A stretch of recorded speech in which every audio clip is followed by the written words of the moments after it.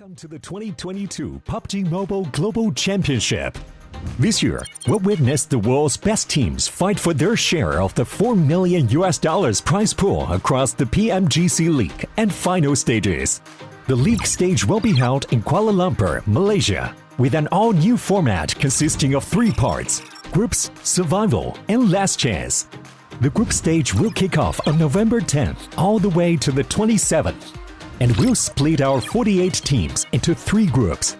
The top 3 from each group will advance directly to the finals, and the bottom 5 will be eliminated. The survival stage will take place from November 30th to December 2nd. The remaining teams from the group stage will battle to stay out of the bottom 8 spots to advance to the last chance, held on December 3rd and 4th, where the remaining 16 survivors will compete for the last 4 spots in the finals.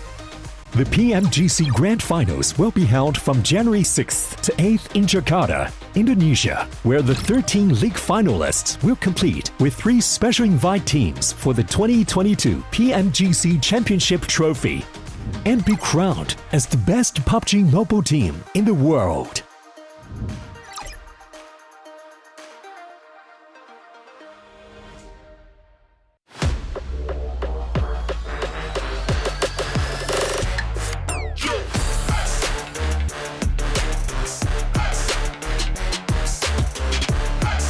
Tarafından Saylas oraya doğru döndü ama Rookie bir tane daha düşürmeyi başardı. Tek başına SUG'yi mi eliyor diye bakacağız ama hayır. Meantime, Fireflux taking huge casualties on the eastern edge versus Codex. I think they've taken 4.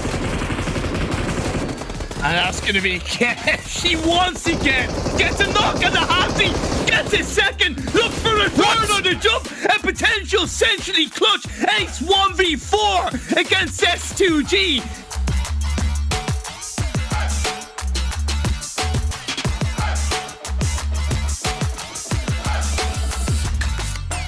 He's up the top of the wall. They totally beg for mercy. Game Lord, we haven't heard from them so far. Like I said before, Effect taking on Pioneer all by himself. You wonder if he's even be able to steal away this shot. It's Meku. This is Jason's prediction as well, Demuerte.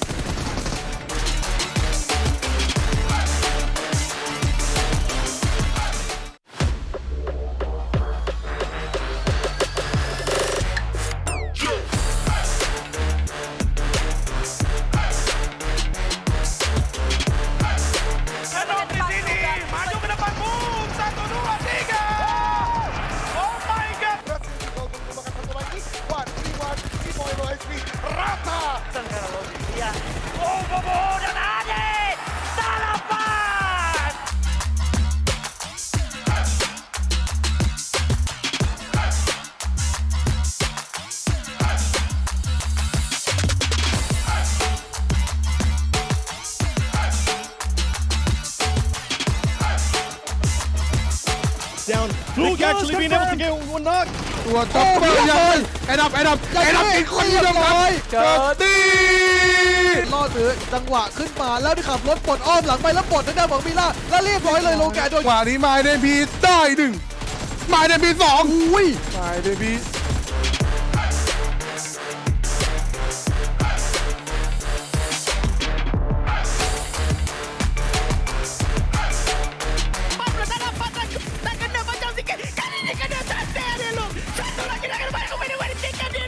Mungkin bakalan datang hanya disebabkan bulatannya tidak berpihak pada mereka dan itu akan terjadi. Pian bagi Arigo.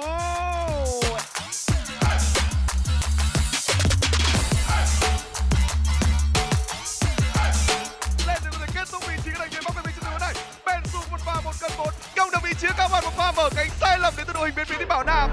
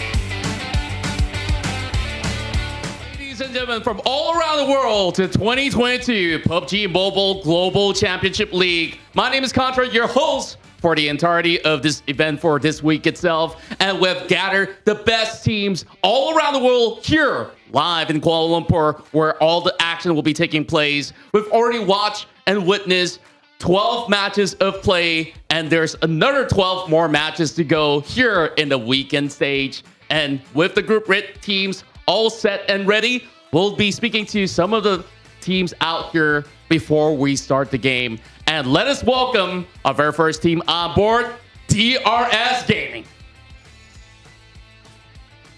Thank you. It's a pleasure to be speaking to all of you guys here. Of course, you guys been able to qualify through the PMPL South Asia, and now here in Kuala Lumpur, you guys are looking real fine. So could I, of course, get you to introduce yourself to the audience out back at home? मेरो नाम सुबिन कुमार प्रजापति हो र म Tim डिआरएसबाट खेल्छु र म Tim डिआरएसको Aizawl हो. So my name is Subin Kumar Prajapati and I'm a player for Team DRS Gaming and I'm the IGL of the team. All right, and also rules, I really want to ask you this. So far, you guys have been playing 2 days of the competition and it's already halfway through the PMGC League stage. So which team came up as one of the biggest threat to you so far from all the games that you guys have played out? अहिलेसम्म like half game सकिसक्यो 12 game होइन. अहिले तिमीहरूले यति खेल्दाखेरि चाहिँ अहिलेसम्मको गेममा सबभन्दा ठुलो डर लाग्दो टिम चाहिँ तिमीलाई कुन लागिरहेछ? INR.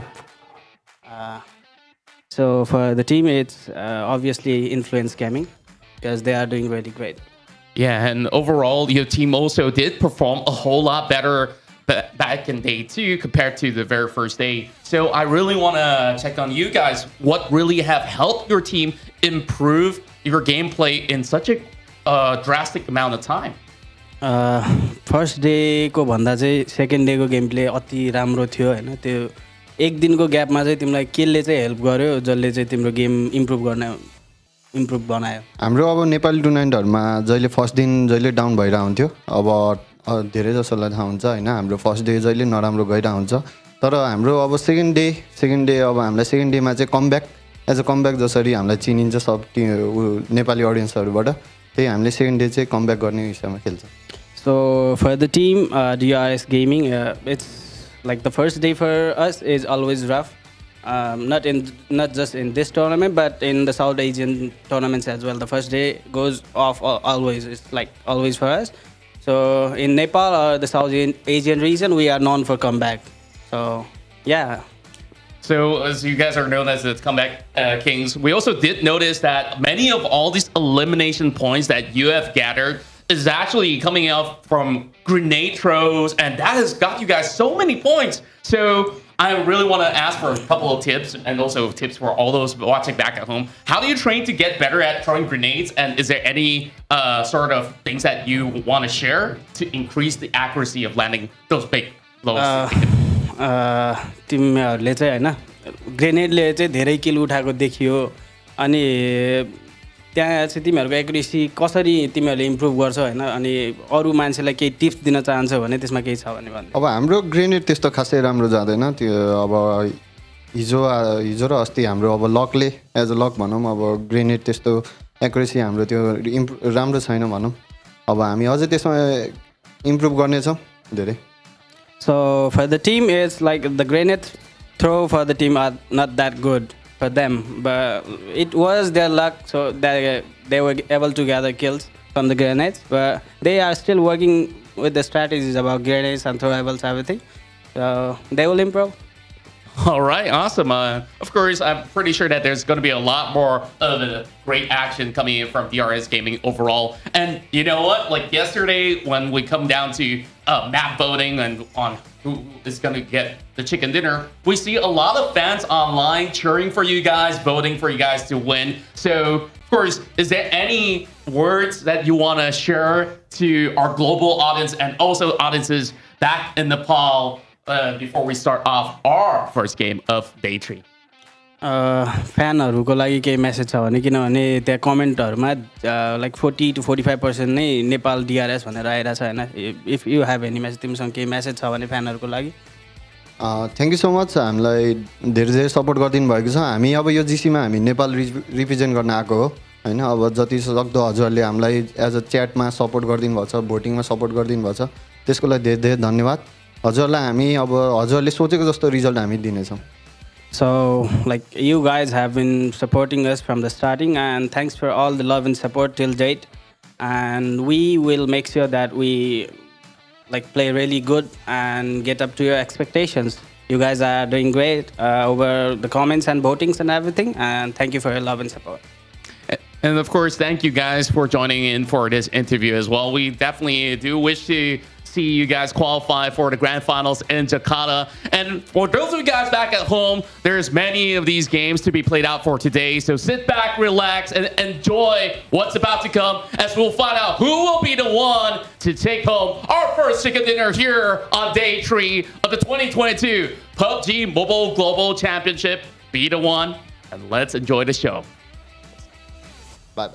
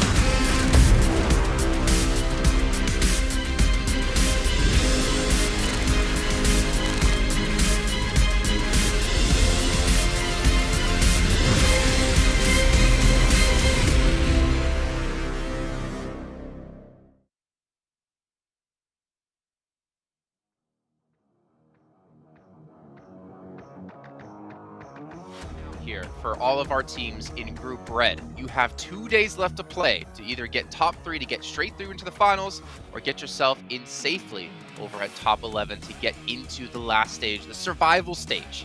I'm Jason Kaplan, I'm your host, joined by 2 handsome gentlemen to my left hand or right hand side. I'm not sure exactly how it looks when it comes to on stream. We got Maxman looking dapper as ever and Sandstorm just being a happy guy. How you doing, Sandstorm? I'm excited for day 3. It's the second half of the tournament, and it kind of gives us a better idea of who we're going to be looking out for when it comes to the final day, who's going to have a chance to qualify for top 3, who's going to be going away. It's a lot to look forward to for day 3. Yeah, and obviously your team, you expect to win the whole thing here. R8 need to have a massive step up here to get into top 3, but you know what? They have a chance. Don't worry, Sandstorm.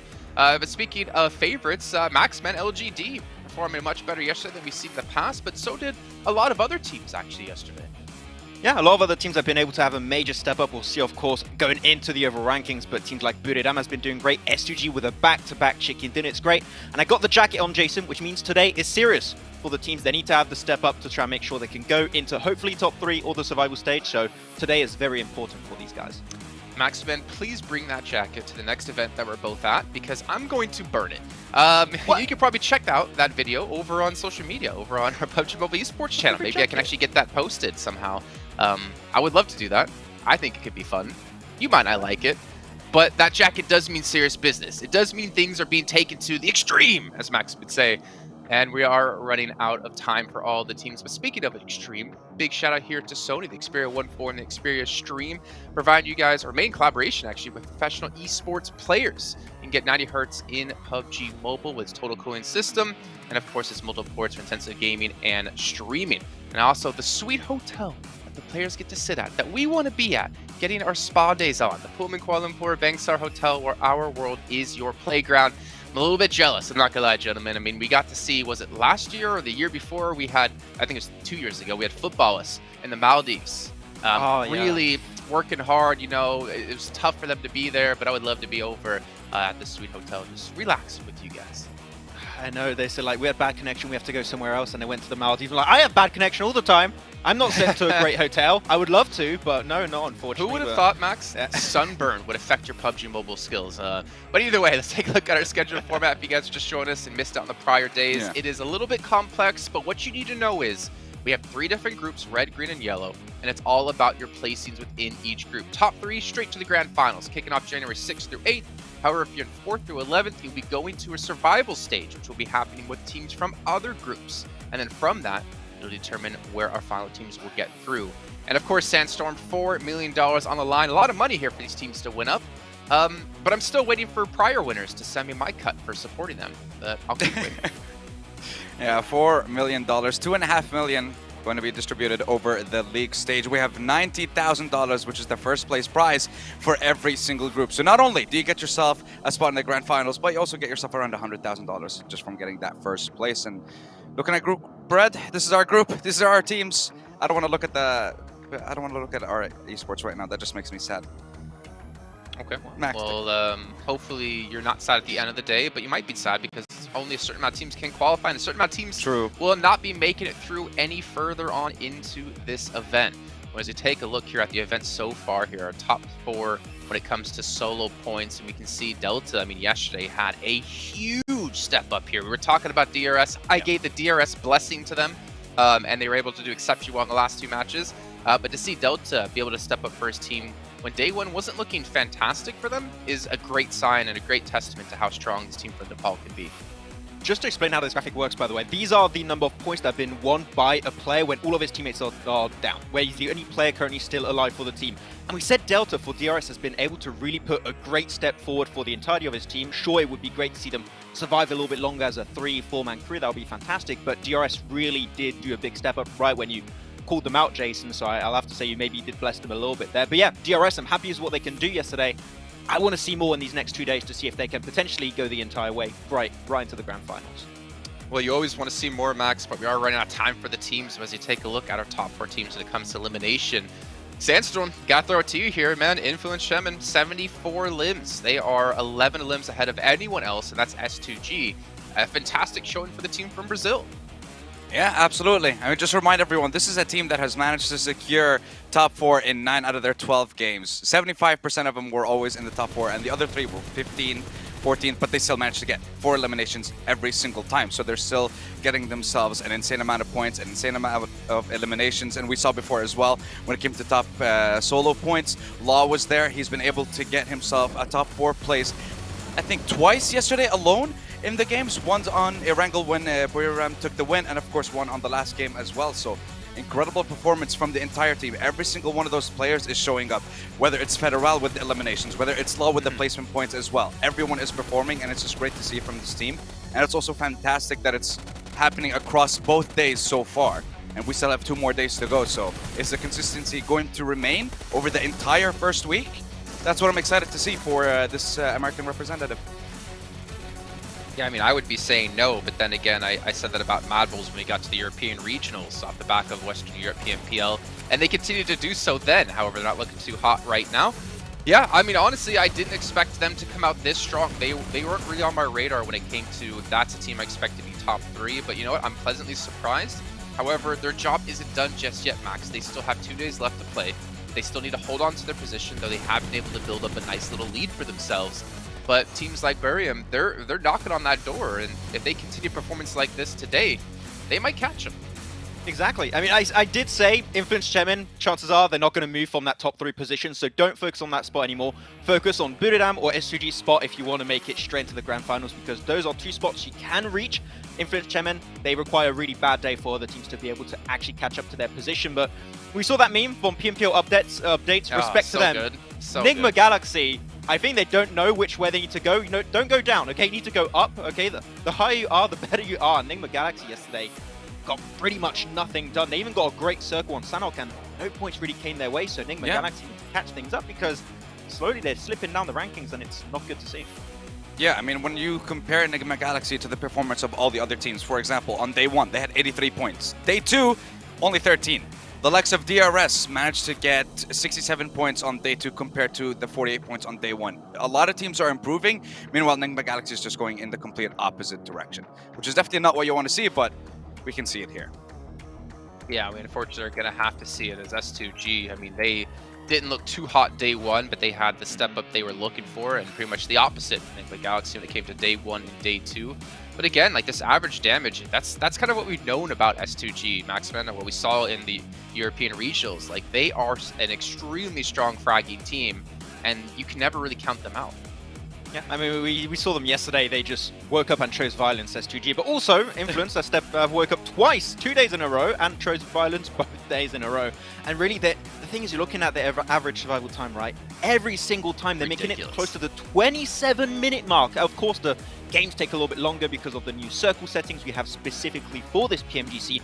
But making it to the 27-minute mark every single Erangel is nuts here, Jason. And I mean, that's why we said they're so consistent and they should not be going anywhere anytime soon, because it's 3 Erangels every day, as you can see here. You can't beat that. You have to get so far in the games to get a 27-minute average, and that's just mental from Influence. And the thing is, Sandstorm, we look at them, right, and we could just say, oh, I mean, normally people could just say, oh, they had zone, or oh, they were center circle, but honestly, they've been playing with, I feel like, so many different kind of strategies. Yeah, they're playing like edge as well. Like they're showing that they can do it from a very difficult position. Now, in your opinion, though, is this just the normal playstyle they like to go for, or have they adapted their strategy a bit because of the change to the zone settings we have here in PMGC? No, they've definitely changed it up a little bit, because from what we've seen in PMPL Americas and the way that they were playing around it, the start was very similar. That yes, they would still play kind of edge of zone, but when it came to the later stages of the game, they changed it up. Now they're being a little bit more cautious. They're choosing their time a little bit better when it came to when they're supposed to be going into the zone, so I have to give it to them. And we've seen on Erangel, not once have they been eliminated, I guess, lower than 4th. It's always been a top 4, so what's going to happen? Okay. Well, we'll see if they can maintain that stat here, Sandstorm. No pressure. They're going to head to our first match of the day with John Allen and Blink to kick it off. Absolutely, we're going to be getting into game number 1 to kick off the second half of Group Red. Blank, we're ready and ready to go. We're wide-eyed and bright and bushy-tailed. We're going into Erangel. Why have you stolen my haircut? What's going on? It's gone well, hasn't it? What is that? That is unacceptable behaviour. You It's put just your how it hair to felt. its normal setting immediately. Look, Go I back to swivel- default. I swivel the Lego piece. It doesn't work like that. This You can't is- just do it. Oh, This is dear. ridiculous. But yeah, heading into the second half of the Group Red stage. Obviously, very excited to see how this one does end up. We have a fair amount of things, a fair amount of moving pieces. Obviously, like Max was saying, Influence Kevin at the moment, very difficult to catch up to 174 points. S2G maybe could have done it yesterday. I did want to talk more about this though, John, because I feel like S2G had such a good day towards the beginning and then fell into some bad old habits towards the end in that 5th game, which is just some too aggressive nature, some overconfidence, pushing in, you know, versus MTech Storm as well, which, by the way, is not a team that's towards the top of the standings either. It's just a case of lack of scouting, looking for that greedy first elimination and getting massively punished for it. So I think S2G maybe has to reconsider a couple of things that they were pulling out from yesterday, go back to what they started with, which was much better, which is bringing out a lot of that capability in those team fights towards the end of the game. That player is not allowed to hold that phone anymore. Give me that. That's. I can play this better. yeah, let me have a go. It's good. Here, give us a go. You got games on your phone. You got games on that. You got games on that. You got PUBG Mobile on that one. Oh, You ready. got PUBG Mobile. Oh, you're playing PMGC. Oh, let me play. Let me have a go. Anyway, straight into our game at the beginning. We already have our playing path on our screens right now, heading from the western side of the map over towards the northeast in Kameshki, and we'll be dropping our players off very shortly as they head into this one. Kameshki, the destination on the western side.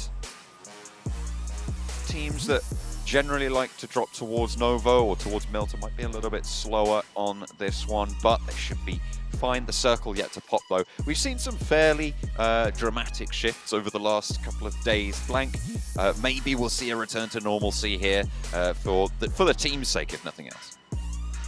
Absolutely. I think that towards the end of the day, it really did require a little bit of you know, extra capabilities from some of these teams in terms of their macro, their rotations to be on point. With us having some of our hardest shifts throughout the entirety of this tournament. It was fun to see, but like you said, maybe back to a little bit more of normality, hopefully to get those more central shifts towards the end of the game. But again, it's always nice to challenge these players, especially in PMGC. You know, it's becoming a lot more about being able to take those engagements, take those fights, take those heavy heavy priority compounds, right? And if it means that you have to go for an engagement to take them off another team, that's what's going to win you the game. And I think that's what's becoming more and more interesting. And we're starting to see, you know, a lot of these teams differentiate themselves from one another just because you're realizing who has the better gun skill, who has that better team fight capability, which is really cool in my opinion. I feel like those are the teams that deserve to get the big points. Like Influence Kemin, their rotations are pretty damn good, but on top of that, they're not afraid to shunt you out of a position that they think is a winning formula for themselves.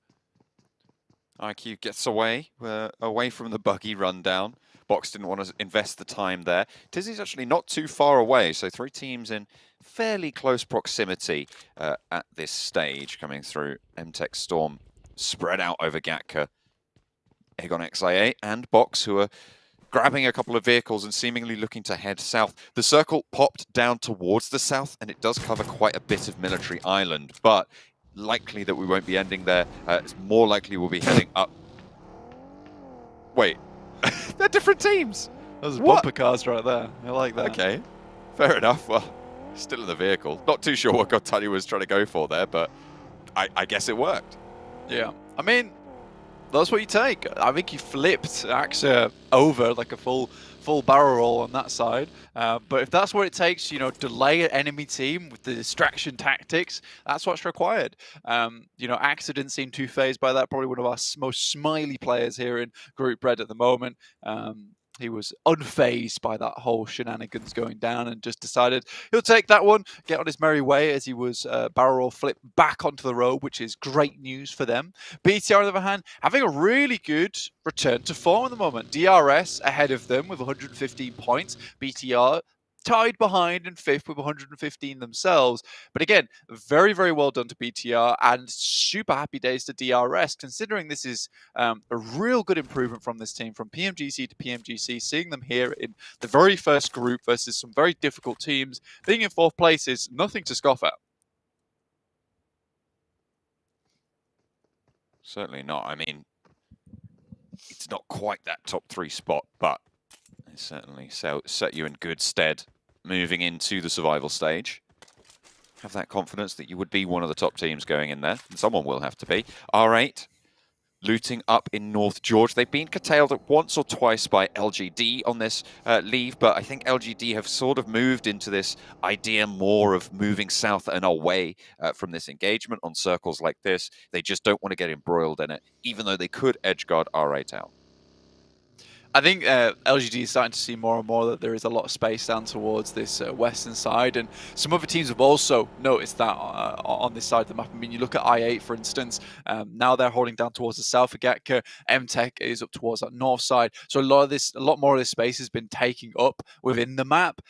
Before, it was a little bit easier for LGD and maybe Mad Bulls to make this rotation with only one team being in the area, and that being MTech Storm, and a lot of times them looting up towards the underneath of Everest. So you are just seeing that clear hole in the map on that western side being available. That has been filled up now, concreted in, so LGD is going to have a little bit more of a difficult rotation. I still would assume that they'd head through Hospital, because S2G, maybe not the easiest team to face early on. Certainly not. I mean, we've seen them be that punchy team that did feel a little bit more reserved in a couple of the previous days' games, which obviously earned them quite a bit of points, and their viability in that top 3 certainly earned from that. Question, though, is can that be maintained? As you said, maybe a little bit of a dip. We'll have to wait and see if they can stand it back. Budoram over towards Lipovka, taking that classic 2-1-1 split over towards Prison, Mansion. These guys get looted up very quickly and then head out over towards Shelter area. Titans also like to hit up that position. The Infinity have backfilled before, as of DRS, so Shelter does become quite the hotspot. But with this circle being so far down towards the south, it does give DRS a lot more time to figure out what they would like to do next. They don't necessarily have to be on a timer right now. And with Nova Repnoya, as well as Military Base itself, offering such good loot, I think it would make sense for these guys to stick around in this area for a little bit longer. And DRS should be coming to the circle with absolutely tons of gear to be working with level 3s across the board, and with some very, very well-stocked backpacks. And I'm talking smokes, I'm talking grenades. That's really going to support DRS in that late game, especially when we're seeing so far, you know, a lot of these teams now picking up individual spots within the circle and just taking those solo positions. It does make a lot more sense to be able to get a lot of that utility on board in the early game and work with that in towards the late. Ghost staying alive. Not being spotted right now by MTech Storm. I think Ghost has a little bit of gear on board. Yeah, has got that Mini 14. Only the level 1 backpack and no helmet. So it would be pretty difficult to take a fight with that level 1 vest as well. So Ghost a little bit loot starved here for Aegon XI8. A lot of teams on that western side spread out and taking the loot up for themselves. Yeah, LGD barreling through. And I think this is the issue you'd find if you were looting down towards the south side of Gatka in the fielded area, is that it is kind of trash loot. Like, you're not going to find too much and you're just looking for scraps here and there. You're also starved of vehicles, which is another big thing. LGD able to instantly move down from crates area, rotate through the fields instantly towards some buildings that they can now set up as home base. S2G make a different approach on this circle than what we've seen so far. I think that now they just barreled down from ruins, found a very good rotational path here, which is 100% a beeline, essentially, to one of the more prominent compounds to the south side of Potato Hill. So central as well. So it looks like they're going to be setting up for that late game. They've got a lot of looting done over towards Atlantis as well as ruins. They should be happy for the remainder of the game. Titan Farm on the south coast. On the west peak of it. No one really too close by. S2G a little bit further northwest. Influence Kemen just coming into the east side of Potato Hill now. And Buriram coming in through shelter into that eastern side of the circle. DRS still the only team on Military Island. Aegon XI8 holding around that mouth and maybe looking to cross just a little bit over that bridge. And I said Blanket was likely to end on the mainland. It seems like I'm going to have to eat my words. That is a massive south shift as Influence Kevin crash into 4 rivals. Both of them swinging past on those hillsides. 4 rivals managing to get a lot done. Little boy seemingly unable to hop out there. Will get felled, and Influence Kevin losing 2 very, very quickly. A 3rd soon to fall. Law eliminated out of the fight. Kayovsky running for the hills from Influence Kevin. Yeah, I think for a little boy there, that was a case of having to switch the back seat and jump out from that side, considering, you know, I would say his exit from the passenger seat was blocked by this white car. You struggling there a little bit. Might have been something on his end, but we can't say for sure. In the meantime, Influence Kevin take a massive hit from 4 rivals as they try and make their way down. IA, it looked like they might have a good position within this circle, but with a couple of players left behind out in the field, they're a little bit split off. So only 3 players of their team ready to cross. And Mad Bulls already in a fairly decent position. They have to cross over towards Sosnovka. But for the time being, looks like they're just going to try and take down the gatekeepers. Moment Aegon XI8, that 3-player squad. MTech Storm on the bridge, sandwiched between, and in a really open and barren position for MTech Storm. They can't move forwards into Aegon XI8. They can't move backwards now with the Mad Bulls coming on through and pushing in. Taman needs to find a pick. That's all they can do, really. Look for a pick, try and exploit that, because it is not going to get any easier right now.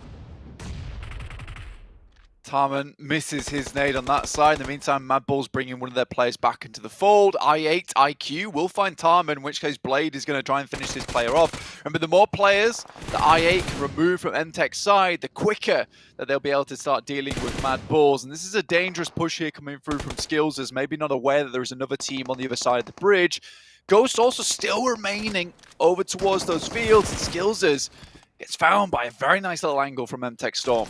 These bridges are so dangerous. Those little catwalks at the side, when you drop down low, your feet are so exposed to someone on the other side, and you have to be worried about a player on the same line as you. It's another piece of cover to aid in crossing these bridges, but it is very, very dangerous if you don't have full control, which Skills has found out here. Able to drop a smoke away from a teammate and maybe looking for that res for the Mad Bulls to keep them up at 3, which would be almost vital for their future movements. R8 are going to be starting to come through as well from this north side, potentially proving to be tricky on the push. Skills is spotted, but they do not want to let this one go for him. Storm, a lovely nade over the top, and Monkey is going to fall. Zerich drops down all the way to the ground, and this is the other way that you can try and cross here, is try and go for the swim. Spray over towards the player up on the catwalk, does not go well, does not connect, and the Mad Bulls are swept aside.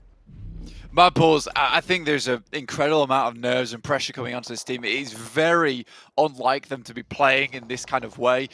They feel all over the place at the moment, and to be honest with you, at the current trajectory, I don't see them climbing out from that bottom 5, which is a massive shame, honestly, with the way that they played in Western Europe. It really does not translate very well into PMGC at the moment. Like, you look at the 2 performances they had in their individual PMPLs and the championship, I don't think that this lobby in particular is that much of a step up for them. So the fact that they're playing like this, I think there's huge amount of pressure on them right now coming towards a LAN format. Ooh. That one looked devastating. But he somehow gets away with that. I thought that might have been a headshot from Godtani there.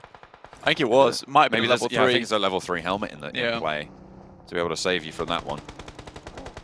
It's the only way that happens. Yeah, Box holding with 2 in the building. Titan looking to take them away from it. Box do have the position on the outside, but the burn is good. Teak lights it up, shreds them down, forces the backup from Soaz. Trismay on the side swipe though opens up, and Titan lose 1, 2, and 3 very, very quickly. I think that's the Infinity coming in to be a third party on this engagement, and now they can start to push on in. Godtani, of course, taking those shots in earlier, will be continuing to put that pressure onto Titans. Box capitalized, 3 players up and into the building. I mean, Trismay has been significantly important for Box to be able to remain up in a lot of these extended fights. And the fact that he's able to find some of these really cheeky and quick picks during these engagements is what makes him such a clutch player and important player for the team. They don't have him. I think that the other players in the team are very good at supporting and getting some of these knocks. Break, in particular, is great at delaying a lot of these engagements, but Trismay is really the one that finds those big hitters. The bridge on the west, a battlefield strewn with boxes. Everybody looking to cross. It was unlikely that they'd have to make this decision, but they're looking to try and make good on it now. That western bridge, Aegon XIA actually looking to regroup on the south side. They're falling away a little bit. R8 and MTech Storm embroiled on the northern side of the bridge. S2G as well, but only the 1 player left. That's Ray Z on that west bridge as well.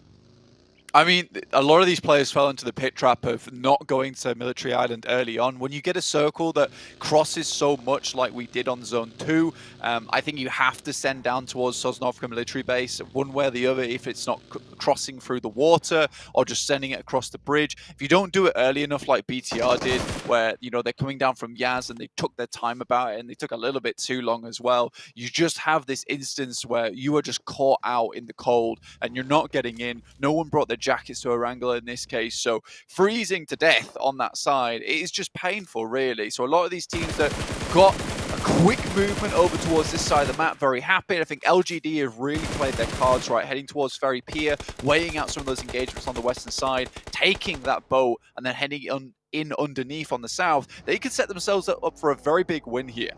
It seems like too many teams went for the call of going over those bridges and have been caught up in it, and not too many have gone for those boat rotations or trying to go for the swim.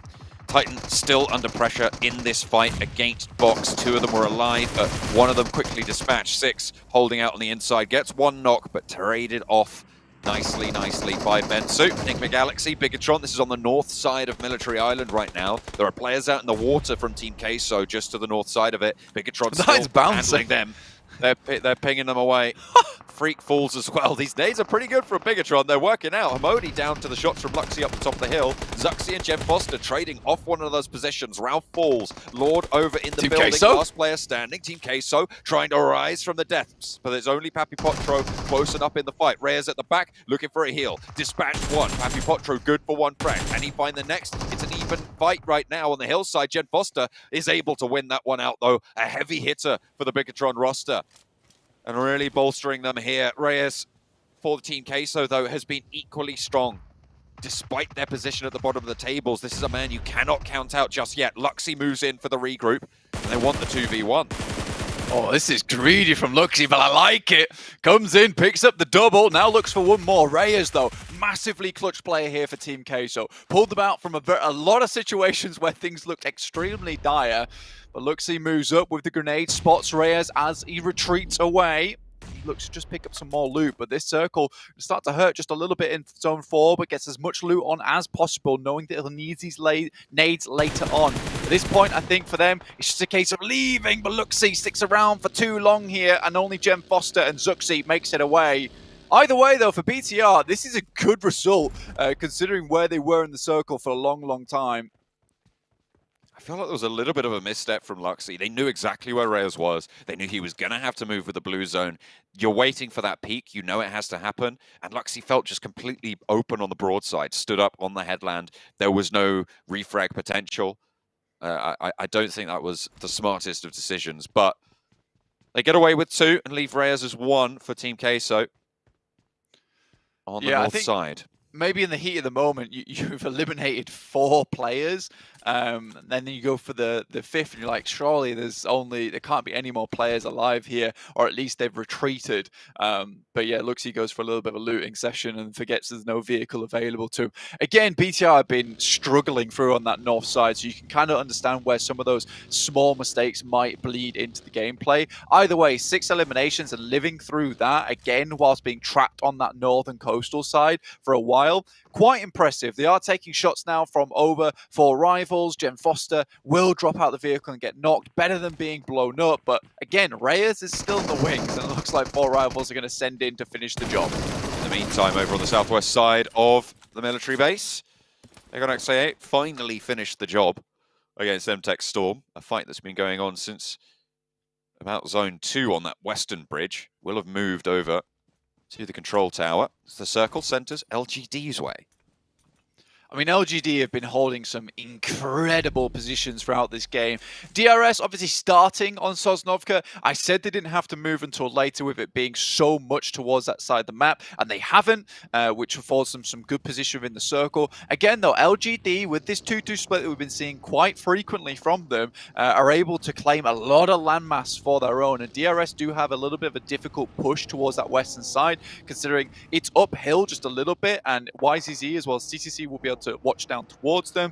Buradam aren't comfortably in yet either, having to cross some open ground. So I'd say for LGD, their main problems are 4 rivals on their northern side, and maybe some cheeky pickoffs onto maybe YZZ or CCC, because they don't have a huge amount of cover. Reyes managed to get past 4 rivals there.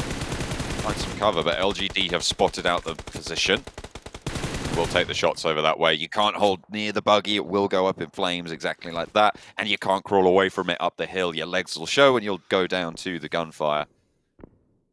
Damned if you do, damned if you don't there, but that will draw Team Queso's run to an end for this game. And LGD still hold in that central area. Yeah, I think this could be a really good opportunity for LGD to actually bump up their point scoring to the next level, really. And again, I was saying yesterday, a lot of these Chinese teams take a couple of days to adapt to our meta, to be honest with you. They're playing on almost their circle settings, but not quite. Either way, they're just getting back into the action of it. You can see now they're feeling a bit more comfortable, being a little bit more like they can start to frag out, strike out. And I do like this positioning, this aggressive amount of control they're taking over the map. And again, this is not from an easy position. They came from crates in South George, John, down towards Ferry Pier, avoided a lot of that engagement, boated it round, got onto the island, moved towards this position and took a 2-2. So this is a lot of things having to come to pass for LGE to get into this position. And it certainly wasn't easy, but they took the test with flying colours. They will have made it happen. This is a lot of sequential smart decisions coming through from LGD, I think, is the direction this is going. So happy to see that start to stand up, as you say, into this differing meta they've ventured in towards. DRS from the eastern side still playing right on the edge. They don't want to give up that high ground just yet. Kengzo with the SKS. Shots over towards Killer. Smoke blooms on it. But the tires have already gone, so it's going to be difficult to move away in that.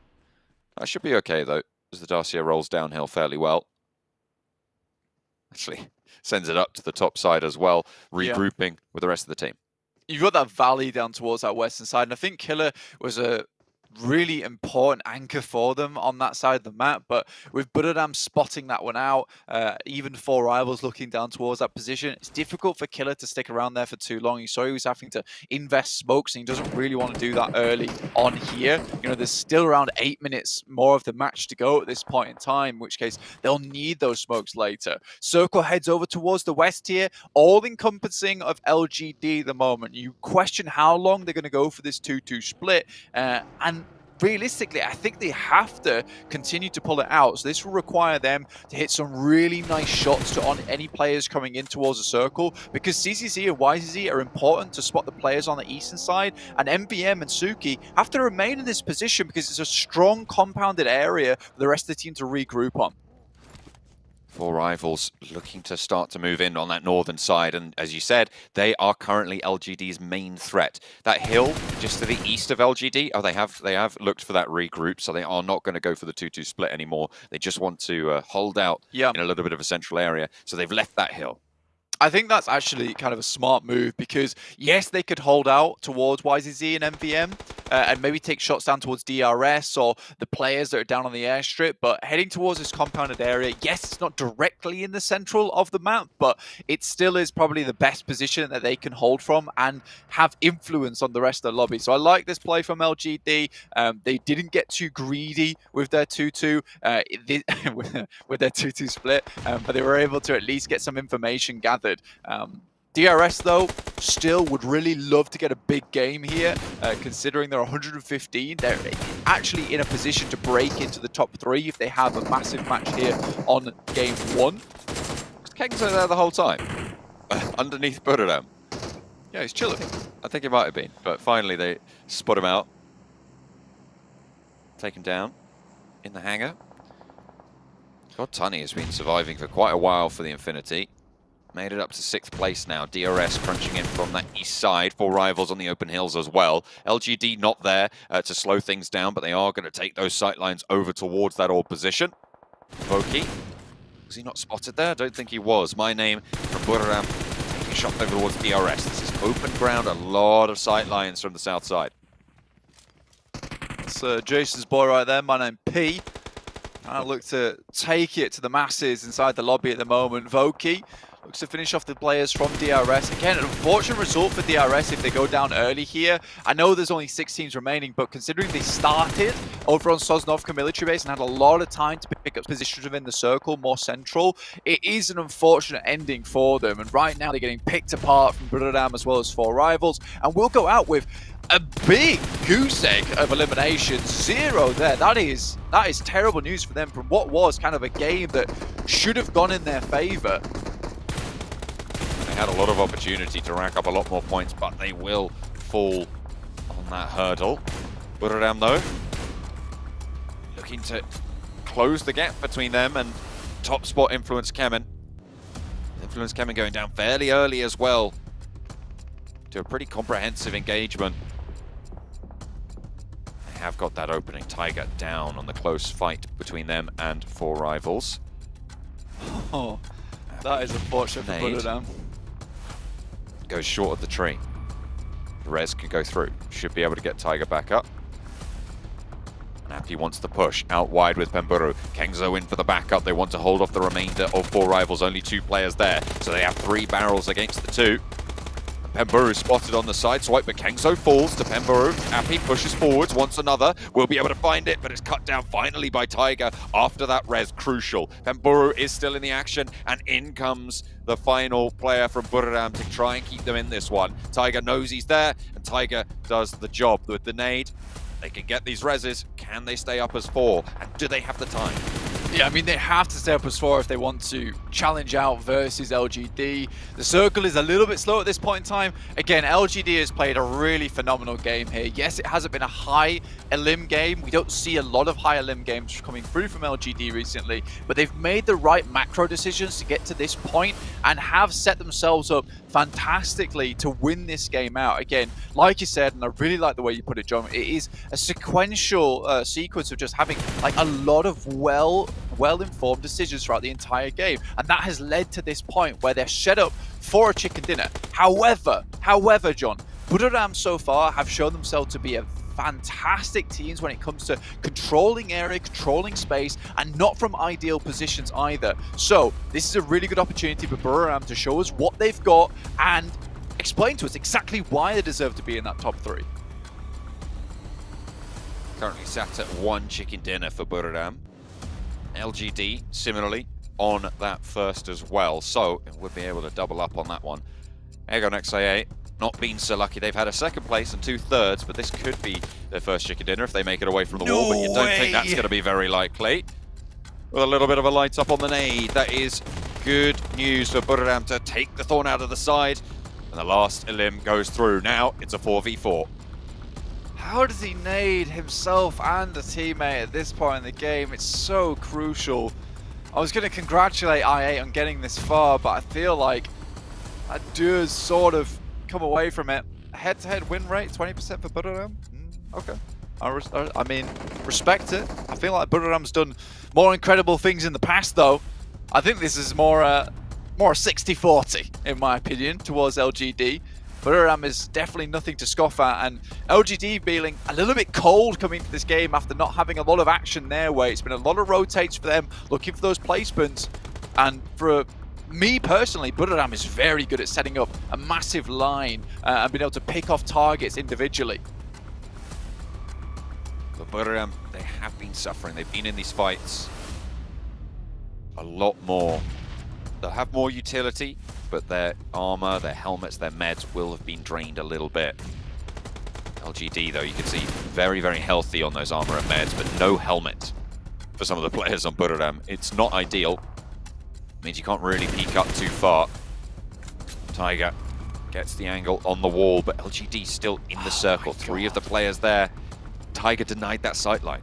I mean, it's so cool watching Buriram play, though, because they're constantly shifting positions. You can see LGD being caught out by this a lot of times, switching positions onto the wall side. Buriram's there to take the shots. They move away from the wall. Immediately, Tiger's already repositioning, never allowing LGD to get a certain bead on where they're playing, not allowing these grenades to be perfectly placed. That one's quite far on target. Tiger does take a lot of damage, but you imagine they're going to start moving again. You're right, though. The medical supplies are what's really becoming rough now for Buriram, but 3 smokes, 4 nades, that's good enough. And for Buriram, they know the direction that LGD is playing, and so if they can wait out the game a little bit longer and allow this circle to push in, they might be able to get some really big nades over towards LGD, who've been holding in this compound. It's the only area they can come from, John. The big issue is CCC are behind this tree. He's stopping any sort of aggression coming through on split angles, and he's a linchpin of the defense right now for LGD. Almost solo suppressing and actually giving them a foothold to move out, because this circle will fully close now. Enzo, my name as well, spraying over towards the rotate. Will not find it, but Sky only gets 1 for 1. YZ down and flushed. As you say, a good start coming through from Buriram. They might be able to look for this res, but the swing out comes from the buggy, and the arm lobs the nade over the top. Will not find the flush. The Molotov might do, though, but that's an excellent cut down on the back for Kengzo, striking from the off angle for Buriram. They lose 1 player, but they bring LGD down to 2. CCC spraying through the smoke. Suki is there. 1, 2 fall for Buriram. It's now a 1 versus 1 as we're trading off on the hillside. Suki against Kengzo. Kengzo up and on the ridgeline. A nade in hand, wants to put that back. Only Molotovs available for Suki, and I think he knows where he is. The nade is there. Will it be on target? Takes a lot out of the health bar of CCC, but will not put Suki back. 3 nades there for Suki. 1 nade for Kengzo left after he loses that. But they both avoid, and they both want to get a teammate back if they can. Kengzo faster on it. I mean, this is why those grenades were so important for Kengzo, and he held on to so many of them. He's had 4 to basically push Suki off this position. Now, they should have a good idea of where he's playing down the hill and setting that into a 2v1 off the back of some well-placed grenades to deny the res. Really, really well done to Buriram. Now, a 1v2, definitely not unwinnable for LGD at this stage, but it will be a real crushing defeat for LGD to go down after what has been such a smart game from them.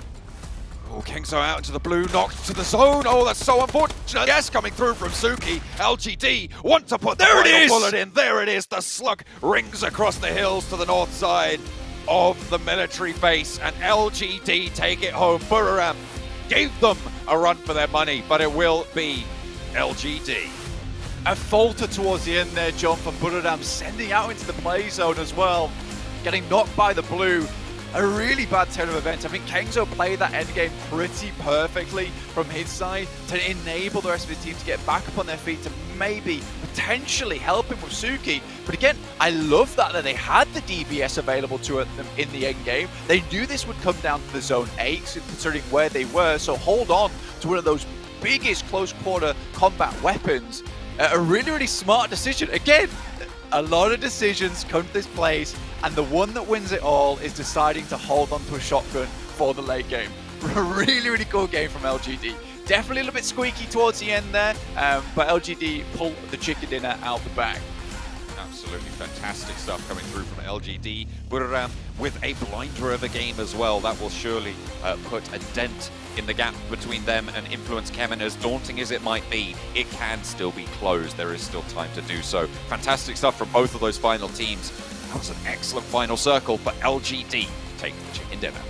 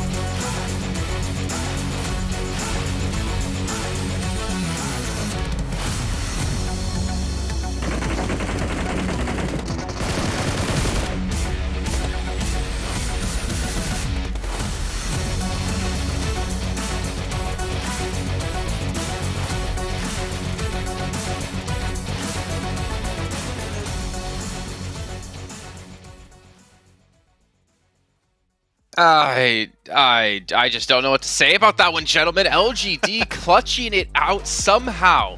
1v2. Well, technically it wasn't 1v2, right? It was 2v2 because he had the help from the blue zone. Somehow Kingso goes down from that one, and it costs Buriram United Esports a chicken dinner. However, they still get 23 points nonetheless here, Max. The DBS, man. It's the DBS. It's great to have in the late game position, Jason, and when you have that clutch scenario, you just hit one of those shots and it's pretty much GG. It's pretty much in the bag. And LGD, Sandstorm, saying about it, they got himself a chicken dinner yesterday, get himself finally another right here, and they're looking great. That back and forth, and especially that control applied by Buriram, they were pushing LGD in such bad spots every single time, being so proactive. There has to be one team taking the chicken dinner at the end, but LGD and Buriram played out of their minds in this match, and that was one of the best finishes of the event so far.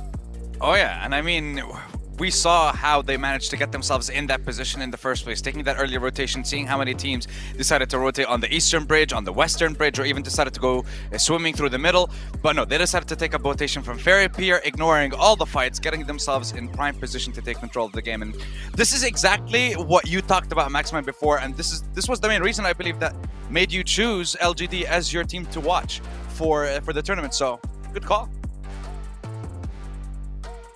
Max is like, this is weird. I'm not used to being given compliments. But as we take a look at our overalls here, look at this. You're talking about Influence Chem, and they can be safe in first place, but can they? Buriram, 10 points behind them. It's not as safe as I thought. Yeah, right? I mean, the other side is, right?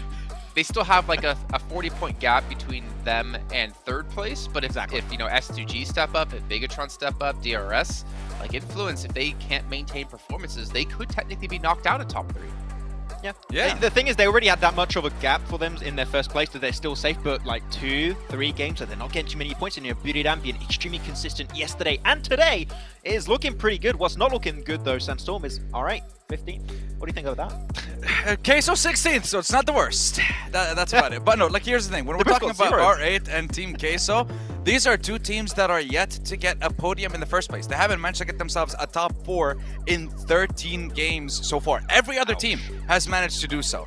So their problem right now is just get a podium and then see if you can compete for the survival stage, because as of right now it is getting increasingly more difficult for both of these teams alongside Mad, EMT, and maybe even for Rivals All to try and get themselves into the survival stage. But it's just getting very, very difficult, especially for R8 and TQ, and something has to change. I mean, I said something has to change yesterday, but I think we might be getting to the point where it's too late already for both of these teams.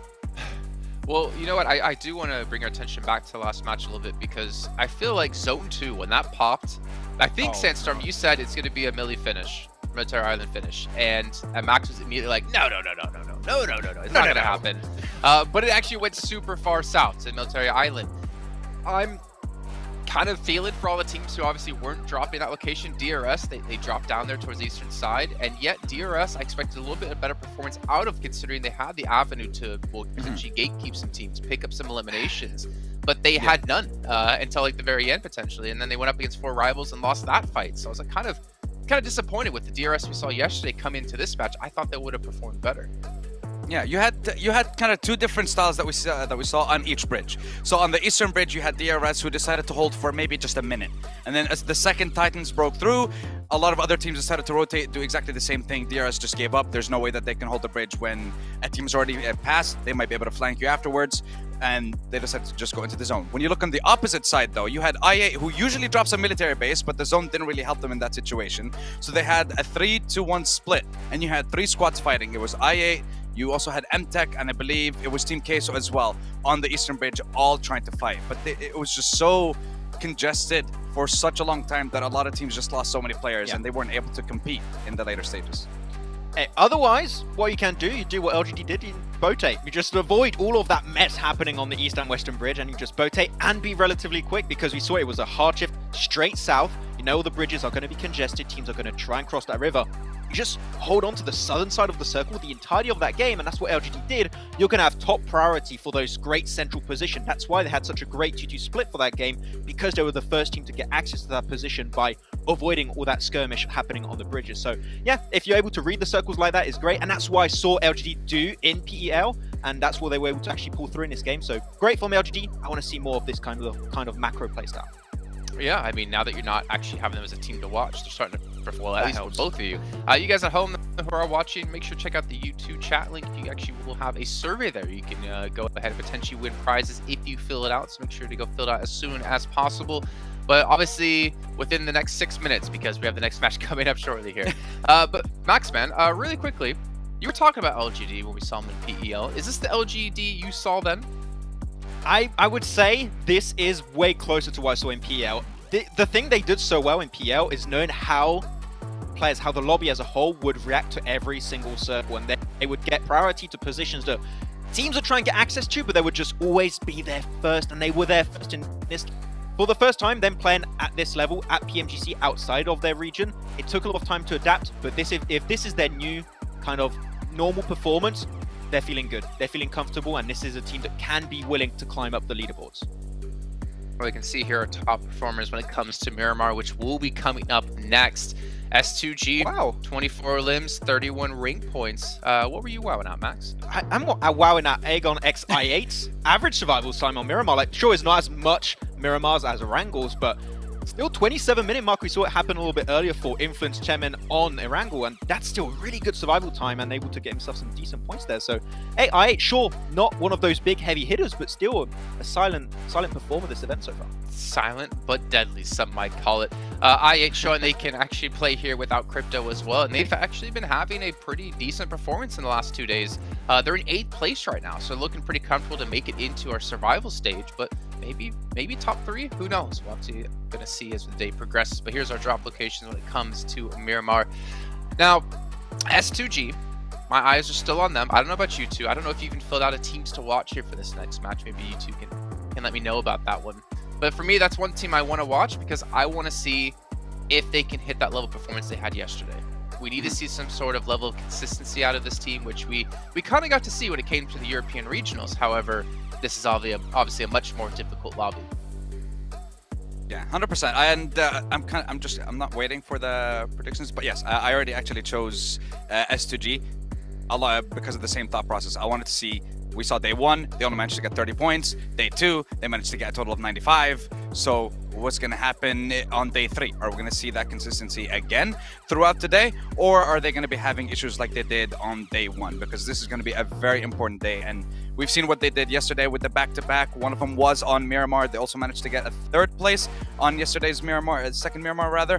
So now they have to keep it up if they want to keep fighting against Buriram, who are... I mean, to me, they were just so deadly over the past 2 days, but they've been very, very, I guess, under the radar. They've just been flying under the radar the entire time. What about, though, here, Sandstorm, I'm going to throw it back to you again. Influence Chairman, they lost 3 players really early. I remember listening to you talk about it, and you're like, wait a minute, what did they lose 3 players? Not a great sign, however, with the consistency they've had, as you pointed out before, it's not a big deal to not have a great performance on one battleground. However, going into match 2, at least for me, my eyes are going to be on them, because if they have another bad match, I'm going to start to get a little bit worried for this team, because yes, they've had 2 great days, but if this is their downfall right now, if this is the day where they start to tank it to pull a David Galaxy from yesterday, they could be looking at being out of top 3. Yeah, exactly. And I still can't fathom the fact that they have, well, right now it's about, what, 9 out of 13 games where it's top 4 compared to Buriram, who have like 5 or 6. So when it comes to Buriram and them getting their top 4s, their top 5s, they're actually getting a lot of eliminations with it. But like we've seen in yesterday's game, it was Law surviving long enough to give them the placement points that they need. So they're making, or rather they're getting more points every single game when it comes to Buriram compared to the likes of Influence Chairman. Okay, well, Maxman, hi. Hi. Okay, just wanted to get you to say something before we head over to our casters here for match number 2 on Miramar with John, Alan, and Blake. I really liked Max's segment there. I thought it was really good and insightful. I'm having a great time with it. I'm keeping your hairstyle, by the way.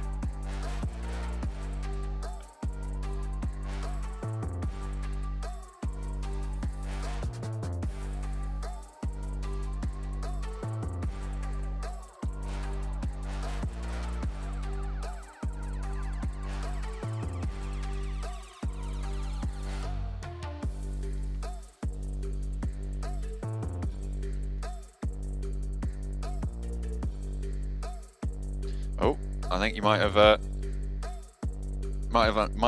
a little bit of a tech problem there, Blank. Hopefully, we'll get you on board in just a second. I'm sure whatever you said was incredibly insightful, and if the stream heard it, I'm sure they'd agree with me. But we are getting into game number 2.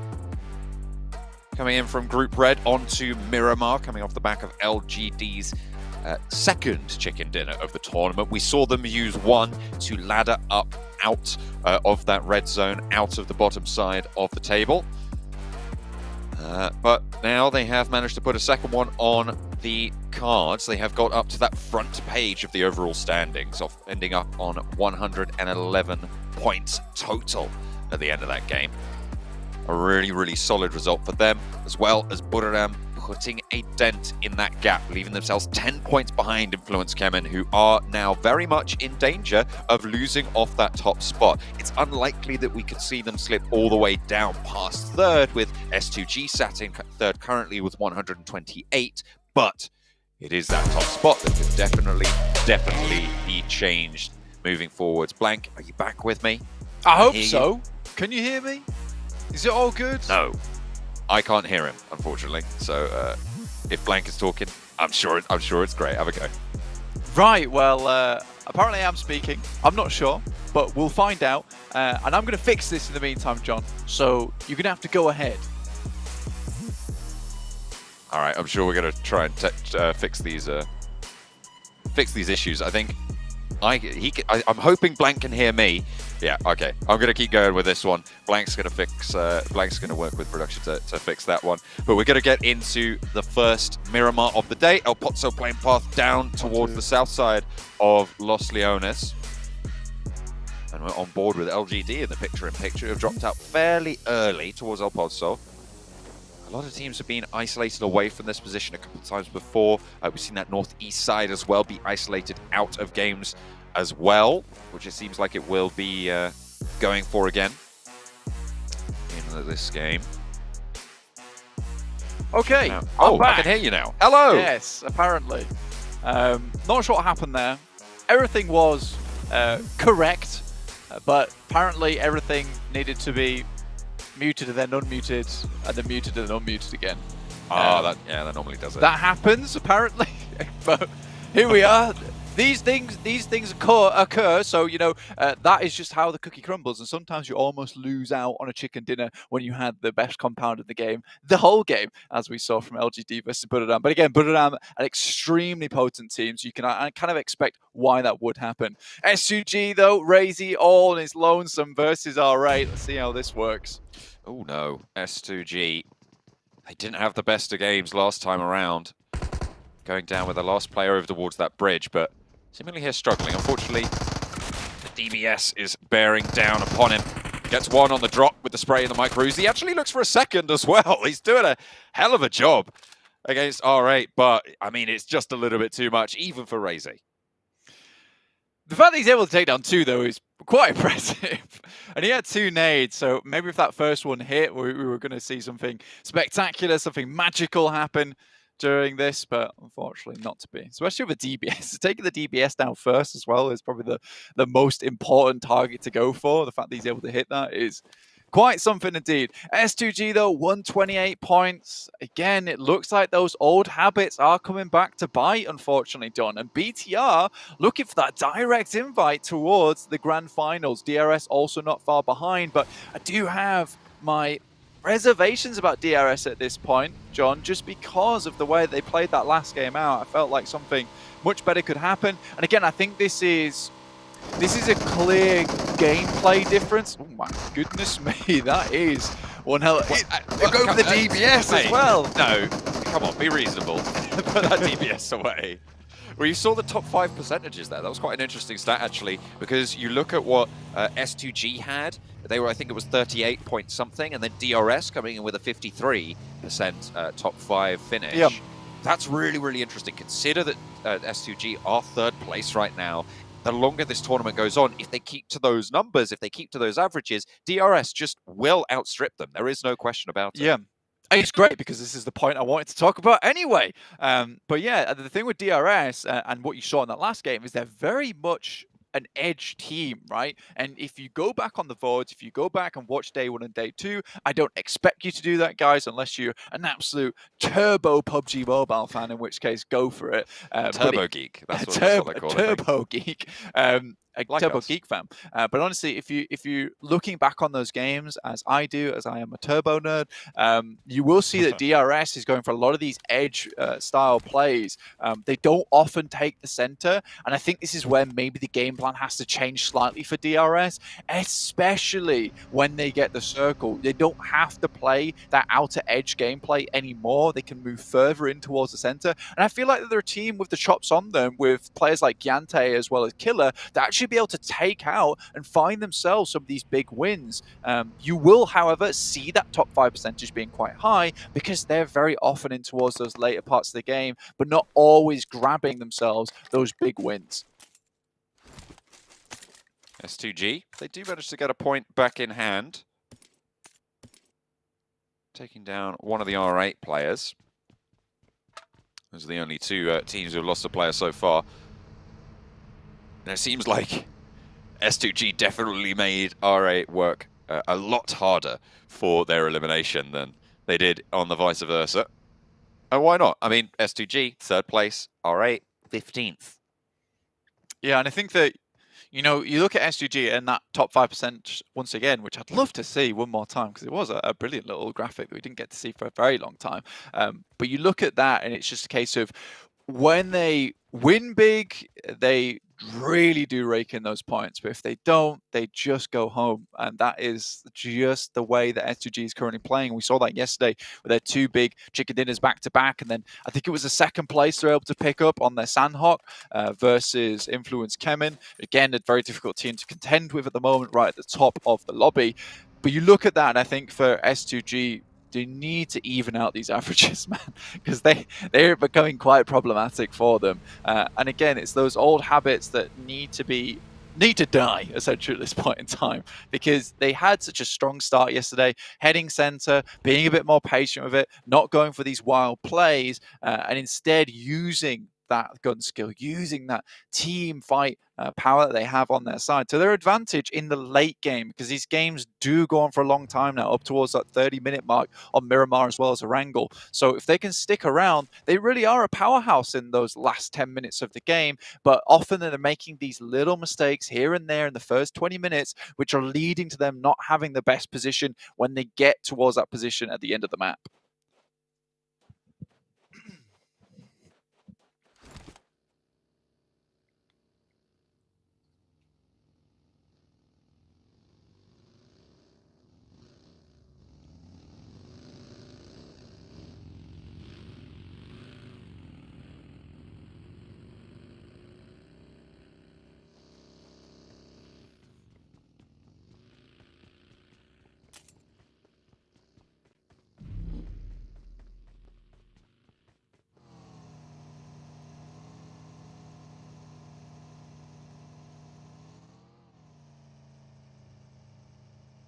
I mean, if you're coming off the back of that, I would say personally, as a team, you're feeling a little bit rough around the edges. You know, I would be a little bit upset with my teammates. So unless they have the most unreal maturity, I think this game might be one of those ones where it's a bit quiet in the beginning and they just try and play out for as long as possible. This is a team that, you know, is fairly safe right now in 8th place with 107 points. But again, things could be safer going to the next day. But you are now also starting to see these drop-offs in a big way, John. I mean, you mentioned it. Buradam up to 160 points, Influence came in at 170. Massive drop-off down towards S2G at 128 points. Similarly, down towards where we have our survival stage bracket, 11th to 12th place, you know, 74 to 69. You got 5 points there, but then it drops off in a big way from 10 points down to MTech Storm, and then another 9 points down towards Mad Bulls in 14th place. So a little bit more difficult for like these last 3 teams in the lobby, 14th, 15th, and 16th, to actually even jump up towards the survival stage. It will really take a massive day out of these teams to get them back and seen safe. And I think, honestly, for me, it would just be Mad Bulls here that is the big question mark at the moment. The real in the lobby. The real... Yeah. Greek philosopher style. Absolutely. I mean, they are trying to figure out what's going on. It should be, because it has not been ideal. As you say, bottom 5, this is not what you expect from a team like Mad Bulls, who were victims of consistency in the European Championship. Rolling on into this one. Quattro wants to get Rez out the blue. Should be fine. It's zone 2. Rez the saviour. Happy days. Circle to center up down towards Chumacera. So a lot of this hillside down towards that south edge of Chumacera as well. LGD maybe looking to go for a similar win that they had on Miramar. I think it was day 1, I believe it was, towards the end of the day, or day 2. Where they were on top of the mountain, Buradam on the other side. That might be a play that they go for later on in the game, where it's kind of still uncertain whether it's going to lock in on that northern side of the circle or down towards the south. But we'll wait and see for that to pass. At the moment, LGD, after that last game, very happy with themselves. I think they've been on a consistent uptrend at the moment, which is great to see from a team that was very far down the rankings towards the beginning of this mini format tournament.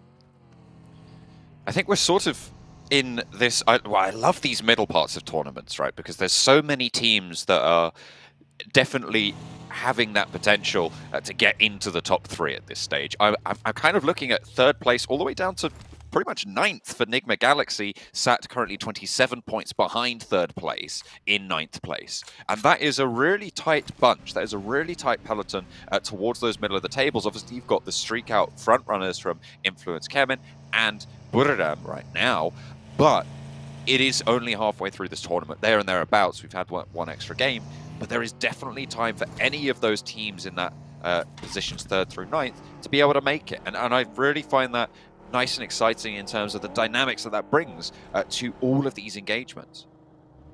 Absolutely. I think that, you're looking at a lot of these teams at the moment who do have a chance to send themselves upwards. Again, this is only the second half, so there is still time to play around with, and there is 100% a possibility that Buriram, Influence Kemin both drop off the track just a little bit, in which case S2G might be able to sneak their way back in, but I doubt that. I think S2G is a team that is currently hanging on by the coattails of yesterday, essentially. But there are teams underneath them that have had some decent performances, seem to have some improvements going on that could make their way into that top 3. Survival stage is where it's at, though, at the moment, and I think that when you're looking at that side of the match, there is many teams that would like to see themselves up towards that top 3. You want confidence going into that survival stage. I would say for Group Red, this is probably the most difficult time to be dropping into the survival stage. If you're in Group Yellow, for instance, you're in the survival stage. Next week, you're instantly then over towards that survival stage tournament.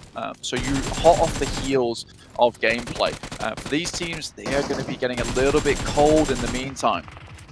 The Infinity rolling up on Tizzy, but they've been swung a doozy at him as Tarman reins on into the fight as well. They will be dispatched, but there is a high angle from a teammate to try and suppress the Infinity from going for these full flushes. Chicken is on in as well, but he gets cooked out of the engagement. Mela and Nuzi active for the Infinity right now. Godtunny bleeding out. Logan with a more replenished health bar, but MTech Storm going to give up the ghost on this fight.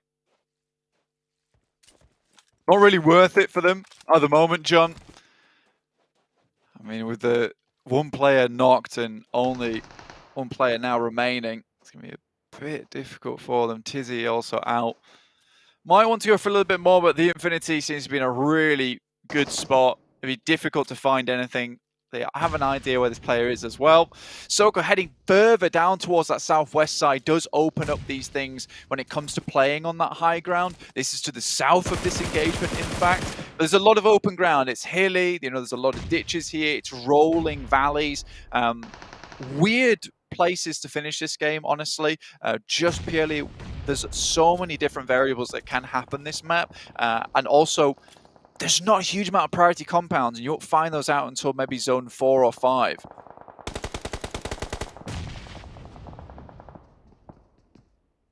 Box under pressure with the Bigatron line of fire. It seems like Bigatron have been fairly solid at maintaining positions towards the edges of these circles. It looks like they've really found their feet in that sort of aspect over these last couple of games. That's the impression that I've got from them. When we've seen them fairly consistently as a unit together in the late game. They do go down together sometimes, but I feel like that's why we are seeing them towards the top. Sure, I think when you look at BTR, they're certainly having fun with it still. I mean, Luxy playing some cool little greedy plays here and there. But again, it'd feel like a much more competent team overall. What I do like is they're doing something similar to what DRS maybe need to work on, which is a case of they play edge when edge is available to them. And if center is available to them, they'll take that center position. I think that just comes with experience throughout the years of PUBG Mobile that they've played. They're very quickly adapting to this type of style of map, type of lobby. Next, Soko heads up towards that northern side. Massive amount of high ground towards the middle of this one. A lot of teams going to be impactful on this fight. Nigma Galaxy losing Freak Hamodi there. Probably on quite a difficult angle to hold. I mean, yeah, you're just going to get peppered away, Team K. So taking Nigma Galaxy out of the mix. And remember, this is the Nigma Galaxy that finished in, what was it, 2nd place after day 1. They have really had a downward trend that has been picked up by teams like LGD and by Bigatron. Seems like that as well. A lovely nade over the top from Break to find Jen Foster. And BTR will lose one of their players. Not ideal, especially after I said that they didn't do that much. I mean, Jen Foster's usually the one to go down first anyway, considering he plays so up close and personal. He certainly plays a dangerous game for himself, and I think BTR were hoping to see if they can get initial pick-off and then catch the players they came out to go for the res. In this case, though, BTR just has to make a mad dash to a position in the circle that might give them some more benefit towards the late game, but this is over completely completely open ground. Looks like one of the vehicle's wheels got popped out, in which case DRS can continue to take some shots their way. Similarly, so can Box. And this is most likely where BTR will have to remain for a fair amount of the oncoming circles.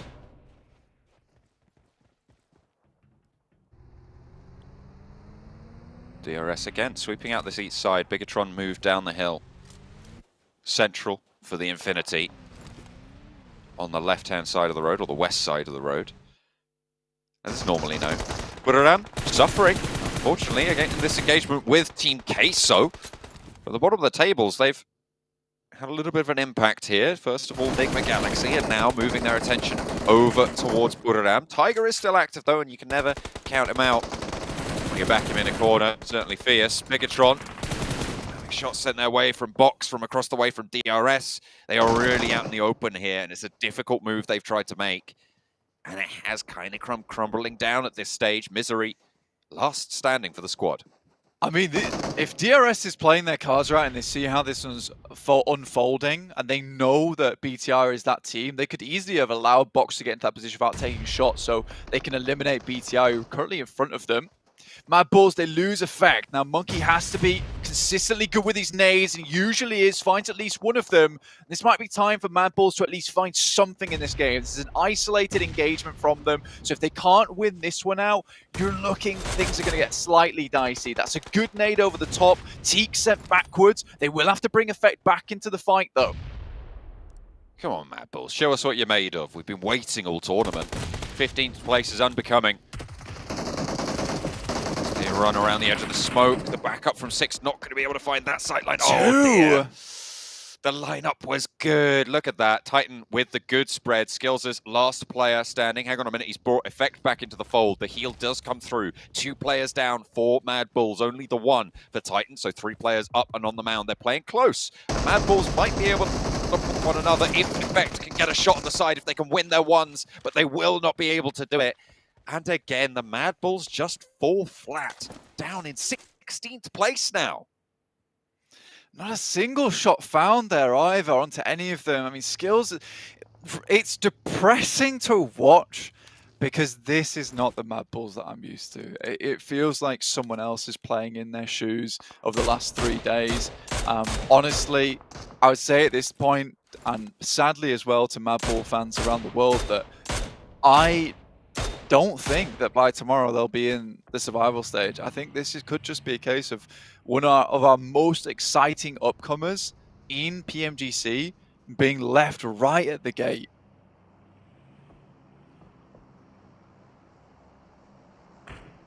There was a moment there where Sandstorm was head in hands. All right, we're at the bottom of the tables, but they managed to pick up 2 eliminations, and they did jump ahead of Mad Bulls, so he's all right for now. He's wiping the sweat off the brow. He goes again on this one. 2 players alive for R8 on the north side. They're currently trapped between LGD and the remnants of S2G. It might rhyme, but it is not going to be pleasant on the ears for R8. I'm sure those bullets will be ringing out fairly soon. Egg on XI8 playing in that central position after they managed to mount the top of the hill there. Everybody's going to be looking their way, though. It's some really interesting terrain for the rest of the game now because you have all these teams up towards that northeast having to cross the road. You can see it there in front of you. This causes problems for many players. I8 might be able to hold out DRS. They consistently are playing this edge playstyle. I think this is where it makes sense considering they weren't able to immediately get over to this side of the circle so quickly. They will have to now contend with Team Queso as well as I8 on the top side. Titans have spotted out the players from R8, but the shots are coming back, and that's from Hamzy G from S2G, in fact. North side, spotted out. That's quite the distance there. That's about that's almost a 400-meter shot, that. Very nice. To be able to tap that one away. LGD seeing the top of that hill. This big bunker that they're currently sharing with R8. This ridge line that's sort of isolating it away from a lot of those teams playing near the roadside. LGD want to play on this north. Nade's a bit short, but the Molotov is good. That'll be the remainder of R8 now down. CCC hitting the flames. Beautiful stuff. Delta scarily close to Screams, in fact. Ooh. Rattles off a couple shots for Reyes. from Team Queso. Scream will get fallen in response. Delta, with rules up the top down, wants to have a little bit of a maneuver to try and keep them in this. Papi Potro very, very much split, leaving Reyes pretty much alone here. We'll be able to control some of the sight lines, but Titans are looking out this way. DRS are moving in to put the pressure on. They want this res. They should be able to stay up as 4 once they get it. And this south side is looking to be there. The Titans might have something to say about it, but in the meantime, it's 4 rivals clashing with Box over on the north side. They haven't even crossed the road yet. And this hurdle is once more needing to be cleared. A 2v1 right now between the squads, and 4 rivals heavily suffering, but so are Box as well. Trisme at the back, last standing for the squad. 1 player alive, 4 rivals. Pui close and up to the vehicle. Bullets ringing through. A smoke there wants to bring Break back into the box and play as 2 from here on out, but teammates are bleeding out fast, and Infinity might even be looking for a position on the alternate side of the road. They drop a vehicle there to give them some cover for later. I mean, they would love to get... LGD would love to have got into that engagement. Ayala tries to move up with the DBS, can't get quite close enough to make anything happen. And Papi Potro has been playing this backstop for so long, but DRS have been holding him out the entire time with some very good awareness on their part. It was coming crumbling down slightly for DRS as soon as they got that high ground removed from them by Reyes, but other than that, no, it was not meant to be. 4 rivals step up towards Trisme. No medical supplies on board. Can he make it happen? Has to pull out the second weapon, and that's it. Trisme, clutch player from Box, able to take out the final player of 4 rivals, but it will be a nade to finishing it off. But 8 elims, still happy with that. Really, really happy with that for Box. You'll take those, you certainly will. Shots over towards S2G, they only had 2 left. They're down to 1. Hamzy G against the Infinity will be felled as well. A nice result. The Infinity have been playing in this central compound for a long, long time. 6 eliminations to show for it. 3 players are alive, but now they're on the edge of the circle, and LGD might have the inside track. I mean, LGD have been, again, very slow, very cautious, playing this 2-2. S2G were able to take down one of their players, but they quickly were able to get their feet planted in, stabilize just a little bit, but they have to deal with Titans now, who also have some control over on this side. Very open ground in front of them, a couple of rocks to play around with, but AXA, with this fantastic angle down towards them from the high ground, it will be difficult to dislodge him from this position. And again, what we have to look at here for LGD is the amount of space that they have to cover in the next 7 minutes. It is going to be difficult for them. What they would ideally like would be a northwest shift on the circle. Not really anyone in this circle has the most dominant position. It will be down to how each team plays out their rotate and how this next circle operates.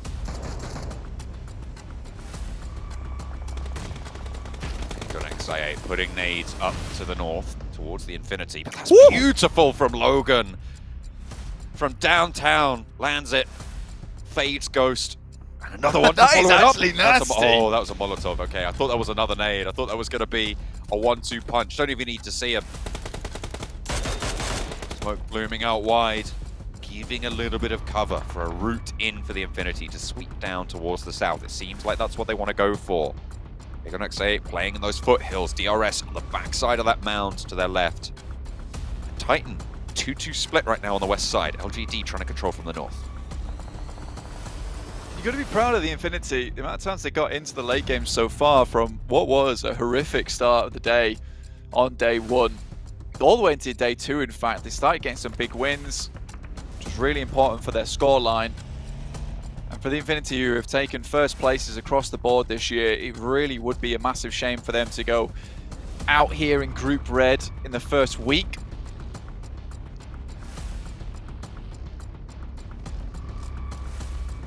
Titan moving up and over the hill. Getting those sightlines and establishing a little bit more control over towards DRS, towards the Infinity as well. And LGD, who are just plinking away here. Aegon XA on the outside of the circle. Trying to move forwards, but cut short by DRS on their maneuvers. Killer playing forwards and up the hill. And I think we're going to be down to LGD, DRS, and Titan in a matter of moments. Circle doesn't really favor anyone here. And LGD is still able to play from this little lip at the moment. MVM sent over that side to ensure that Titans don't get the outside track on them. Looks like they're trying to rotate behind, but MVM was able to put a stop to that. They have vehicles, they have some cover to play around with. Suki has to hit those shots over towards the Infinity. Immediately backs off. 5 nades as well, so we'll be able to maybe stop these players from moving in. But now, again, it's Titans who have always been this big problem for LGD throughout. Set up in the vehicle, they have high ground over the top of them. They can move further in. This is one of the small compounds that has been remaining in the circle for a long while. No one's been really able to touch it because getting up to it would require you to be open towards these sight lines. But at this point in the game, I think Titans can be quite comfortable that this side of the map is cleared out. We have just teams on the north, west, east, south. It's the full compass. To me, it feels like either Titans or DRS. Taking a look at the lay of the land, that's who I'm backing. I'm backing that south side rather than the north here. Aegon XI8 feels like they're a little bit trapped. LGD, they have that ridge line to crest. And against so many sight lines, it's going to be brutal. There's a little bit more cover ahead of DRS, and Titan have the compound.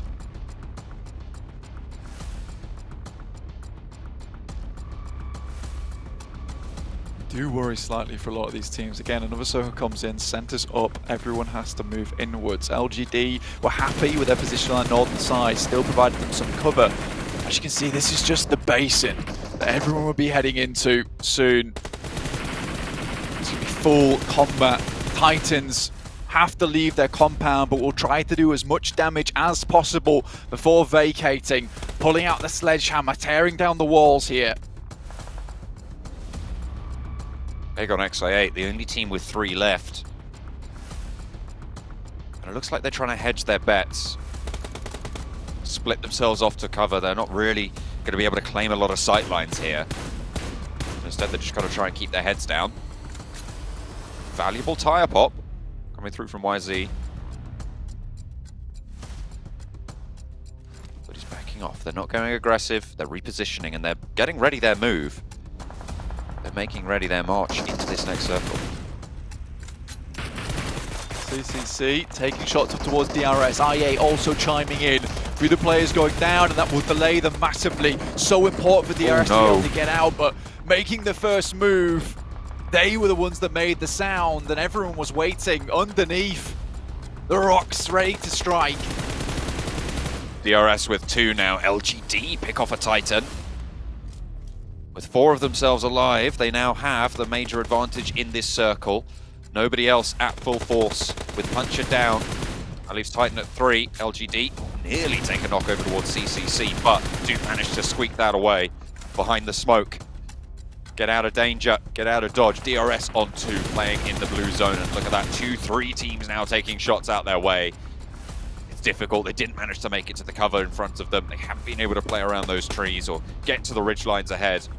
And Aegon XI8, they have been keeping their nose clean. This is just wonderful map knowledge coming through from LGD, and now it's time to just try and send central as possible for LGD. With the vehicles they're able to hold on to, with the cover that they set up, they'll be able to outlast a lot of these teams coming out from the blue. I8 will finish off the final members of the RS. Titans, though, spot at least one of those players. In the meantime, they've got troubles of their own as one player is knocked, trying to bring it back on the feet, but that will delay them quite a bit. That's a great nade, and CCC just has to throw one more, but only one more in the pocket, has to make it count.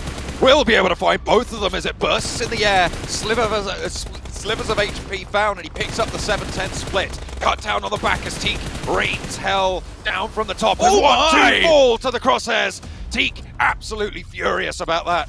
Will not let it lie, and LGD now turn the tables. They're down to 1. YZ cannot afford to be burnt away here. Forced out on the res. The zone will be closing, but they have a central position. Gets 1 res through. Teak not so lucky. Trying to get cut down out in the open on the cross. A nade in from Ghost. Aegon XI8 looking to spoil the day for LGD, but they are sticking these reses. 2 players alive for Titan, 2 for Aegon XI8, and LGD recouped 3. Still with 3 here, it will all matter about the nades. Maybe UZM's nade was better placed over towards LGD. There it is. As YZZ Elite picks up 1, that's both of them down. 3v2, John. LGD with a chance for the back-to-back here, Blank, to put themselves in a great stead for the tournament tables. Aegon XI8 with a blinder of a game as well. 4 eliminations so far, guaranteed second place. Three players alive for LGD, though. They know exactly what they're up against. They know what they've got in the pocket. 11, and they're going to rack up that big 12 elimination. Chicken dinner for a back-to-back victory. They dominate on Erangel. They follow it up and dominate on Miramar. The decisions are on point. An intelligent team here, John, honestly. Surprising us here in day 3, looking very, very strong at the moment. And you've got to love some of these plays that they make. Again, it's just generally very strong map knowledge, and being able to use this 2-2 effectively is what is really giving them a lot of this ground to be able to cover. Yes, they take some of this unfavorable low ground at the beginning of the I think it's zone 6 compared to Titans, who are on that top side. But towards that later part of the game, it actually favors them massively because there's still those little ridges to play around, a few little defilades set up by the rocks, and they're able to get all their vehicles into position, which ultimately give them the defense that they required in those final moments to finish off every other team. Again, though, CCC with those nades, what an incredible result with that double burster. Looked pretty bad though, with Teak obviously being one of the most incredible members coming through from Titans, finding almost a triple knock on towards them. But again, holding on to a lot of their utility at important moments, John. That burst would not have worked if you hadn't learned that first nade, and the wherewithal to go for that as well. Really, really solid. They open up that ground. LGD dominate on Miramar. A great set of final circles for them. And it just felt fluid for them. I mean, they felt like they might have been a little bit trapped, but getting over that ridgeline, using the ground to their advantage, making it work. That's what LGD does, and that's what hopefully they'll continue to do.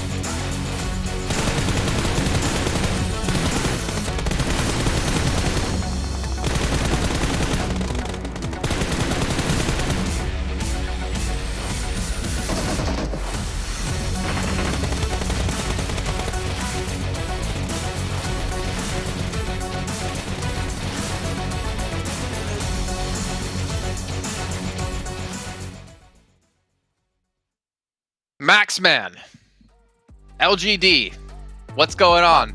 Back-to-back chicken dinners, 27 points. They're your boy LGD. You get to call him LG. I call them GD. Yeah, I don't know. LGD short enough, but yes, my boys LGD. They're doing great. I knew it was going to take some time because, once again, it is their first time playing outside of their region, but now they're feeling comfortable, now they're feeling good, and they're pulling the 10,000 IQ rotations every single game so far today. I'm stoked, Jason. I'm loving it, and I'm telling you, it's just the start. LGD, they're starting to heat up, and the lobby better be shivering in fear because they're not going to stop. Well, I mean, you have yet to put them on your teams to watch today, so maybe that has something to do with it, or maybe you're going to start to put them on. Could they be the first team to go back to back to back? We almost saw S2G do it yesterday. I'm still not going to pick them. I'm staying far away from that. I don't want any trouble, guys. Okay, I don't want anything to deal with that. Do you mind if I pick them then? Sure, go for it. Knock yourself out. Well, I know who Max is going to pick them. He's going to pick R8, of course.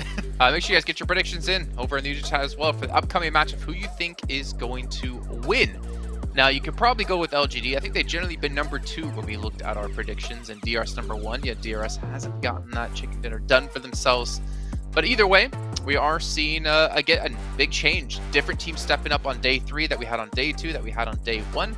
I8 is also a team we need to talk about here just a little bit as we jump into our overall standings, because they were in 8th place. They've had a good first match where they finished 3rd overall. They've had another good match here finishing 2nd. They're slowly making their way up here in 7th place now. Look at that, Sunstorm pushing himself up in 7th position. I mean, we said it, silent team. They got himself some of the top damage in the first 2 days of play, and here got himself, what was it, Jason? I think a 3rd place in the first game and now a 2nd place. They're constantly getting these points in the bank. Currently, they're very safe when it comes to making it to the survival stage. But here, there's a chance if they keep these results coming in, they could go potentially in top 3. Yeah, and you're talking about IA, who started off day one with only 28 points. They struggled a little bit, and then they started slowly getting themselves into those better positions, started getting a little bit more eliminations, and now they're in a much better position. Now they're getting themselves closer and closer to that top 3 spot, just because we had S2G. They managed to get like a couple of points throughout this game, but they were still eliminated early enough, and the same thing can be said for the side of Buriram and, of course, our leaders Influence Chemin. So I guess towards the top, it's just heating up more and more as we progress further into these games. I am a little bit worried, though, that S2G is pulling Big Galaxy today. They have not looked great at the moment. We're going to talk a little bit more, though, about this match and obviously get you ready for our third match today, which will be on Sandhawk. But before then, we have to head to a short little break, so see you guys in a few.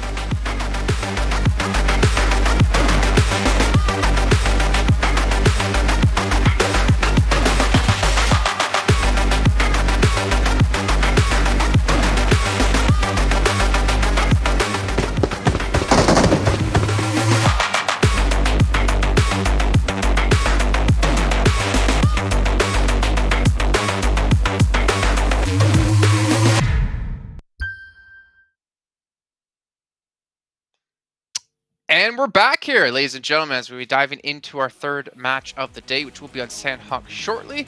But again, we've seen every single day now things changing, teams stepping up, some teams unfortunately falling by the side. Influence Chemin here, Sandstorm, still not performing too well so far today. But again, it's only 2 out of the 6 matches. But I am worried this trend they're starting to lean towards. I know you can't be consistent every match, but this is starting to be not a good sign. Yeah, especially with us having so many teams stepping up right now, and now the competition is getting tougher and tougher for a lot of the teams at the top and also a lot of teams at the bottom, because now even the mark to get to top 11 or between 4 to 11 to qualify for the survival stage is getting increasingly difficult. Yeah, very increasingly difficult. I mean, obviously every team would be more than happy to get top 3 straight to PMGC and avoid the whole survival stage that you basically, as I think Blank and John were talking about, you have a couple of weeks off until you jump into that. If you're into the finals right away, you can obviously just kind of prepare and really try to get your homework done and figure out what you can do for these teams. Before we advance through further into the show, though, again, a big shout out here to Sony with the Xperia 1.4 and the Xperia Stream, made in collaboration with professional esports players. You can also get 90 Hz on the Xperia Stream with its total cooling system and multiple ports for intensive gameplay and streaming. Intensive gameplay is pretty much what we've had today, especially when it's come to these final zones. I mean, the circles have been a little bit rough in the first match, and in match 2 they were all right. But as we look into our Sandhawk coming up, let's take a look back at the same time about our top performers here in our last match. Oh, yes. I'm sorry. I'm a little bit. I feel like I'm a little bit too hyped. Okay, but there's many reasons. After seeing what I saw in PL, it's finally coming over to PMGC. But Changsi and Suki have just been able to do so many great things. They're just a fragging duo from this team, and not even just him. You have YZZZ also that's been getting some great results in. But I would have to say, Sandstorm, Team Kesso, a little bit too silent to my taste, especially seeing what they could do with a shotgun, especially with Ayala in the first 2 days. But I'd like to see a little bit of a step up from Team Kesso, because it's still at the bottom. It's still a chance for them to make it in top 11 right now to go to the survival stage. But if they remain in this kind of like average results every single game, I think this is might be one of the teams that's not going to make the cut. See, here's the thing. I feel like when it comes to Team Queso, they're very similar in the way that they're playing with, I guess, to R8. The rotations are just a little bit faster than that of R8, but still the result is being the same. And what we saw in the last game was a fight between Queso, Nigma Galaxy, and Influence Chemin, and they all kind of just took each other out on the south side of the map. But I'm looking towards Sandhawk and Influence Chemin. They were able to get lucky in yesterday's game because of the assist. I believe one of the players, third-partied, I believe the team that got second place, I believe it was S2G, gave them an opportunity to get the chicken dinner. So this was one of their weakest maps. Are they gonna be able to bring it back on it this time, or what are they gonna do? Don't know. Obviously, I think a lot of it depends on where the zones are going to be finishing off. I'm kind of hoping for a northwestern island finish because we've had mainland, I think, every single time so far. And I know there's one zone in particular, Maxman, that we can think of that we see more often than none. But give me some trifecta plays. Like, give me some trifecta zones because I want to see how the teams adapt to it, right? We already saw on match one with the big shift towards military island. It forced teams to adapt, rotate, swim across, choose which bridges they want to go on. But if a trifecta finish happens here, I think that's where you're going to get a real true testament of who the best teams here are. 100%. That's why I almost wanted to pick BTR for one of my teams to watch. I didn't pick them this time around because I haven't seen too much from them, and especially we have not seen a proper circle where we can make full usage of the trifecta, but BTR dropped in that position, and it just offers you a plethora of game opportunities throughout these matches on Sanhok. So I would like to see BTR potentially go a little bit further in these games, maybe get a chicken dinner on it. I think it's one of the maps where BTR can shine because of that drop. Well, let's take a look at you guys' teams to watch here. We've got Nigma, we got S2G, we got Box Gaming, Maxman. Why Box Gaming? Because Trisme's been popping off, man. We saw it last match. He's been doing so well. I'm a little bit surprised we're not seeing more from Break. I remember Break in the past like 1 to 2 years. He's been a really big standout player for the team. I think Trisme is kind of carrying the team at this point in time. I want to see a step up around him. If it's Trisme and the rest of Box performing, I think they can actually close off games. So I want to see Trisme have the team behind him. Okay, Sandstorm, what about you and your picks here? Influence Chairman, we've had 2 games, that's it. Those are going to be the bad games for them, so I believe now they're going to be able to come back. Nigma Galaxy, they surprised us on Sanhok in day 1. I think they're able to surprise us again throughout day 3. And when it comes to Buriram, you're talking about a team that was, I said it before, they're very silent, they're very deadly, and they've been slowly creeping up behind Influence Chairman. So I think this game might be the game to change that #1 spot in the leaderboard. Well, I'm actually glad you brought up Buriram, actually, because we were talking in the last match where I was mentioning to you guys, like, Thailand has some insanely strong teams. I mean, you think of them, you think of Infinity, you think of Vampire Esports, you think of FaZe Clan. Like, there's so many strong competitors that, for me, it's great to see that we have a new Thai team stepping up here, showing that they have what it takes to get into the finals and represent their country. Yeah, especially after PMWI, right? I think that if there's any other region outside of China that can get a world championship title to themselves, I think Thailand has a pretty big shot this year, so I'm happy to see if that's going to work out for them. Okay, well, obviously going to see how they're going to do here in this next match because the finals are still a little bit away. Let's throw it back over to John and Blank, though, to take you into Sanhok. Yep, we're going to go into the Sanhok game of the day, our dose of the jungle. Blank, you okay? You escaping the light there? I came back into the light really quickly. Yeah, it's very sunny in the UK apparently, which is not ideal for me in terms of lighting. It's ideal in terms of how hot it is in the house, which is great news for me because it's been very cold. But not going to be cold. It's going to be very humid over on Sanhok as we head over towards this one. Very shortly, LGD coming off the back of a back-to-back, which is very impressive overall, John. I was astonished to see that one come through, but again, they just seem to get a lot of control going in that late game and have played this very slow early game at the moment, which is nice to see. It's nice to see a team actually be able to pull that one off, John. Yeah, it's been nice, as you say, to have that sort of strategy come to pass. And especially with LGD's performance in that last game, being able to bump them up to top 3, a really good result in terms of their overalls. They finished day 1 in the bottom 5, Blank. So this is really great.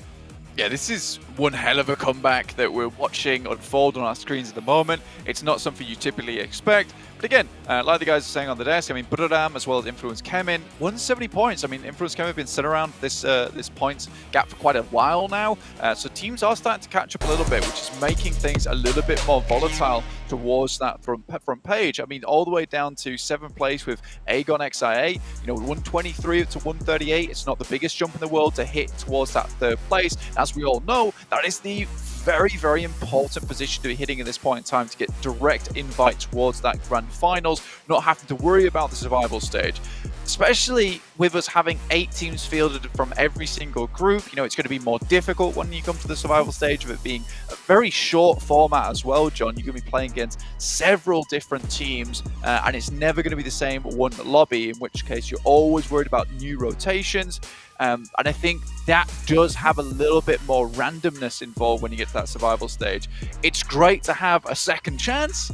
However, It's one of those things where you'd rather not be stuck in that scenario. No, I mean, it's always good to have that buffer, that confidence as well, that you know you can frag out against multiple regions and that you've kind of downloaded a little bit of their meta. And you can sit and you can really just pay attention to the top teams and who you think is going to be going through. It's also going to afford you a lot of time to go over those VODs and to watch the survival stage as well, to see your competitors in action. S2G, R8, once again clashing on the south side of Paradise Resort. Everyone seems to be armed and certainly fairly dangerous. Silas, low, Vector in hand. SK-Ton, if he'd have peeked out just a moment either side of that, might have had a tough time of it. Very, very low as well. A nade in through the window, catches Prestige's heels, but only clips them. It's the final shots, the spray from Ray Z that connects in the end, and SK-Ton last standing for R8. S2G, a punchy early game. Can they finish this one out? Can they close it down? I mean, ID7, no, you can't get res. That's an enemy. Oh, he figured it out. I think he knows. It's good damage that comes through, but it's not quite enough. And with S2G with an outpost on this top side, I don't think it's likely that SK-Ton's getting away with this one, especially with the Infinity and MTech Storm also waiting in the wings. No matter what happens here, you're always going to be leaving this into the hands of another team. And for SK-Ton, I think leaving like this with just a level 1 helmet, no HP on board, even if the team just tickles you, it's over. We are going to get a remake here, which I imagine that S2G is going to be massively frustrated with after what was an incredible start to their match there. You see teams are pretty upset about this as well. But again, you know, Sandhog is one of those games, one of those maps where, you know, these remakes probably the worst thing to happen for them. But, you know, you go again. At least S2G know that R8 is going to continue to drop on them. It's not changing. It's never changed from scrims. It's never changed from day to day either. But yeah, we'll be getting back into the game very, very shortly, or at least as soon as we can.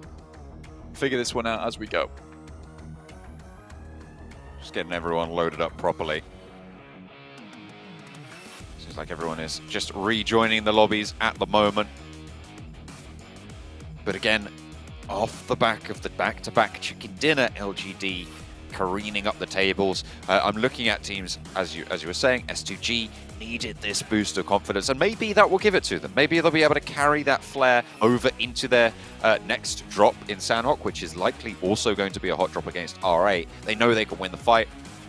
They've done it literally just now, so hopefully they can carry that momentum forwards. Enigma Galaxy, who have still continued on their downward trend, kind of dropping out of that group to vie for a third place finish, kind of is only the front page from here on out, unless something brilliant happens from a little bit lower down the tables to come through and change the tune. But Bigatron 122 can launch up as LGD in third, only on 138. That is a 16-point difference between those teams, so really minimal. I think we're loading on into the lobby.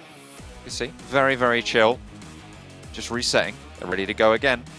But the Mad Bulls have had a pretty tough time of it, despite having a chicken dinner, 16th place. Yeah, I mean, it's just one of those days or one of those weeks, let's say, for the guys from Mad Bulls, not able to get anything on board. And again, like you're saying, this is the team that like embodies consistency, and the fact they were not able to get this thing running, get the plane off the ground.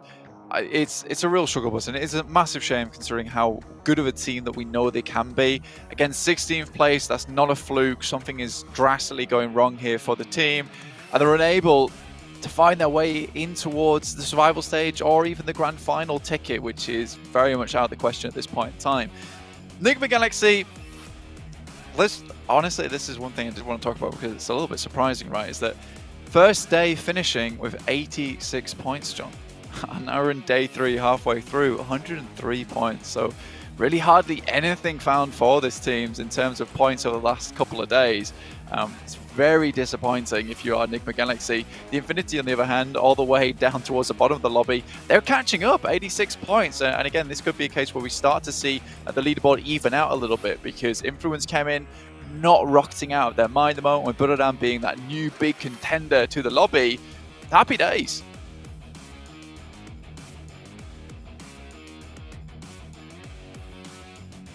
for some of the teams anyway. It's been pretty good news for those launch ups to the tables. I think we're getting on board with Sandhawk now, mounting up once again.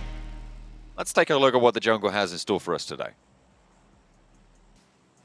We already found out, but we'll find out again as the playing path heads in from the north side all the way down towards the south, and Bantai, RA, S2G both dropping in nice and early. MTech Storm, the Infinity on the outer edges, the Infinity off towards that northern side, and MTech Storm down towards the south.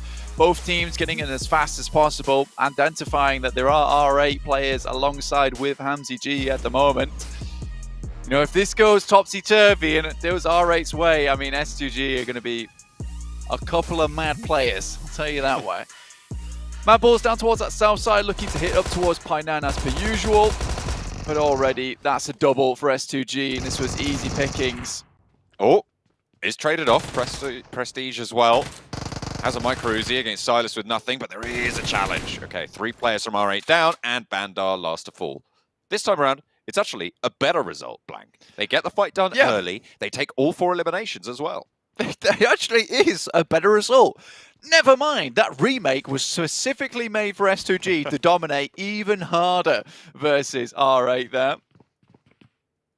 Oh, goodness me. Hamzy already on 200 damage on the game. The Infinity, I mean, this is now their full strategy. Just try and guard out the fight, but because it's finished so fast, it's just a full-on, I guess, invade into the Paradise Resort territory. Circle pops out northwest and keeps a lot of that northwest island in it. It'd be good to see a finish out that way, Blank. We haven't seen it so far. We've not, no, and I think this could be very much over towards that northwest side if the circle shifts correctly on the next couple of zones.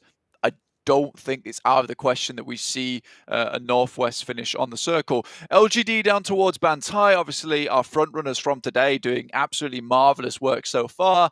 Got a bit of a way to go. Enigma Galaxy also towards Sami. They will have to move for the first time in a while, John, actually. They went out in 11th place yesterday on Sandhawk, which was a bit of a better result for them, but it was down towards Sami, which was slightly questionable as to how quickly they did exit the game. And you really do hope that Enigma Galaxy can pull their socks up, really, because they're a good team. They are a good team, and if there's any fans of them, you know they're a good team. You've watched them throughout the year, and you know that Ralph, Freak, Hamodi, Lord, all together for a long time. This team has a huge amount of synergy, and I think that when you have so many 16 places in a row, it can hurt the mentality, John. It absolutely can. I know that I've had bad days that have turned into more bad days, and that is just how it works sometimes. But you've got to get back on the grind, get back on the treadmill, and start running. It's the only way to do it. You've got to get yourself out that slump. And in a tournament like PMGC, really is not the time to be getting down bad almost. You've got to get back up on your feet and get running. I mean, that is what it takes to be a pro player, right? It's... As the great Rocky Balboa once said, ow. Yeah, and you've got to try and live with that. Sorry. What was that? That's right. I don't think that's what I don't think that's what he said at all. He said that, definitely. I checked. Okay. Right, fair play. I think it was something to do getting hit hard, you hit back harder or something along those lines. No, I'm pretty sure it's what I said. Okay, yeah, sure. I mean, he did say ow, and then he got right back on the horse and got galloping away. So that is technically true from you. Looking at our total limbs, though, across the board, My Name P leading the pack with 30 eliminations so far. This guy has been an absolute monster within Group Red at the moment. Teak also with 23. Really do like this player from Titans. Does pull his team out of a lot of bad spots. And I mean, he kind of is like the animal that if you corner too much, will just start fragging out of his mind. Specifically in that moment on Miramar, you saw where LGD was pressuring him a little bit too much, in which case, Teak went full Hulk mode and just started blasting. Federal for Influence Kemen, close by to Titan. We're looking for their performances today. Currently still in first place, sure, but it's not as comfy as it once was. 6 points between them and Buriram, who've been fairly consistent. Buriram currently dropping over, split around one player towards Docks 3 over towards, sorry, 1 player over towards cave, 3 players over towards docks. And they are on the hunt. They are catching up. I mean, you can see how close that is. LGD, if they're able to keep this performance up, of course they will jet up and join them in that front pack. But still, quite the gap to breach. Still possible though. I think with a whole half a day and a whole day ahead of you as well, there's a chance here. There's a chance here for some of these teams to break in towards it. A lot of players and a lot of these teams moving up towards that northwest side at the moment. Bootcamp has a loot crate in it. See if anyone wants to pick that one up. MTech Storm heading down that way. Anyway, S2G, after their dominant performance over in Paradise Resort, have remained there. We'll loot this up as much as possible. With the Infinity spotting no stragglers, as well as MTech Storm, they've both left those positions outside of Paradise Resort, realizing that there is quite the terrifying beast within the resort itself, and not willing to go try and get a spa day for their own. Oh my goodness me! Okay, it's fine. It didn't even take any damage. It was totally on purpose. I mean, YZZ does all his own stunts out here, which is fair. That is true. When in doubt, stunt it. Federal still hiding behind the same rock and getting a lot of info on the Titan players, but I feel like there's only so much info you can get other than they're all there. Yeah. I mean, that is fair enough. I mean, that is where you want to generally be at this point in time. BTR up towards the mountainside at the moment, holding as a 2-1-1. Respectable, making sure there's no one pushing through from Camp Alpha.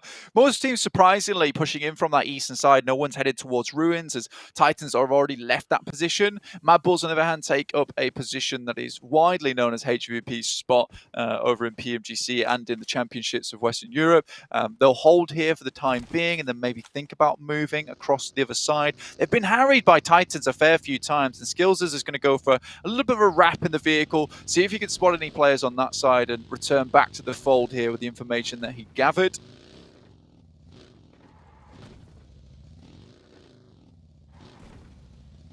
See if they can use that effectively, use that information, that scouting, which is what we said we wanted to see more from quite a few teams, Blank. I think with the way the circles are going at the moment, the teams are having to adjust the pace at which they play the game a lot at the moment, from a lot of their respective regions to now. So heading up towards that northern side. Now, this could be quite comfortably up towards that northwest mountain, with the circles centering up a lot more often.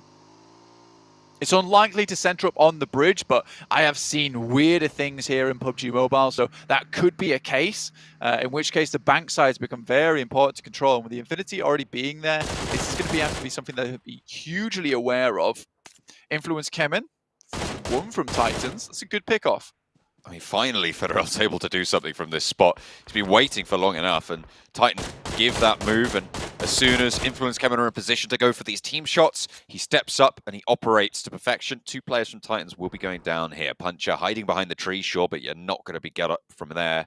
Mad Bulls taking this opportunity to get across as well. As Influence Kemen's attention is turned over towards Titan, they will move in towards the duo's position in the compound underneath the cliff, in the shadow of it. 6 taking a 1v2. So is Iso as well. But Monkey will be able to deal with that. Now they can turn their attention just to 6. Titan is dethroned from the top. Federal, though, has a little bit of something to say about that. Will fall back to the compound, however, and allow the rest of Influence Kemen to come in for the regroup. Yeah, it's a decent side swipe from Federal, but not quite quick enough on the trigger. The rest of the team, they're not alongside with him. Mad Bulls, though, take a very good rotate. It's a heads-up rotate as well. They spot the fight, and they see that Titans are under pressure. They zoom over the top side with information that was dropped back by from Skills's, and that is more or less what we'd like to see from the guys from Mad Bulls. They are underneath the cliff at the moment, which provides them pretty decent safety from BTR, and it's a rotation you have to make early for this exact reasoning, is that if you're going to be rotating over towards this building, you're more than likely going to get shot at by BTR or anyone that's on top of the mountain itself. Ooh, a nice nade on the roller. Tizzy actually finds both of them. We've seen Tizzy be fairly effective at handling swift rock-ups and get overwhelmed a couple of times for being a little bit out of position. But this time around, it seems to have worked out for MTech Storm. Enigma Galaxy in the meantime, losing 3. All down there. Lord on the other side of the bridge, unlikely to be able to get anyone back up here. YZ for LGD wants to stick the res. We're in zone 2. As long as he has a bandage and a first aid, should just fine to move north afterwards.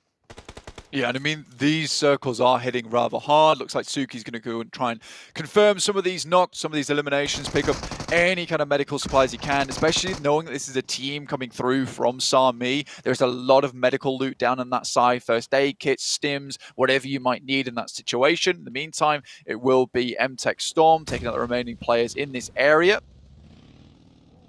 They do have Box pretty close by on the southwest side, though. So if they can get themselves back up to fighting form, then maybe they'll be able to hold that one out as well. But you don't want to stick around too long. It's likely that this position will be moved away from anyway. So you don't want to try and hold on to it too firmly. Budoram rocking up behind LGD on that southern coast towards Tambang, and now LGD find themselves in a tricky spot with MVM already going down here, and the circle closing quite rapidly. Both these teams have to make a decision, and quickly. DRS also, you can see them flying through on that side. Like I said, this is the circle we expected to see, heads towards that northwest island. I think LGD might just be done for here. It's too many teams taking engagements with them. Chunxi over towards on that side from LGD, looking to send a grenade across. Will find some damage over towards Kengzo, and the knock is there. Looks like Budoram are being drawn a little bit. Or LGD, they lose 2 players, but those trades are fairly solid with the blue zone already starting to tick fairly hard. There's not a lot of time left on this engagement blank, and both of these teams are really going to suffer for it. Bigatron, in the meantime, on their mountaintop split, they have a really strong spot. We talked about it a little bit earlier on. Now they can start to just keep that pressure going and exert so much control.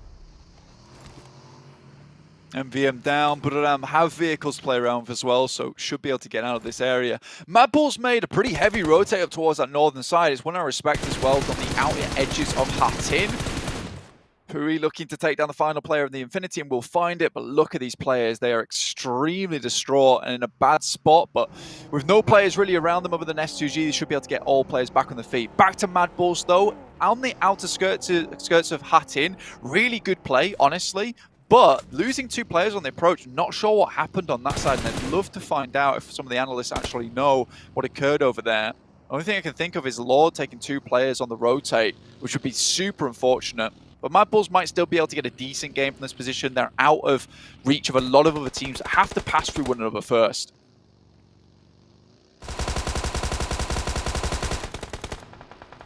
Hey.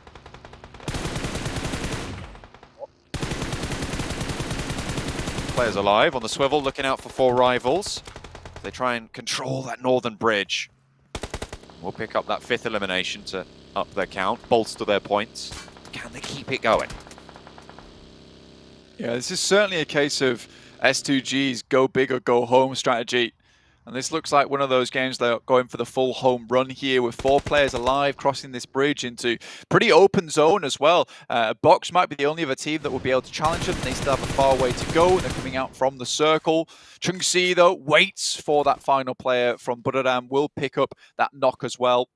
Has to make his way onto the circle itself, but it's a long journey ahead of him.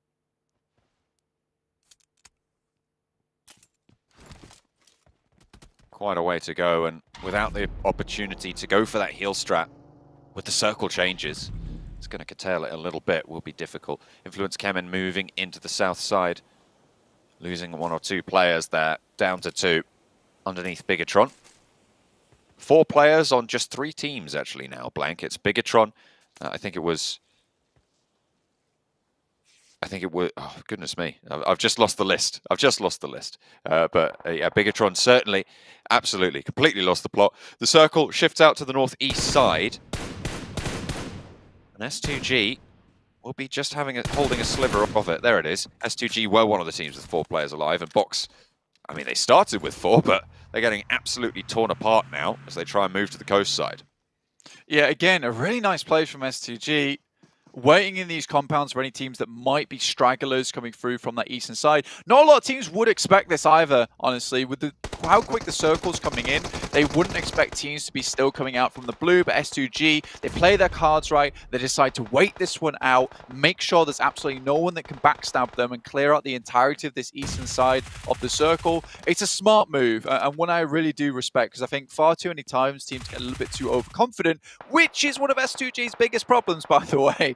And instead, they wait around and make sure there's no players over here in the first place. Still 7 eliminations already on the game. It's nice to get a confirmed consistent result here. Even if you go down now, it's still going to be enough to sort of keep up with the general pack that they're playing around, unless LGD can blast out their mind or DRS can really put it down. The big team here is Bigatron, who are going to have to leave that top of the mountain. Can they stay up as 4, and can they keep that power? Honestly, for Bigatron, there's actually a pretty simple rotational path for them ahead of them, heading over towards where Team Queso are currently playing on the eastern side. They've only got Papi Potro there at the moment. Federal has been spotted by Misery. It's just a little bit more damage that they need to take inwards. Luxy will have to head on back and pop one of his first aid kits. It would be a disaster if he goes down now. He's one of the more important players for BTR at the moment. Misery finds Law, and now Federal should go down to the play zone. Certainly spotted completely. Yeah, Luxy not managing to land any of the shots there. That is disastrous from Luxy, actually. Needs to be hitting those shots. Goes down to Federal. This is another game where we've seen Luxy just make a little bit of a misstep here. I mean, we saw it earlier. You've got to wonder what's going on from this player. Yeah, certainly dropped the ball on that one. It is unfortunate. I think that's just a case of getting caught in a position where you're like, I can't find the shoot button. I know that sounds ridiculous, but again, everyone makes mistakes, even at the highest level. And when you're trying to shuffle along and you can't quite get a position where, you know, the barrel is straight so you can take shots of it, these things happen. Again, these are the type of things that happen, though, that can lose you the chicken dinner, John. You're 100% right. Gem Foster goes down to the blue zone itself, and so does Zuxi. 2 Mad Balls currently on the side of Hatin, and this is where this position becomes very, very strong. Now, only a few teams remaining with many players alive. I think Team Queso has probably got the most at the moment with 3 players. S2G more than likely going to lose a lot on their approach as Box are holding the bridge down unless they can make one hell of a battering ram maneuver. Lord also in a tricky position, all in his lonesome. You know, this could be a case of Mad Balls or Butteram taking position in there. Though 1v2 definitely possible for him, and this is the first time we've seen Enigma Galaxy get this far, kind of on an unexpected push as well. CC playing up top, managed to get up there on the vehicle. Mad Balls potentially looking to take it away. There's an MG3 in that box. Could be very useful for a solo player. I mean, you need that larger magazine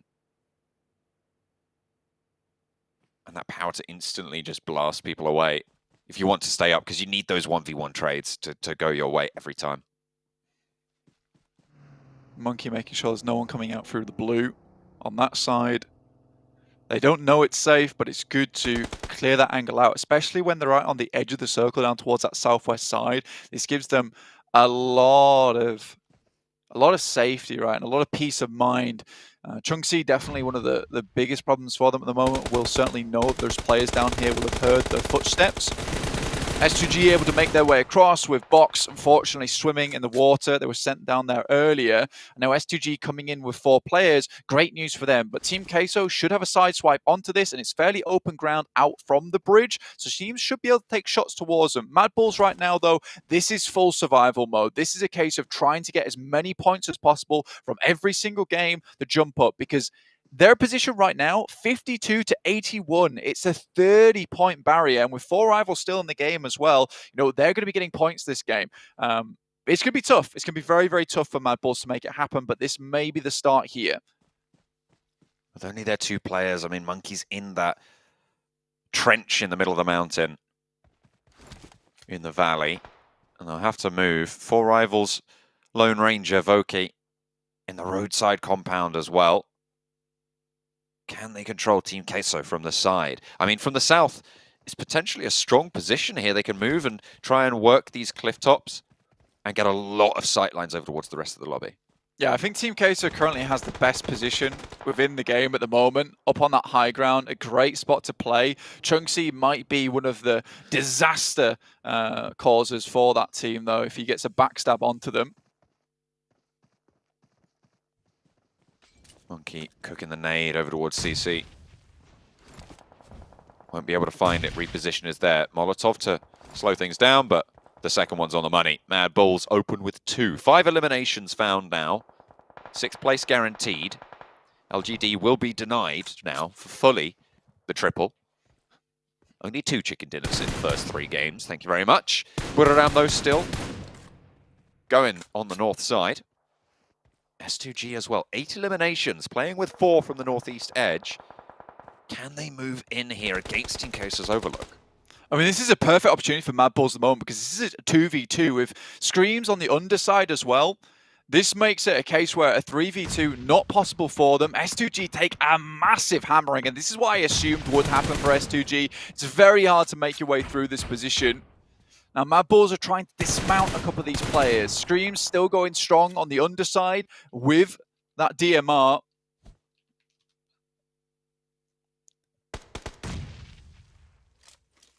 Zerich nade takes a little bit of damage off Ayala.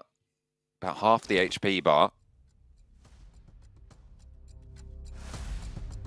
Monkey trying to gather some information about that western flank. But the circle will move them away. Team Queso looking to hold on to the cliff top. Away from Mad Bulls. Can S2G move any further with Just Kelsey going? Lord falls for Enigma Galaxy.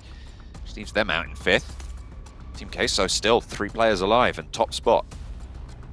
It might even be a smart maneuver for Mad Bulls. They have very limited time to do it now. I don't think they can anymore. Would be to just actually move down the cliff face, because I don't know how likely it is to end on top of this cliff face in the first place. Monkey, though, spotted by My Name P out in the blue. Zerich will have to find these shots over towards him.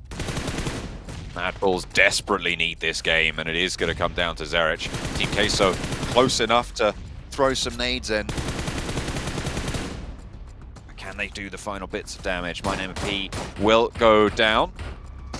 Get felled there. Quattro Ayala want to mount up and go for the run. Zerich close range, looks for one, will find it. Tries to hot swap out, but will not be able to get the second. Papi Potro handles business. Ayala Resable up the top, but they might just turn their attention to Tiger instead. Scream is alive on the downturn, and Papi Potro up top. But Buradam, they're not a team you can count out. Neither is Tiger a player you can do to either. I mean, it's going to be impossible to bring that player on top side. They have to move down, so Ayala goes out, and Tiger actually has a huge opportunity in this game to finish it out. Looks for one more of these knocks. And he's going to the blue zone. Scream has to break out. Tiger has got plenty of HP to play with, but he wants more. Scream posted up, waiting for the peek, pre-firing in as well, waiting for the shots to come in, but Tiger's cooking the nade. He wants to pop it over towards the tree as soon as Scream makes it there. Excellent timing on that nade, and it's perfectly placed. Buradam snatch it away from Team Queso top the mountain. And what a way to turn it around. Buradam absolutely on fire with Tiger's play there. I mean, through LGD, harassed by DRS, moving all the way past Camp Alpha, harried by the blue zone the entire way with dogs barking at their backs.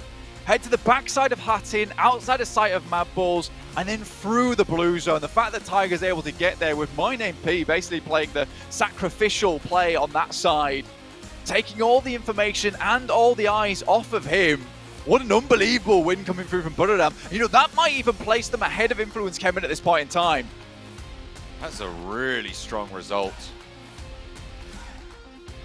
6 eliminations from Tiger. Definitely a performance to be proud of. I think you might be right. They were only 6 points behind Influence Kemen at the start of this game, and that should be enough to do it. They will tip themselves over the finish line there to the top spot after a slobber knocker of a performance. Tiger there with 6 elims, 4 knockouts as well. This guy really played out his mind this match.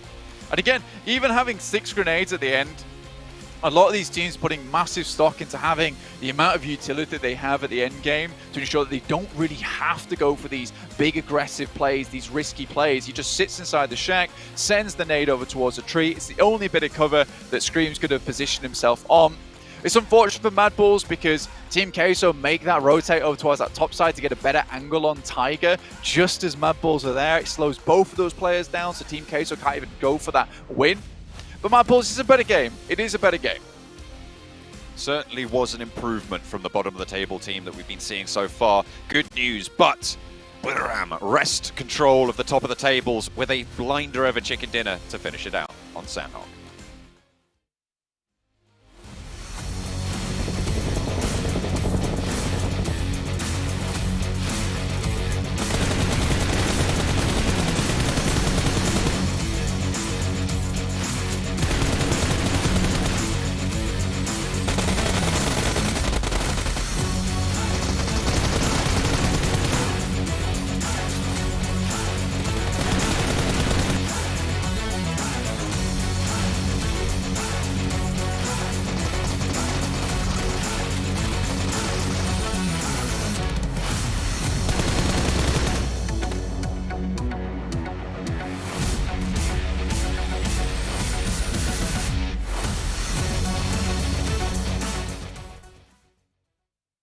Well, was just talking about them, saying that I love to see other teams from Thailand step up and be an extremely strong region, and Buriram United Esports get themselves the chicken dinner with 24 points on top of it. If I'm not mistaken, Sandstorm, this should be them taking first place. Yes, overall. sir. Actually, Definitely should be has directed to towards be. Maxman. Because Maxman was the one saying that. No, was it you or Maxman saying that Influence Shaman won't fall off first place because they're so far ahead? I think it was Max, right? That was me. We don't have to talk about this, it's fine. We just but no, go ahead, Sandstorm. Big step up here out of them and a fantastic finish.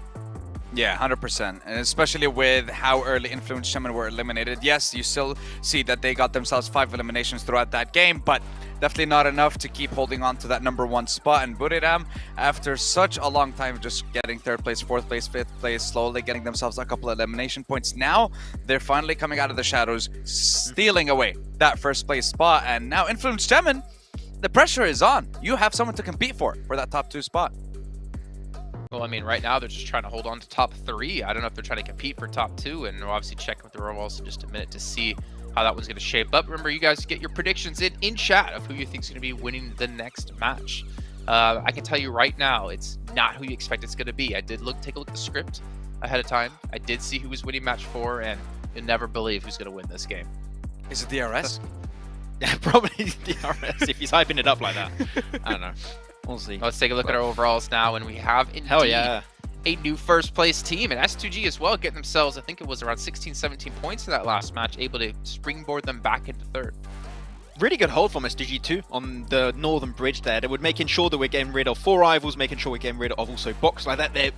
We're the only team to have to transition from the east side of the river over to the western side to that northwestern island. So really good rotation from SGG overall, able to pick up a few eliminations here and there. But it is very close for that 3rd position right now. It is very, very close between a lot of those teams. So not too sure who's going to make it up there. But all right, stop dropping in Paradise Resort. I'm angry right now. It makes no sense. It's not working out for you guys. Need to make some changes. Stop fighting S2G. They're too good in the early game. Who was that team? In Western Europe, we kept criticizing about that exact same reason of stop dropping in Picado. I don't remember, but just hot drops, don't do it. you got 4 days to play. Yeah. Yeah, I mean, this is... Go ahead, Sandstorm. Sorry. I was just going to say, this is something that we mentioned before, that you can't really keep making these kinds of decisions or these kinds of choices in a tournament that lasts only 4, well, to you it's going to be 4 days if you don't manage to qualify. And alright, you do it once, you do it twice where you hot drop, but every single time you have got to change it up. This is causing you so much trouble, such a hassle. And at this point, I don't think they're even going to move out of 16th place. Okay, well, you know what, gentlemen? We've been talking about quite a few different teams. We're also going to be talking about I8 here because they have had a big step up in between day 1 and the rest of the days. And luckily for us, we do have an interview. And here with me is I8 Esports. And of course, could you please introduce yourself? I am Ghost from I8 Esports. All right, thank you very much. And of course, I got a couple of questions for you. And we've already witnessed throughout the tournament days. And on day 1, you guys were placed in 14th. But after that, in day 2, you guys have managed to gain 62 points in the day, which is great overall. So could I ask you, what has you managed to change between these 2 short days? तो पहले दिन आप लोग ज़्यादा अच्छा नहीं कर रहे थे और सेकेंड डे आप लोगों ने अपनी स्ट्रैटेजी जो चेंज करी है कि आप लोग पहले लो 5 में थे, अब आप लोग टॉप आ गए हो, तो क्या स्ट्रैटेजी चेंज हुई आपकी? कोई ख़ास मतलब यही है कि अडेप्ट करने में थोड़ा सा टाइम लगा. पहला दिन समझने में लगा टीम्स को और मेटा को, तो पहला दिन समझ आया तो दूसरे दिन इसलिए कम बैक कर पाया. First day they were just trying to understand the game, and once they understood the game, then they just did a comeback in the game. That's great to hear, and that's where I really want to also check on you guys when it comes down to this competition. Of course, it's a very different level of play. So what was the biggest adaptation that you guys have to make from playing in the PMPL South Asia and now in the PMGC? तो पहले जब आपने game खेला था, ये वाला obvious उससे ज़्यादा एक लेवल अप है और बड़ा कंपटीशन है, तो क्या आपने स्ट्रैटेजी चेंज करी है, यहाँ पे आपने क्या अडेप्ट किया एज कम्पेयर टू पहले वाला गेम? PMPL और इसमें ये फ़र्क है कि वहाँ पे लैन इवेंट्स वगैरह नहीं होते और यहाँ पे ऑब्वियसली मेटा चेंज है, नया मेटे में अडेप्ट करने का टाइम लगा और यहाँ पे वर्ल्ड की बेस्ट टीम्स है और एक तो हमारा लैन का पहला एक्सपीरियंस है, तो वो अडेप्ट करने में थोड़ा सा टाइम, मतलब बस वही फ़र्क है वो अडेप्ट करने में. It's just that they had to just take some time in adaptation. Obviously, it's more pressure. It's World Championship, so it's just they had to understand the game at first, and once they did that, they're back in the game again. All right, and of course, how have you guys also feel a little bit of that gap where Crypto have left earlier in the team between PMPL Spring and Fall, and how did you guys manage to finally find this form to get here at the PMGC? जब crypto ने छोड़ा तो फिर उसका जगह आप लोगों ने किसको रखा, क्या किस तरीके से आपने वो गैप को फिल किया? क्रिप्टो के जाने के बाद हमारे टीम में IQ आया और उसके साथ बहुत सारी मोटिवेशन आई हमारे पास इस चीज़ के लिए कि हम ज़्यादा मेहनत करें और PMPL से भी आगे लेवल में जाएं, तो हमने काफ़ी ज़्यादा मेहनत की और उसके बाद हम PMGC आ गए. So when Crypto left, another member joined, which is IQ, and he's doing pretty well. So when he entered the team, there was a lot of positive vibes and a lot of motivation. And because since he was new, so a lot of it, with a lot of positivity, they're able to do it a lot better now. I'm glad to really hear that. And overall, we definitely see a very consistent performance coming in from the entirety of the squad of I8. So one question I do have for you is that who do you view as the strongest team in the lobby currently, especially for today? आपको क्या लगता है सबसे ज़्यादा strongest lobby में कौन सी team है आज स्पेशली? ओवरऑल मेरे ख्याल से इन्फ्लुएंस सबसे अच्छी है, लेकिन आज मेरे ख्याल से ब्रू काफ़ी ज़्यादा अच्छा खेल रही है.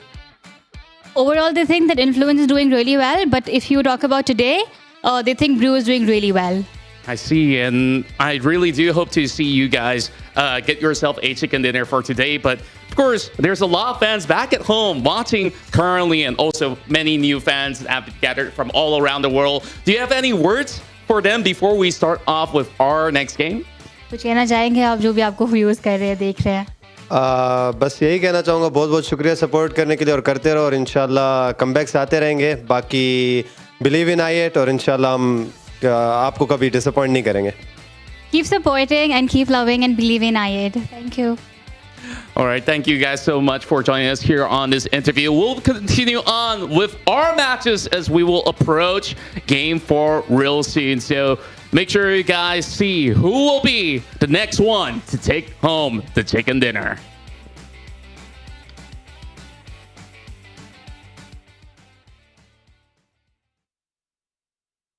Well, interesting to hear coming in from I8 here about IQ and the positivity he brought within the team. So that maybe gives you some idea of what was happening before he's on the roster.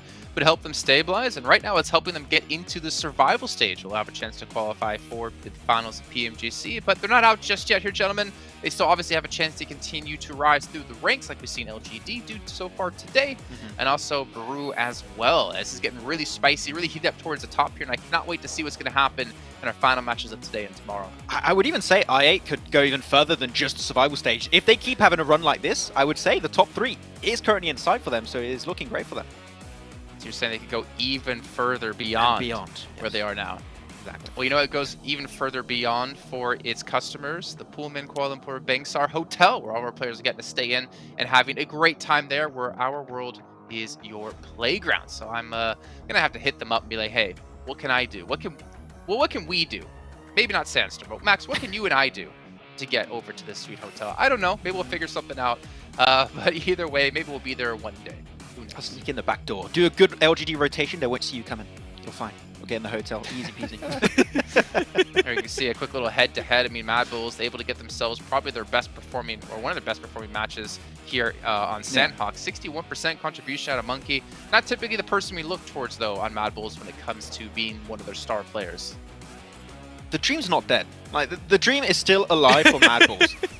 Before this game, they were like a 30-point behind 11th place, which at the time was 4 rivals before this one. One strong performance. Mad Bulls can still be in the race, but I have not seen enough oomph. I'm still seeing Mad Bulls making it into the late game as a 1-2-man team, and that's not where Mad Bulls really step up. We need Mad Bulls as a 4 team in the late game.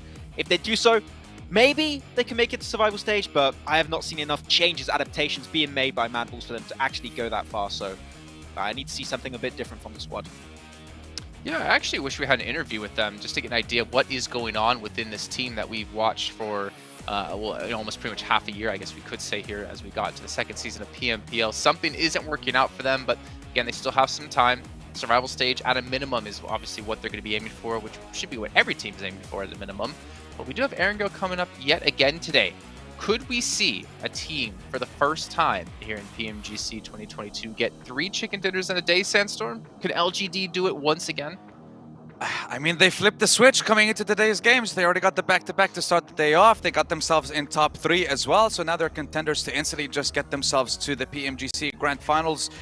If a team is to do it, it would be LGD. They are the first team to get 3 chicken dinners throughout the tournament. So I wouldn't be surprised, honestly. And that's why I have them as one of the teams to watch for this game. Max Ben? I put I8, not R8, okay? I know there's one that's the same. I did not pick R8, okay? I don't want to put them even further down in the leaderboard, so... I mean, scroll back why did you pick Team really Queso? I swear, I am looking at my prediction. I wrote I8, that is not R8, okay? That's fair. You did write I8. I'll give you that. So ignore the R8. I thought you were just trying to rub the salt into the wounds of Sandstorm here. But DRS, I8, and Team Queso. Why Team Queso? Team Queso, they have been a little bit too silent to my taste, and I still want to hope for a good comeback from a lot of the teams I just talked about. Mad Bulls, the dream is still alive. Team Queso, the dream is also still alive, so they need to step up now, otherwise I think it's pretty much over. Okay, well, Sandstorm, we're not going to get to check in with your teams to watch. Maybe we'll hear it after the match has concluded, because it is time to head into our next match of the day. So John and Blank, take it away. We are going into our next match. Match number 4, in fact, of the day's proceedings. Blank, we are ready and raring to go. Once again, of course, we always are. Hopefully, we always will be. I mean, we're going to keep at it, you know? We've still got more games after this one, so there's more excitement still to come. Absolutely, more excitement all the way through this tournament. I mean, there's been some good memes I'm seeing over on the socials. I mean, at me and John, and the boys on the desk. I'm happy with those. See more of them. I like them. I like them a lot. Also had some messages about the UK team that I said that I would put together, which is actually really cool.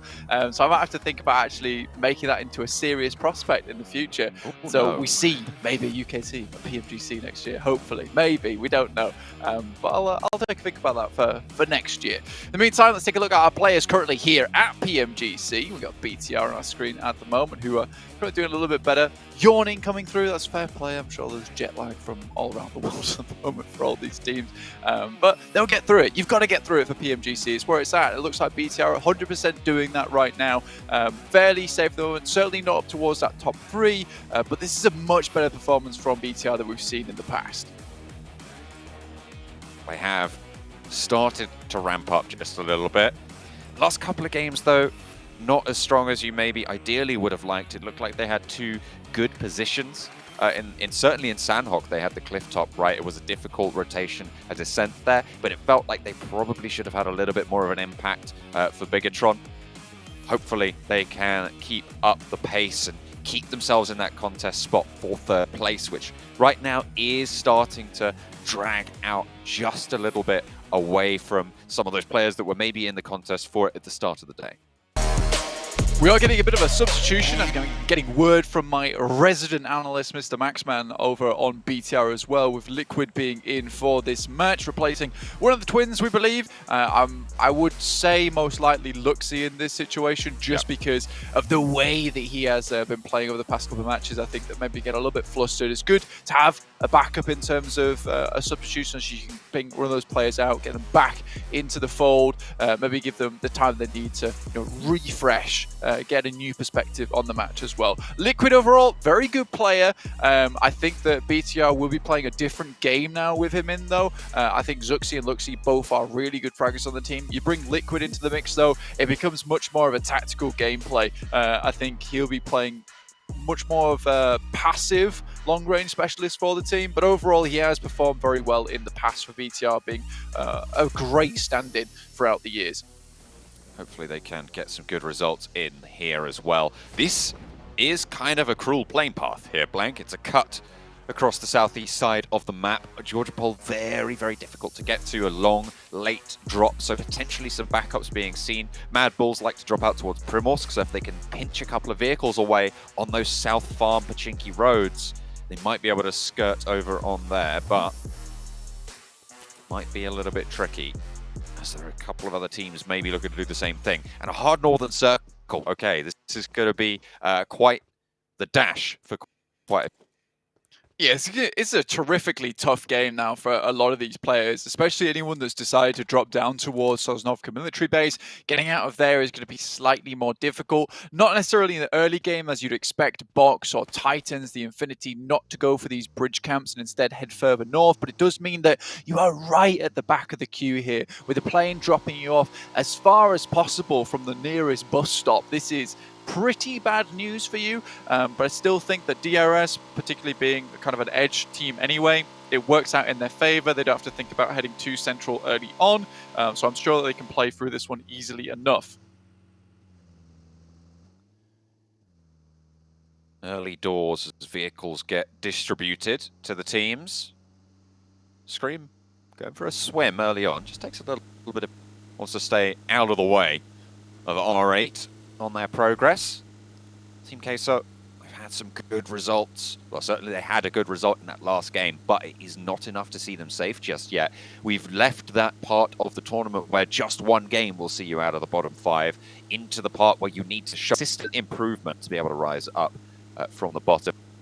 Like R8 that are going to really struggle to do that with the boundary that's already been set. If you consider Box Gaming is currently the last to get eliminated. If the Infinity get no more points, R8 still need to gain about 30 points over the remainder of the games. And right now they aren't that sort of performance to be able to get that point total. No, that is becoming a big difficulty for them. I think R8, the fights that we see them take, and I think that you look at them between S2G and their drop in Paris Resort, getting eliminated twice in a row, and pretty much on that second time it being very succinct. You're worried, right? You're mega worried about that type of thing coming through. So I think for R8, I am not sure what they can do at this point. I think even getting into survival stage, you know, it will be all systems go, panic systems on, red lights flashing in their little machine. So I think that they do need to figure something out going forward, because whatever it is, it's not working so far. Mad Bulls are in a similar spot, so I don't think R8 have too much to don't have to feel too bad about this, honestly, because our other teams here who have been successful in the past, who are also really having a bad time. I mean, Team Queso, towards their end in the championships, they looked great, you know, the first couple of days, but then fell off massively. So this just could be a case of, you know, you're coming off a bad couple of games in the last couple of your tournaments. You're not sure what's going wrong. You come into PMGC. This is not really a place where you ideally want to be fixing things. So that is just how it happens sometimes. And really, you do need to pull yourself out of that bog at the bottom. But with only now, what is it, 8 matches to go, John? It's a little bit difficult. Time out, you're right, for these teams. We have a halfway mark at the end of yesterday, and we're now closing in on the final quarter. So you cannot afford to let these games get away from you. It's all about getting consistent points now, and for a lot of these teams it will be about just getting into that survival bracket. A team like Bigatron, Aegon XI8, even Enigma Galaxy, it's about just staying consistent. Getting, you know, 8 points a game would be brilliant for the remainder of the tournament. That should see them safe, but even if they're putting up, you know, 5 to 7 points a game, that is still going to be a result in terms of getting into those survival stages. It's the teams that are in the bottom and that are in the towards tables that are going to look for those stand out where we might see a little bit more pop-off attempts. Absolutely. And I mean, not to anamorph into negative Nancy here, there is a real world possibility when Enigma Galaxy actually drop into the elimination bracket. You know, if they continually put up little to no points per every single game, you know, eventually these players down towards the bottom from 12th downwards will start to catch up. I mean, even in the meantime, the Infinity and 4 rivals are really putting in the shift at the moment to get towards those end circles. Yes, they don't look dominant. Yes, they don't look like they're hitting those massive shots and fragging out of their absolute minds, but at least they're putting up those points. I think they realize how desperate of a time it is to be in that 10th to 11th bracket. Hard northern shift after that plane, as we were saying before. Going to cause a little bit of a scrabble on that southwest side. We'll have to find their path and tread carefully across it. Don't want to wake the sleeping beasts that wait in the hills of Erangel around the Gatka fields. Ideal. Influence Kevin being spotted out by S2G, and now maybe S2G are going to be the next team take a little bit of their counter against Influence Kevin after Buradam were able to take them down. Okay, that bike's going somewhere. No idea where, but we'll see it later. I get it. Storm under pressure from Box. Just trying to get out of there. I really do feel like God just snatched that bike up, didn't it, for a second, and then replaced it with another one. MTech Storm players just like quite confused in that scenario as they get some kind of angelic bike instead, which now sends off into the distance. They get off the bike and it's like, my work here is done. And my work here is done. Goodbye. I now ascend. But yeah, so that's an interesting one. Either way, a lot of these teams do need to ascend, so some angelic assistance would be very, very helpful at this point in time. Though there doesn't seem to be too many Guardian Angels in this lobby at the moment. Everyone is just out for blood a lot of times. DRS still towards this position in 5th place. BTR, on the other hand, have slipped down, honestly, John. They have slipped down, not able to put up the same performances from the rest of the day, which is why, you know, you are seeing this change up in terms of roster, bringing Liquid in. You know, you try and make something work for the first 3 games. It doesn't, so you make a little bit of a change up here. And I think with BTR being in a fairly safe position, I think making these changes now with, you know, 8 games to go, totally fair.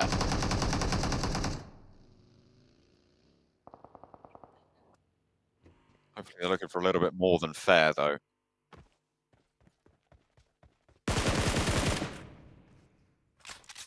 More glory than that. Circle just about to pop.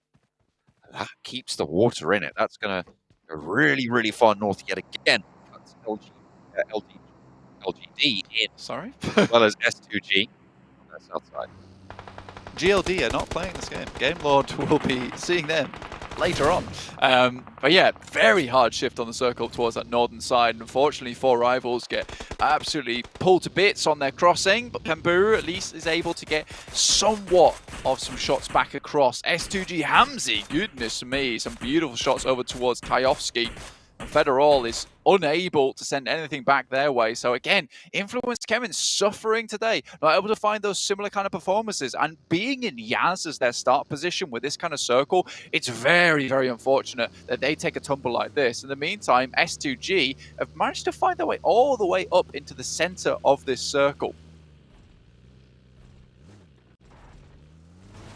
Box trying to navigate the ruins right now on the south side of the river at the head of the queue to try and move on in from this southwest cluster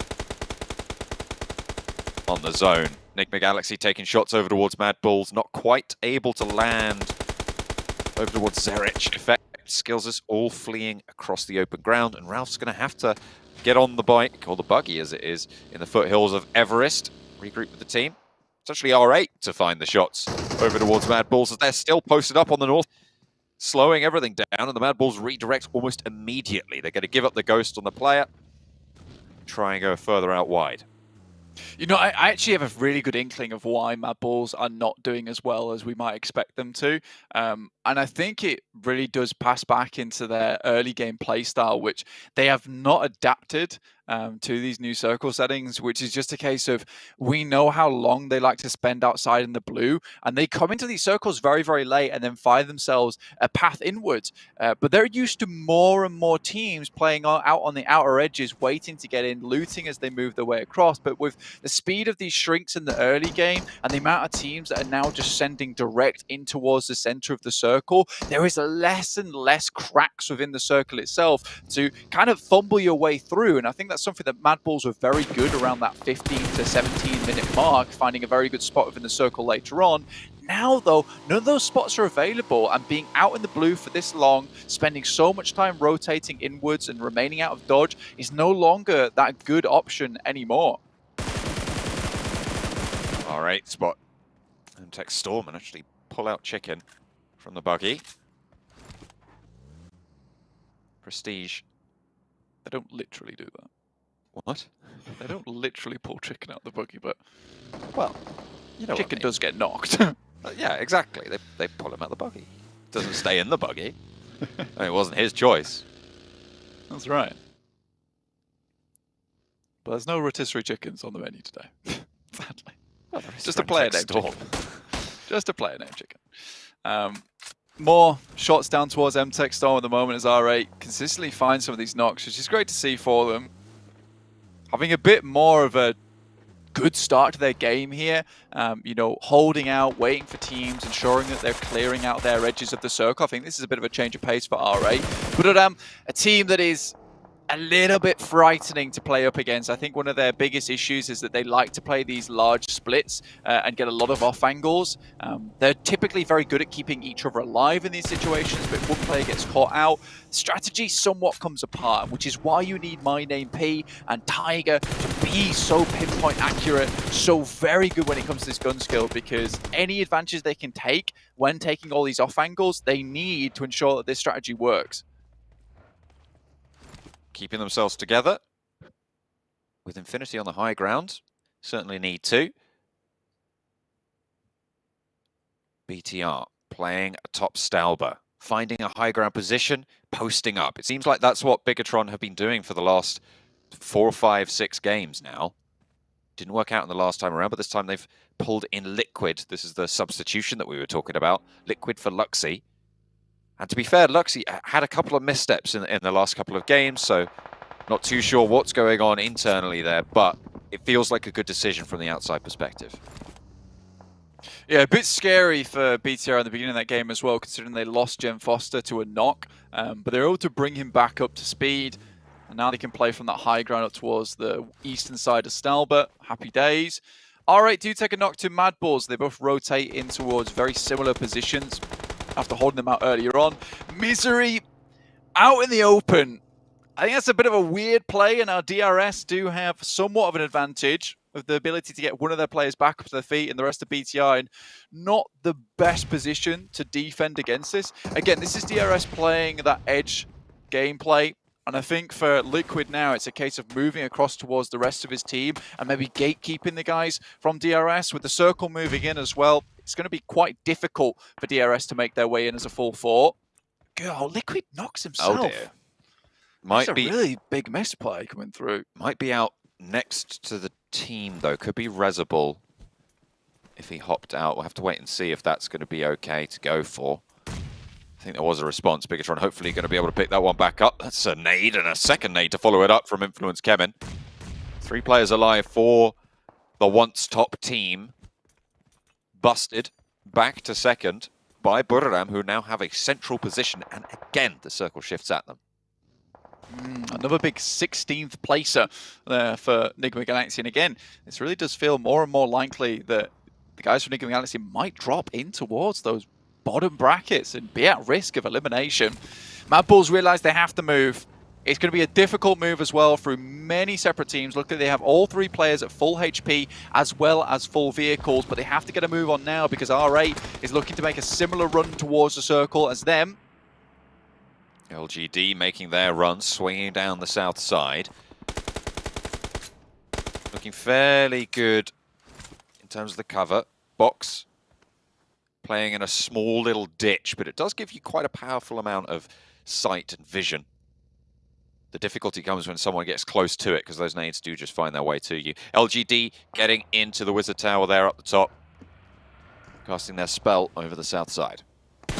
Dangerous push coming through from Mad Bulls right now, and this is something they had to make work. They drop directly next to the guys from R8. Zerich takes a lot of damage. Monkey takes a bit of a tickle as well, but Buram also in this area. Mad Bulls just need to find a place to stay, but Zerich already going down there to box. Luckily, Buram able to support them somewhat whilst they get their player back up and ready to play. But this is dangerously close to a lot of separate teams.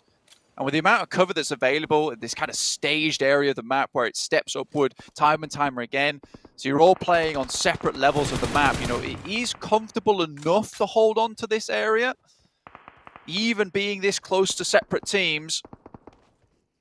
I get taking the shots over towards R8, but they're just behind that ridge line. Suppressing, if nothing else, slowing R8 down and forcing them to take fights on other angles. Could be useful with a number of teams in those hills near them. Force those fights to happen elsewhere. S2G, Razy knocked on the hillside. Smoke cover from the side and up the hill, as well from the buggy. As Kelsey puts bullets over R8's way, lands the SLR over onto Prestige, and that is the force that Buram were exerting on them, forcing them into angles where they could be spotted from elsewhere. Oh. Well, they're done. Zerich does find at least one from S2G. Chicken is cooked. Ha ha ha. Very good.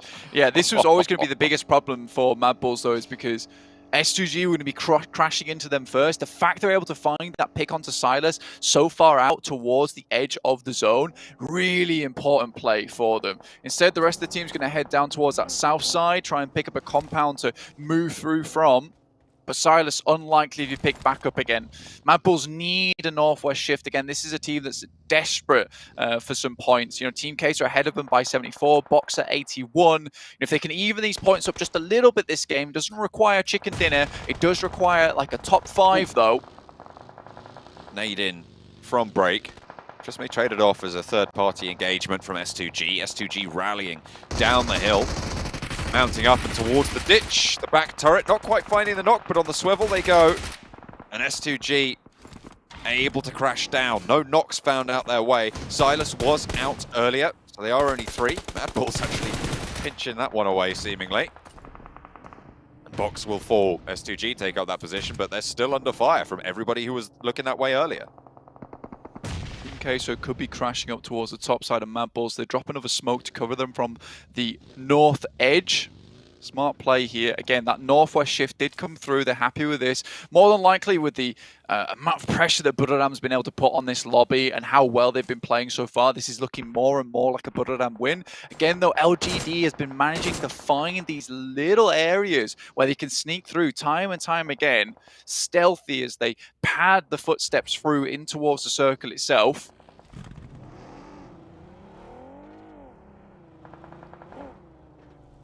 LGD repositioning there. Aegon IA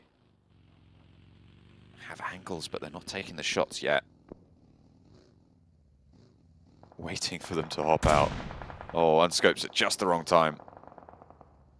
It looks like they don't realize where the shots are coming from. Annoying. Oh, the mag is out as well.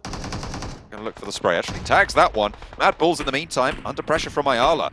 One player down, Monkey left, lone player for Mad Bulls. This is not the game they wanted to try and convert with. Team Queso seemingly just taking 3 or 4 fights all at once. Multiple different angles. Monkey is able to find Ayala. Close range, UMP suppressed. And Team Queso won't be able to get back for that res. The point, I think, stolen away there, but Monkey stays alive and keeps going for Mad Bulls. Essentially, Monkey's in a really difficult spot right now because that is a high priority position on the map above Buram. So BTR, the rest of Team Queso, SK Tom might even want to crawl his way down there. And for Monkey, he needs to sort of leave at this point in time, get it towards himself, a better position where he can snake out the rest of the game. Remember, this team needs a top 5 at this point in time, and Monkey remaining here is not going to afford him that. He is protected by Buriram mainly. Buriram's mainly got their attention down towards that south side anyway, so BTR, Team Queso, all could be looking to take a position that Monkey's currently holding. Shots from Zuxi over to Papi Potro, but takes some bullets in response. IQ hits the deck, but stays alive on a sliver. 10 bandages. Well, Slims as well should keep them a little bit closer up. LGD just hiding away. These shots have been just sailing wide of the mark. And not quite finding the knock just yet, but finally MVM goes down. DRS are the ones to do it. I mean, 20 minutes into the game with 12 teams alive is quite astonishing, but this is just because of the way the landmass is developing with these circles. There's a lot of positions on the map where teams can hide, where they can hold in the tree lines, or there's ditches to play around in. Next circle will be shifting though. We'll see where this one does head. See if it supports Buriram a little bit more. It does indeed, and now Monkey's position massively compromised. These teams from the north will be 100% looking to pick up that spot to try and deny Buriram a little bit of pressure towards that endgame. Liquid, though, sprays through the smoke, finds at least one towards Team Queso. Well, now is the time to prove you're a worthy substitute for Luxy. Last player standing against Scream for Liquid. Slows it down, fades through the smoke and gets the shot. Excellent targeting there on the ball. And now the last player alive. What more can you do? You have to push in from the north. The blue zone about to start closing in as well. There's teams in your way who will not allow you to exert that pressure. Buriram, 4 players up, playing in one of the strongest spots.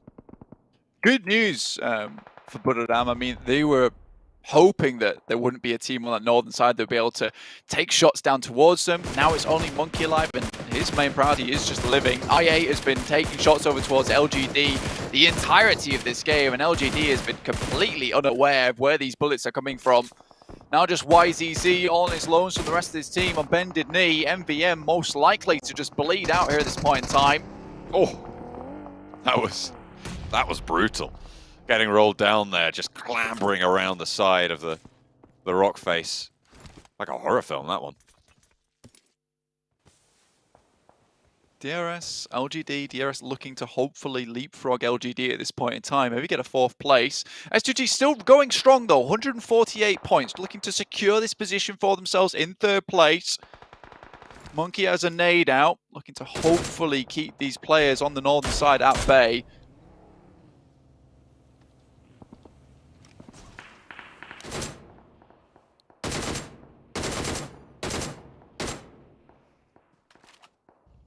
YZZ with the DP. Maybe he wants to take some shots down towards IA, but this is not how LGD assumed that this would go down. Again, it's right at the bottom of the lip as well. So right in the middle of the circle, maybe not the best place to be, does afford you a little bit of pressure in terms of finding all the teams around you. But in the case of LG, they were spotted by absolutely everyone else here, John.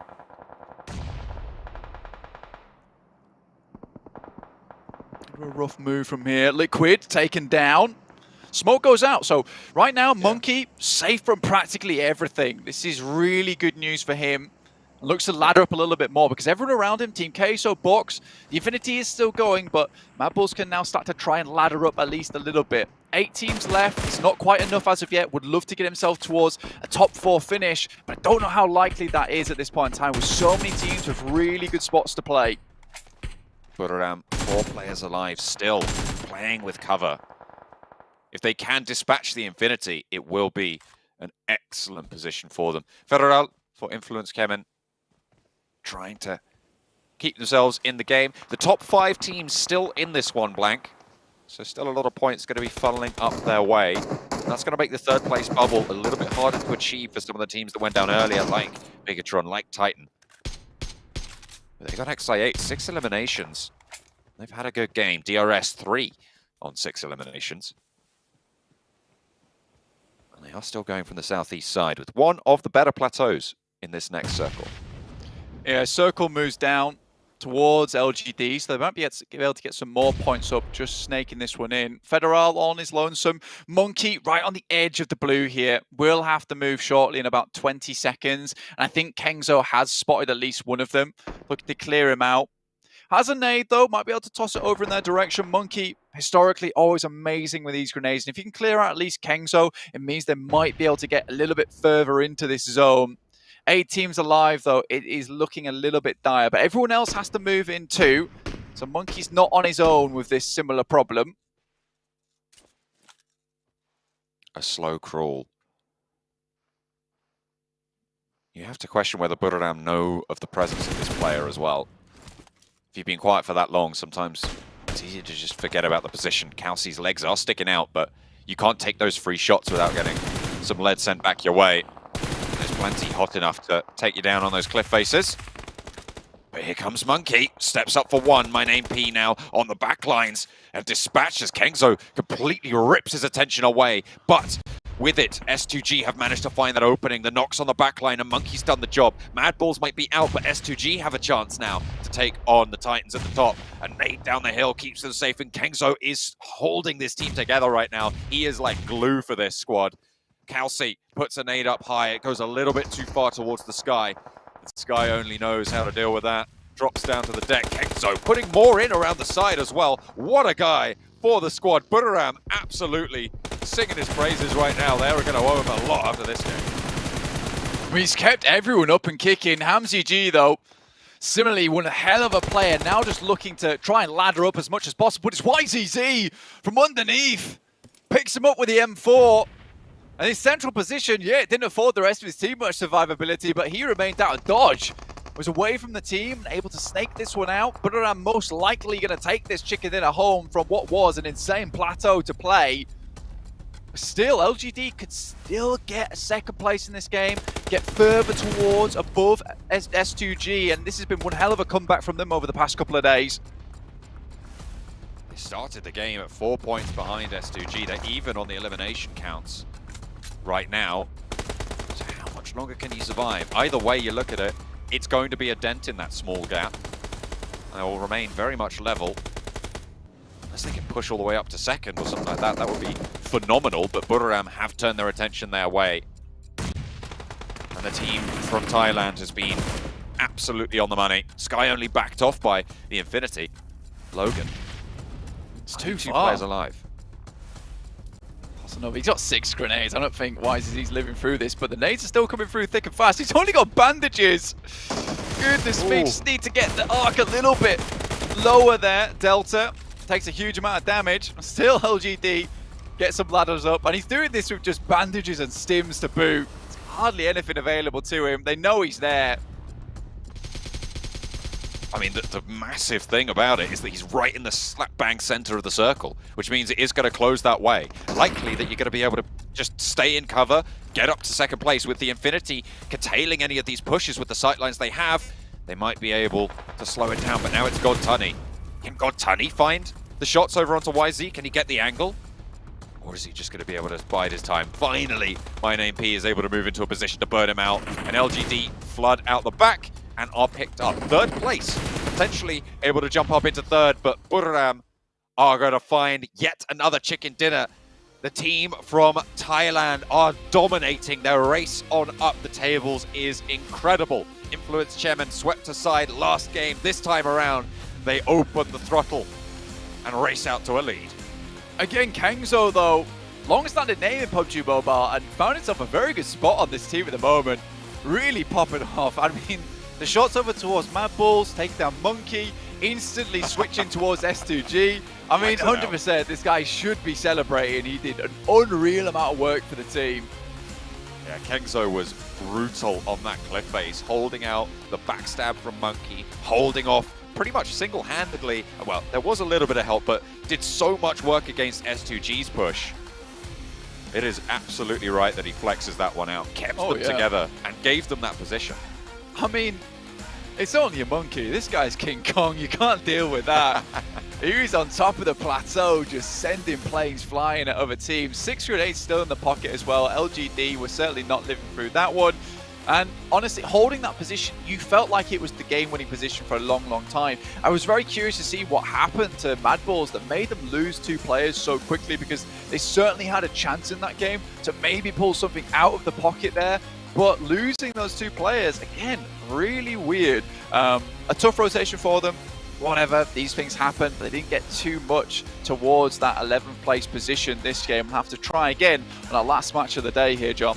Some notable shifts happening with the points earned in that last game. LGD pushing closer to that 3rd place spot. Teams looking to try and jump out of the tables as well. Mad Bulls not showing us that they can keep it rolling, unfortunately. But Buriram with King Kangzo absolutely dominating all the pushes, all the threats from every single angle. They hold the top of the cliff, and the team from Thailand takes the top.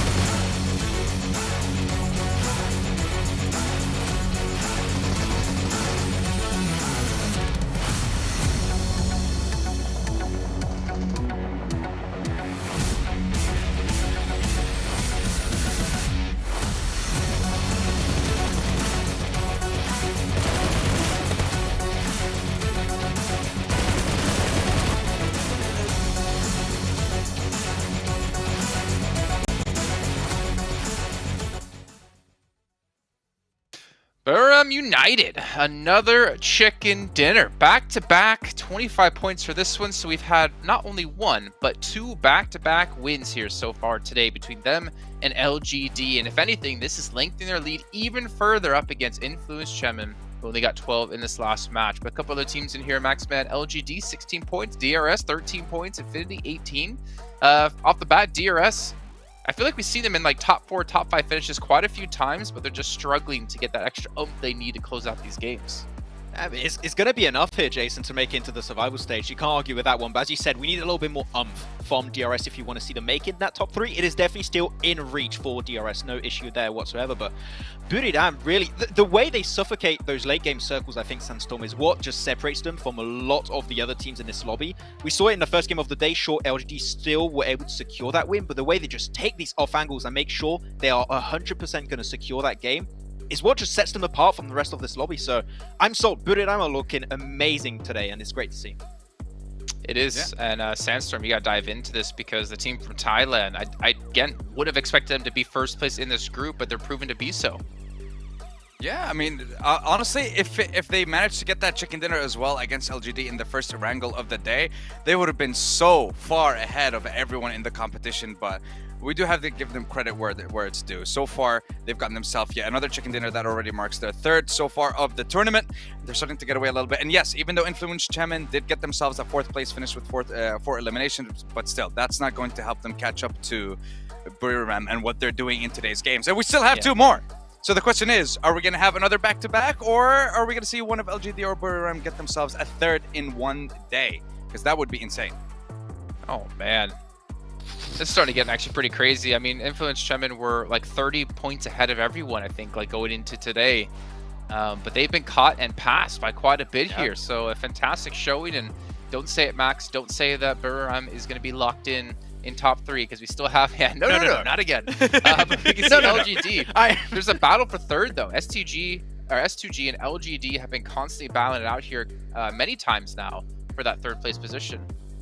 I would even go to say it's going for a fight for 2nd place because sure, Influence, they got themselves a few points here, but when all the teams around you are outdoing your results, sure, like average performances might allow you to remain in that position, but slowly and surely, we've been seeing it throughout today, Influence are just slipping down the leaderboards. They're pulling a smaller version of what Nigma Galaxy did yesterday, unfortunately, and chances are, if it keeps going like this, at the end of today, Influence Kemen might not be in the top 3 position anymore. So it's a scary prospect, but Influence need to have a significant step up. They're not safe anymore here, and I feel like I did curse them a little bit, so I'm sorry, but we need to see a step up here. Well, let's go back to Buram really quickly, because Maxman mentioned something, Sandstorm, while we were watching the last game, or at the very end of the last game. Every player on that team has stood out. It hasn't been just one. It just hasn't been Kengzo by himself. It hasn't been 2 players as well. It's been everyone's had their moment. And I feel like we don't often get to see teams where everyone can be that star player for the roster.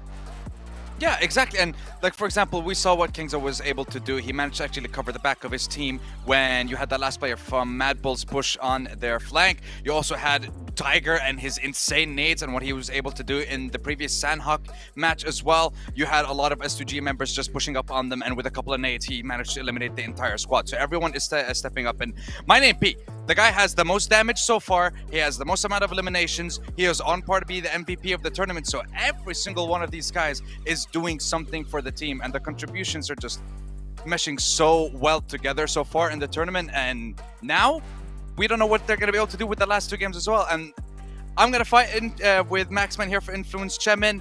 Highly doubt it. I don't want to curse them, but I highly doubt that they're going to fall below 3rd. What happened to Enigma Galaxy is definitely not going to happen to Influence Chemin, right? All right, well, can't happen twice. You can't respond to this yet, Max. You have to wait. You have some time to think about it, as we're going to head to a short break here. We'll get things ready for our next match of the day.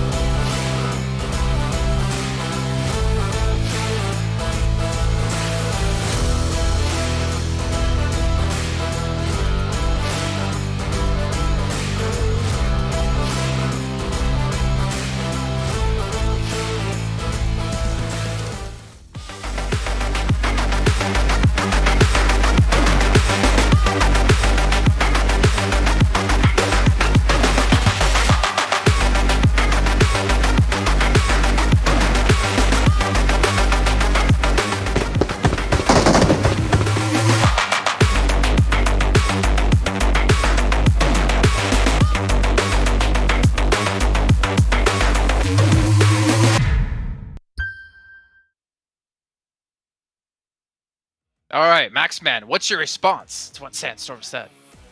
I forgot what he said, to be honest. I didn't listen to Sandstorm. Wow. He's saying that Influence Chemin won't fall out of top 3. I don't want to get involved in that topic, otherwise I'm going to be blamed again. It's happened too many times. I don't want to get involved in that topic. But they're not looking great right now. That's all I can say. I can only speak facts, and it's not looking good. I mean, all you have to do, right, is embrace the curse and be like, yeah, okay, I'll take that bet, and then you put them as the team to watch every time. You want? I can do that. I'll do that. I'll do it. Don't do it. I think it might get some hate from some Brazilian fans, but you know what? It's kind of part of the job.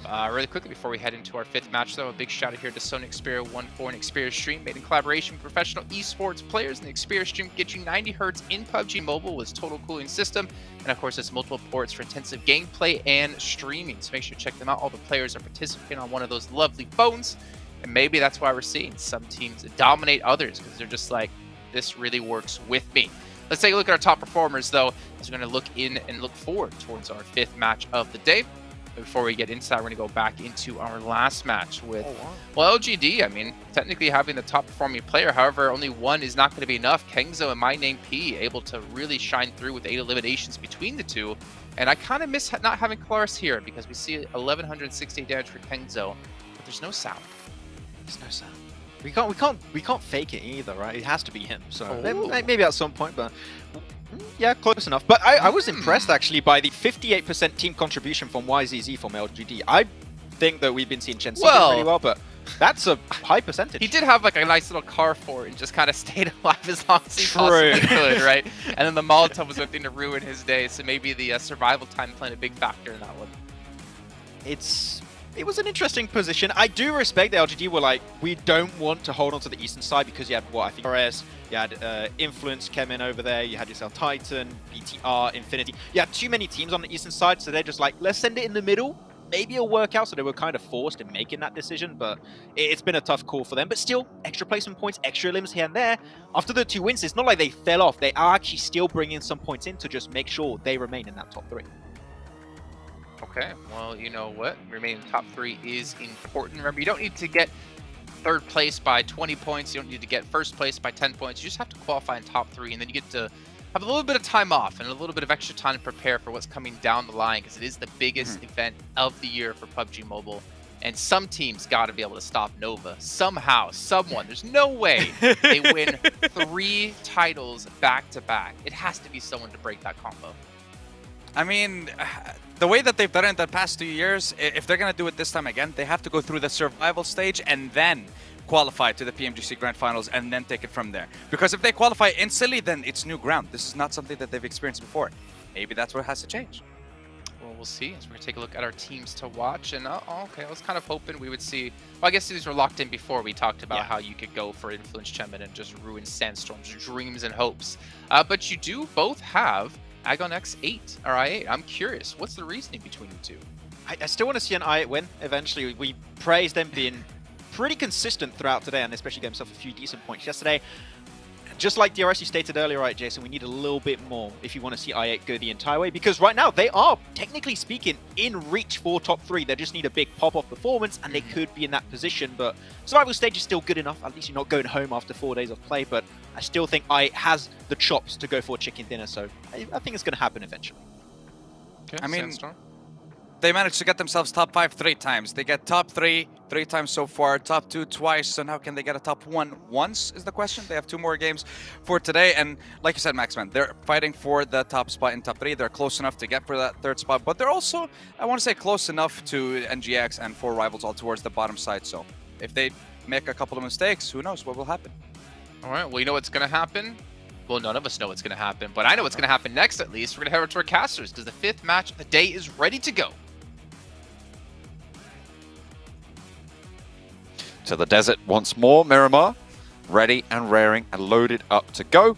Blank, he's getting set up. You good? You all right? I'm good now, yeah. Apparently I've moved across slightly somehow, I'm not sure. I've also got this weird thing on my head, but we'll just run with it, that's right, fine. I'll go with you. Slowly turning into a weird anime character, that's okay. But yeah, over towards Miramar now. The boys on the desk are right. I mean, it's getting a little bit weird in terms of the amount of teams that are starting to really pull up in terms of performance, get further up towards the top of the lobby, and actually even be able to break into that top 3. And we really thought that was going to be impossible with the way that Influence Kevin were playing, with the way that, you know, S2G were up there, even Nigma Galaxy, right? I mean, we were like, oh, it's going to be difficult to knock them off the 2nd place spot. Yet they're all the way down the bottom of the rankings at the moment. Things are really heating up, and there's only 1 more day to lock in those rankings. But first, we've got to get through 2 final matches here before we finish out our day. Yeah, we only have, I think this brings it to 8 matches remaining in Group Red for your chance. Well, not for you guys at home, for these teams' chances to make it into the next stages of this tournament, whether it be a direct qualification or that survival bracket. It is all very much to play for. And I think at the end of today, I think we're probably going to be seeing 1 or 2 teams potentially that will not be able to make it further. That is not a small can. Kengzo is just that massive.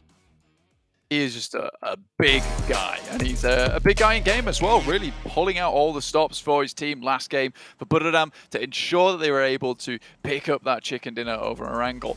Miramar, though, we are having a slightly odd playing path coming from the northeast side of Junkyard all the way down towards Los Higos, so very much eastern, and dropping a lot of players off on the southern side of the map. So this could be a case where we get a northern circle, which wouldn't surprise me considering how cruel a lot of these circles have been recently in the PMGC. We started off with something cool and calm towards day 1 to make sure these players were nice and used to what they were dealing with. But now as we head towards the latter half of this tournament for Group Red, then yeah, things are getting a bit more spicy. Playing path cuts the southeast side, kind of similar to the Erangel that we just saw. As it does isolate to the southeast. La Cobreria, El Pozzo, a little bit harder to get towards. Seen some fairly wild shifts. Even the last game of today, so hopefully it's going to go a little bit more central and kind and give players some time to figure out their strategy. I'd like a Picardo finish. I think that would be quite nice, but you know, we'll take what we can get. I think so far we've seen a lot of circles over towards, you know, the eastern side of Picardo, maybe down towards Chumacera. This time around, though, up towards water treatment. This is a nice change of pace. Again, for the teams, a little bit more difficult to head towards. But with that plane path starting over on that eastern side anyway, a lot of teams will have dropped out in the first half of the plane path, head up towards that northwest side.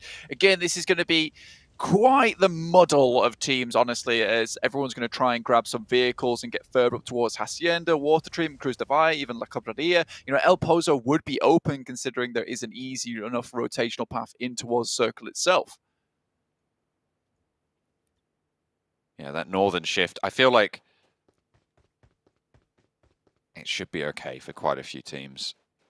Mostly just going to be chilling. Eliminations on Miramar. These are the top 4 teams. LGD leading out with 28.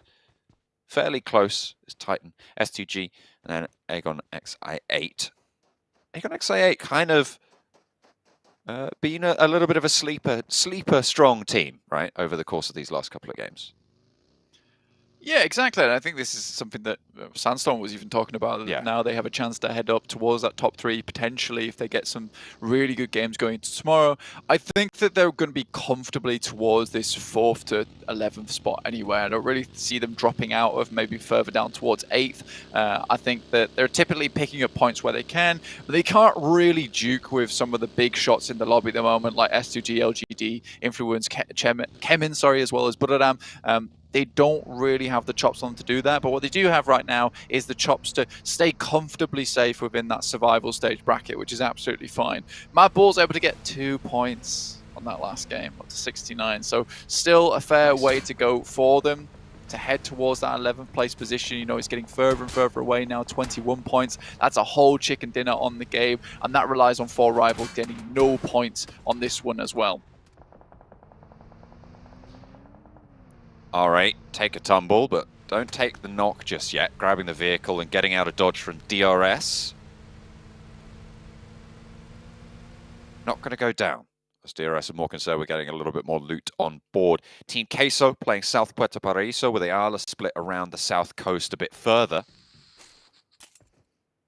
They should be fairly secure there. No one really else dropping out in this area at all, and with everyone moving north, there's really not a chance that you come into contact before you make your move. Titan in Bahia de Mar and Los Higos on that split, playing 2 and 2. We saw it on the game where it shifted all the way down south towards them, and they stayed for there too long. But now they have that west coast rotate available. Yeah, and you made a good point about that as well, John, saying that, you know, they get caught off because so many teams suddenly just sent all the way down that way. This time around, yeah, they can be even more comfortable taking this 2-2 split and then regrouping later on before they move up towards that western side, maybe past La Cobreria into the circle itself.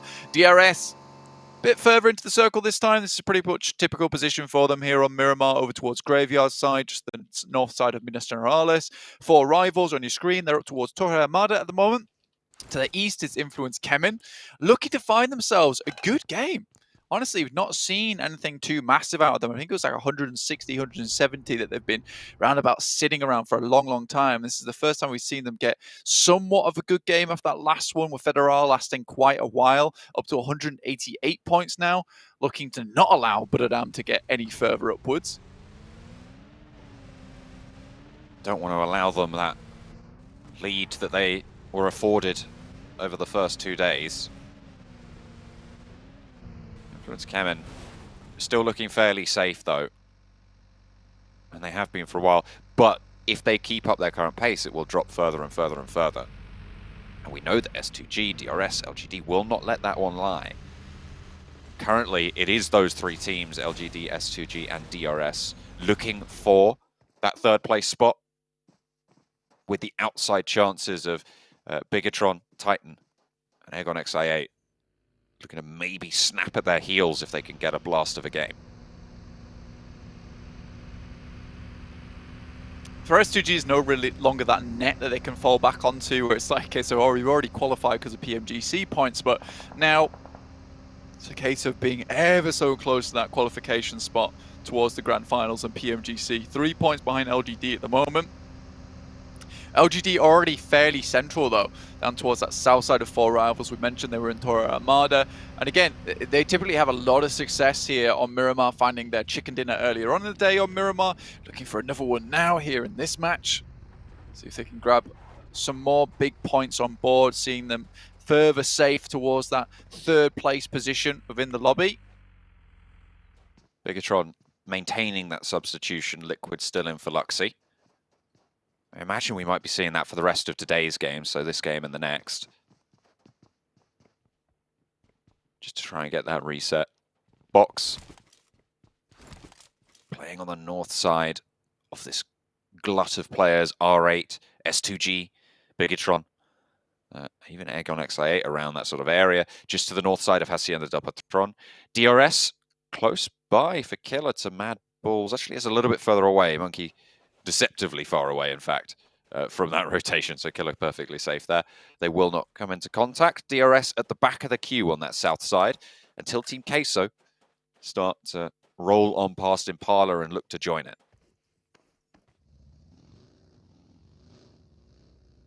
I8, central as well.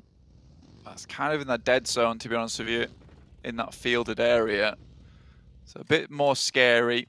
A lot of teams very much split up at the moment. Influence coming up towards Campo Militar. Buram as well. Swinging by in El Azahar underneath.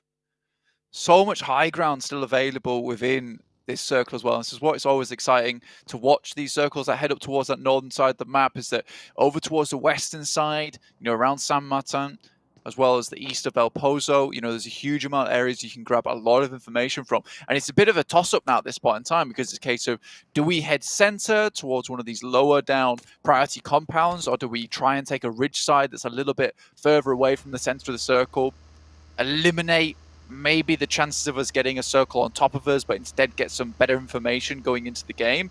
And I mean, with that, I think that's maybe a good decision if you're confident in your ability to instantly take a fight with another team or crash onto a compound, because you can gather as much information as possible. For instance, you see a team as 3 or 2 crash into one of those priority compounds, you can instantly take it up. Now, there is a really good compound with this next circle that just popped on our screens up towards the western side of Torre Armada, right on the top of the ridge. This is where most teams will be looking to pick up right now, and Enigma Galaxy currently are closest. Keeps the Oasis in this circle as well. There's a very, very north shift. Box rolling down the hill towards Lord, the only player from Enigma Galaxy in this area. They are fully split right now. Very far away from one another and unlikely that they can get in for backup. So if Lord can stay alive, it would be very, very useful, but I doubt that they would be able to pull that off. With the Golden Morado rolling up, something's going off. And he pops that Molotov in, isolates some corners, forces the angles on challenges he thinks he can take a little bit better, a little bit more effectively. But with 4 players from Box right there and knocking on your door, you're not going to last long. There's the knock. And Lord is flushed out. Break picks up first blood.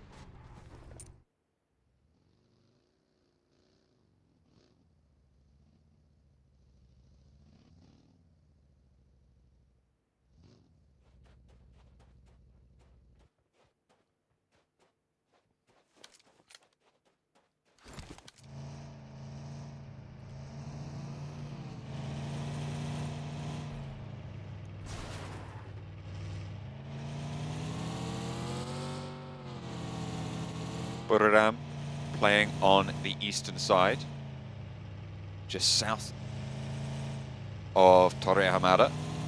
Influence came in playing a lot further north. And actually Titan managed to swing all the way out from Bahia de Mar. Playing on that north side, they've just gone over the north side of Cobraria and they're coming into the south end of Oasis. Might be challenging out against MTech Storm there. To play for that south side. On the north of the big road that's currently splitting, the road that runs between La Cobraria and Torre Hamada, they will be trying to occupy there. Enigma Galaxy on the western side as well. Influence Kevin up towards the top.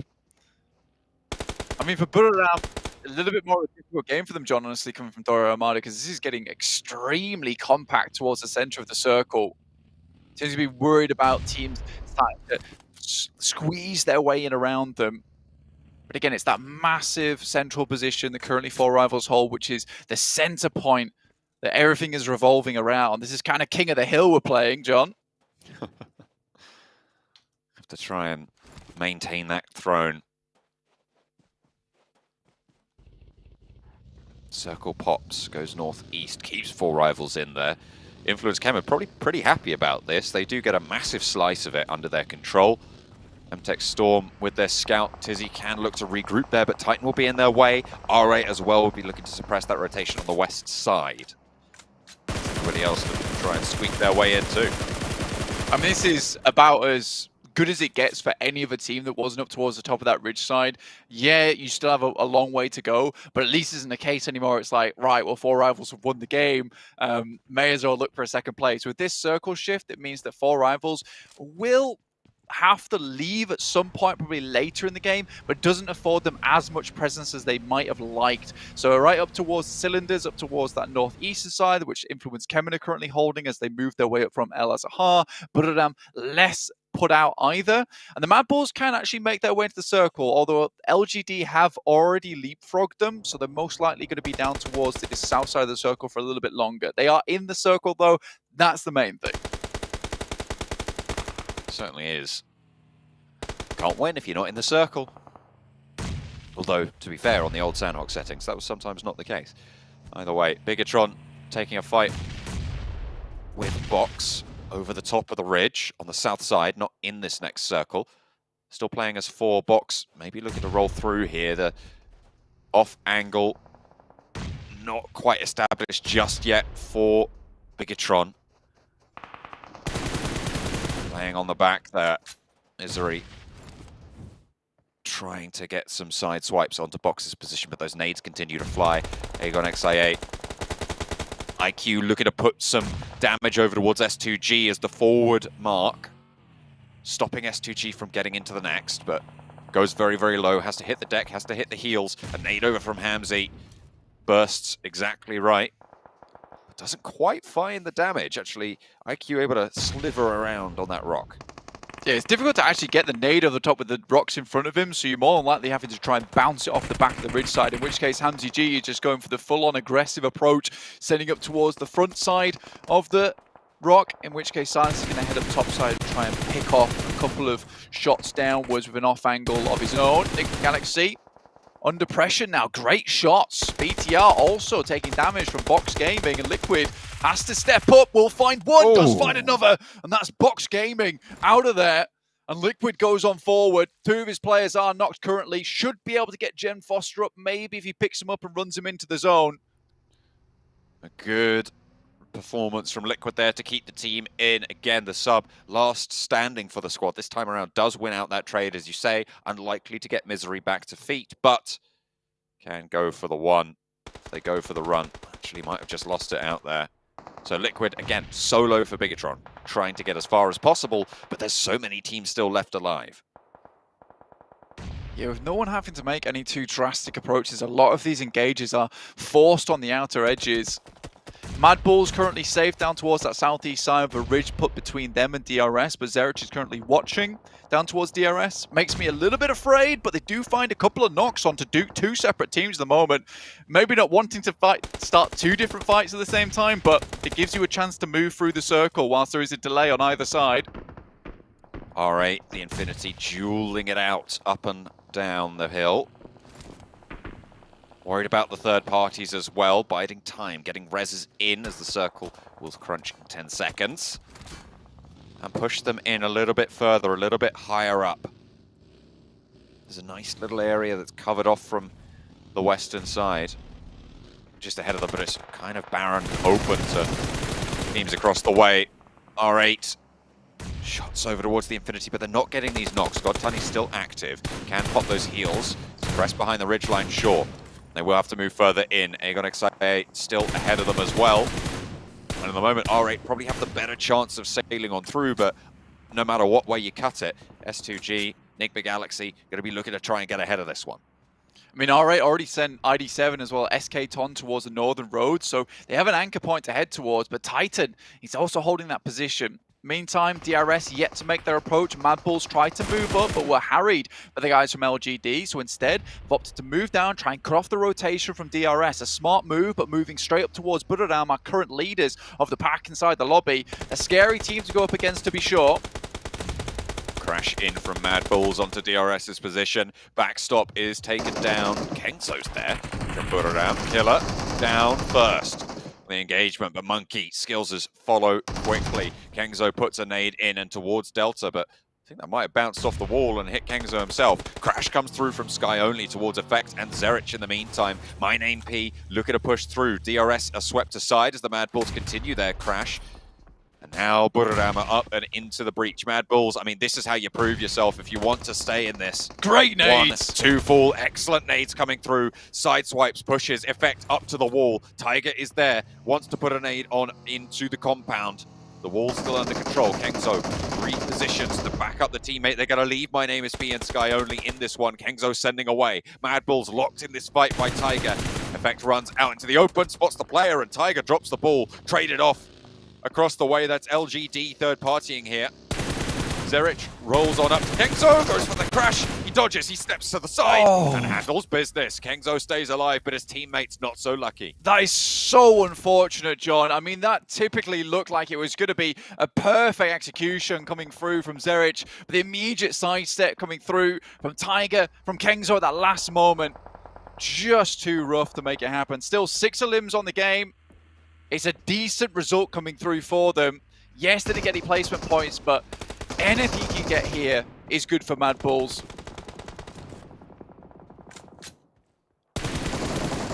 Would be an improvement. But it's just so tricky to find it in this lobby. And they need more power than they're demonstrating at the moment. Liquid central on the circle for Bigatron. Trying to keep themselves in that conversation. Titan, 4 players alive, playing on that western side. No eliminations just yet, but with 4 players alive, that can change very, very quickly towards these last teams dropping. LGD looking to chase on up towards Influence Kemen's position on the tables, and they have a pretty solid position to do it from.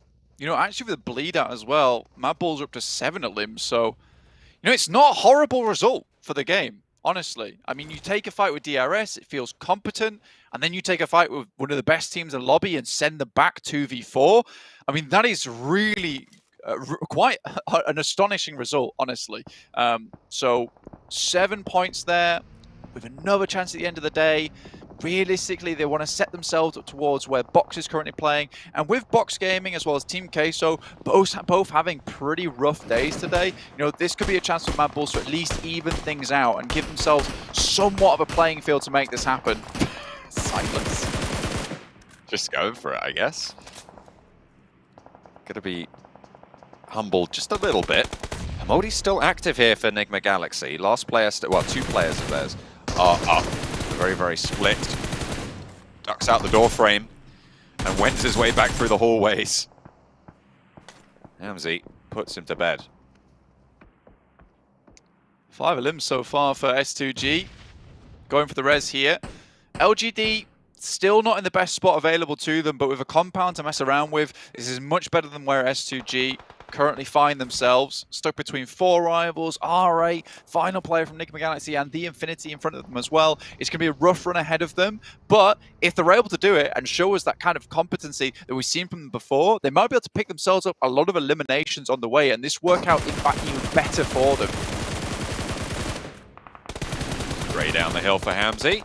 And S2G continue to pick up these points. Currently, with the elims added on, they're tied with LGD, so the more they pick up, the better, but LGD pick up the final Enigma Galaxy elimination there.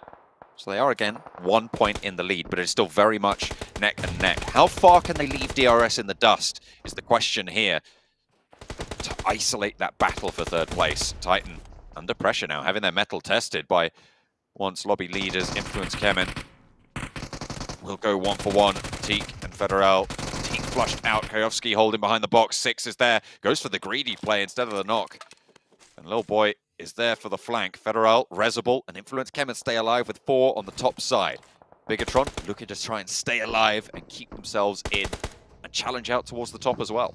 Yeah, didn't actually find themselves that knock or a limb either over towards Federal. So unfortunate there for the fatigue, honestly, as well as Six.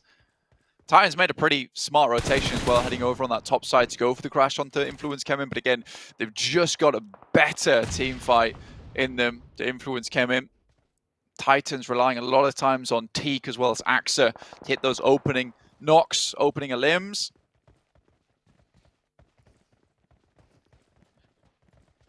Feels like the points you get for a play like that just aren't quite in line with the quality that we're used to for Titan. Hopefully they can put themselves back in that conversation, but in 8th place right now, they're looking good for the survival bracket, with the top 3 are slipping through their fingers. Shots from Calci. Fine 4 rivals. Caught them sleeping just a little bit. 2 players down for the squad. Appy and Pui left, standing and kicking on the back lines. S2G, still 4 players alive, playing on that southwest. They're keeping up that tempo as Prestige runs into the sightlines of Hamzy, who's just been dominating the open fields beneath it. Yeah, it's been a really good crunch from S2G onto any of these other teams. I mean, they're taking full advantage of this high ground they're currently playing with and trying to eliminate any threats that might be coming around them. Hamzy G, like you said, putting in the work for himself and his team. Finishing off Pemburu there. Prestige also going down to Hamzy G. Really, really well done coming through from S2G. To make a bad spot like this into a good one, it is not an easy task whatsoever. And S2G are currently making it happen whilst holding on to the high ground as well. I mean, with the amount of like 4-player teams in this area, that it is quite impressive that S2G's held on this long. It's an elimination rack-up field though as well. With the 2 players from 4 rivals going down, LGD is slipping behind in the tables, with the 8 eliminations now racked up by S2G with 9 teams remaining. It's a good result. LGD wanting to get back into the conversation, however. Silas finds the knock, looking for the flush, but it's pinched away. LGD pick up that point, find another as well. So 2 back in the pocket, and once more, they get back into that top 3. It's back and forth between these 2. Yeah, 4 rivals down. Only 1 elimination. Again, this is happy days for some of these teams down towards the bottom. As long as they can keep putting up points with 4 rivals on the bubble, not getting a lot of points here in this game, you know, there's a chance to battle out for that 11th place now. And with Mad Bulls also getting 7 points, we have a much more competitive bottom bracket at the moment, looking to breach in towards the survival stage. Influence Kemen pick up that 5th elimination on the game. Sorry, well, hang on a minute. They're up to 8. Buradam up to 5, sorry. The Infinity eliminated down in 8th place, and it really is a wide split in terms of the overall tables. And in the meantime, Liquid has just been chilling in the middle right there. Liquid has been holding since, I think, about 11 teams remaining as a solo for Bigatron. But with S2G and LGD both still in this, that gap will not close, but it might not move anywhere if Liquid can stay alive for longer. LGD currently sending grenades over towards the top side. If Hamzy G went down there to Federal, it could have been all over because they're taking fights on 2 fronts at the moment, with LGD also applying a lot of pressure over towards the guys from S2G. They're really hanging on to this high ground as long as possible. Silas has to kind of throw scuffed grenade over the top as he takes many, many shots from along the way. LGD still struggling to get up this hillside, and it's only going to get harder as more and more teams start to get sightlines over towards this position. At this point, though, for LGD, you know, this might just be a case of leaving, heading over towards where currently BTR Liquid is holding, and just making their way onto that spot, in which case they could dominate this game, and they have a very, very strong rotate towards it. Tom, the last player standing for MTech Storm.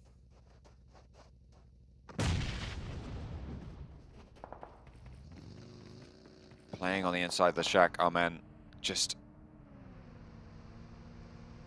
hiding away from the nades, the bombardment from Influence Kemen.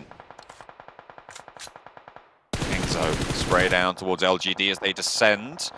Doesn't find it on the first reload, but the second is lighting them up. Something awful. Gets a lot of damage along with that knock. Swaps over to the Mini 14 to try and pinpoint those final eliminations.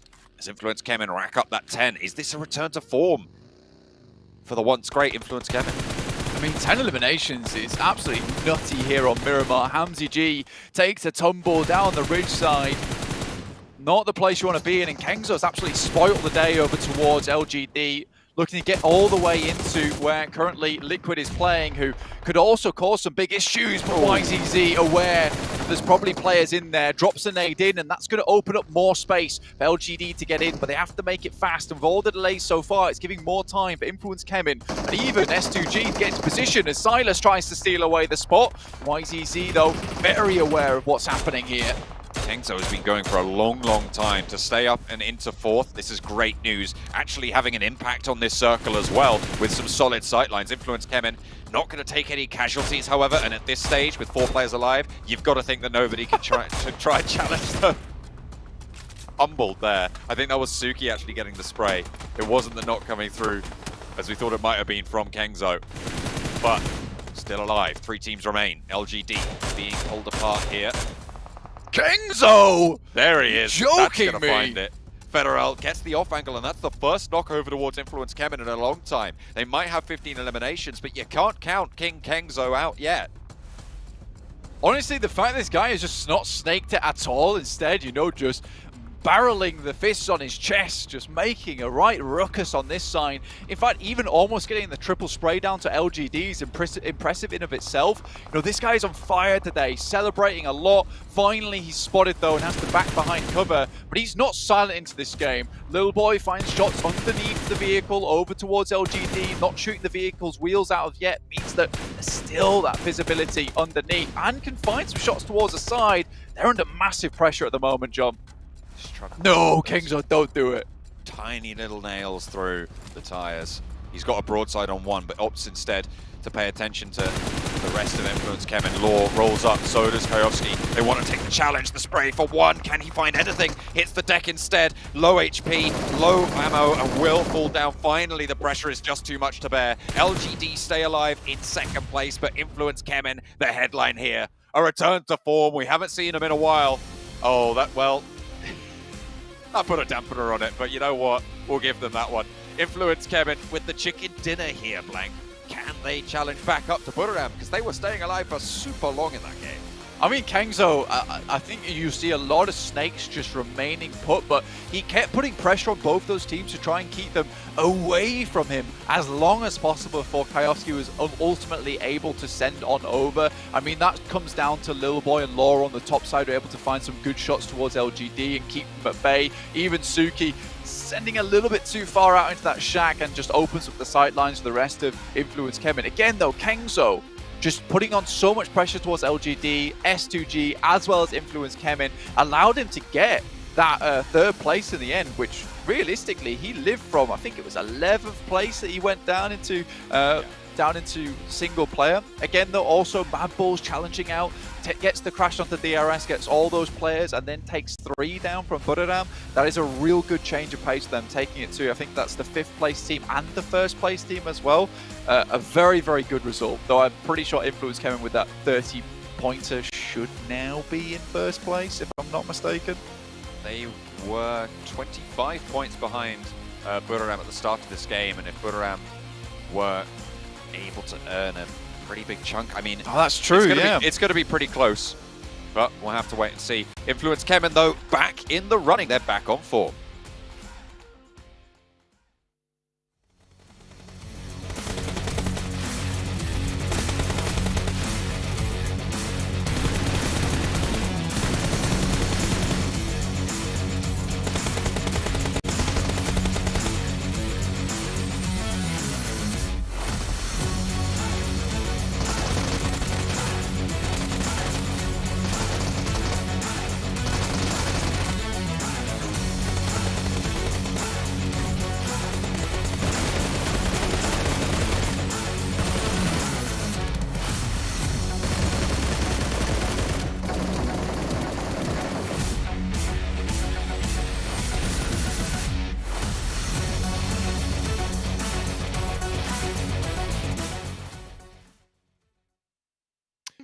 napping a little bit today, but Influence Shemin able to step up here, get themselves a chicken dinner, and able to get themselves 33 points on the board, our highest scoring point game we've had so far here in PMGC 2022. And you know what? Maybe they heard that Buriram United Esports were ahead of them in the leaderboard, and they're like, no. Let's start to catch up a bit here. They still have a little bit to go, but this is also important to note that they can maintain a level of consistency here, right? This wasn't going to be a full drop-off day like it was for Ningba Galaxy yesterday, and it's kind of been today for them, unfortunately. And we know this team is strong and can deal with the ups and the downs. A fantastic 18 elimination game here, Sandstorm, we see coming out from this team.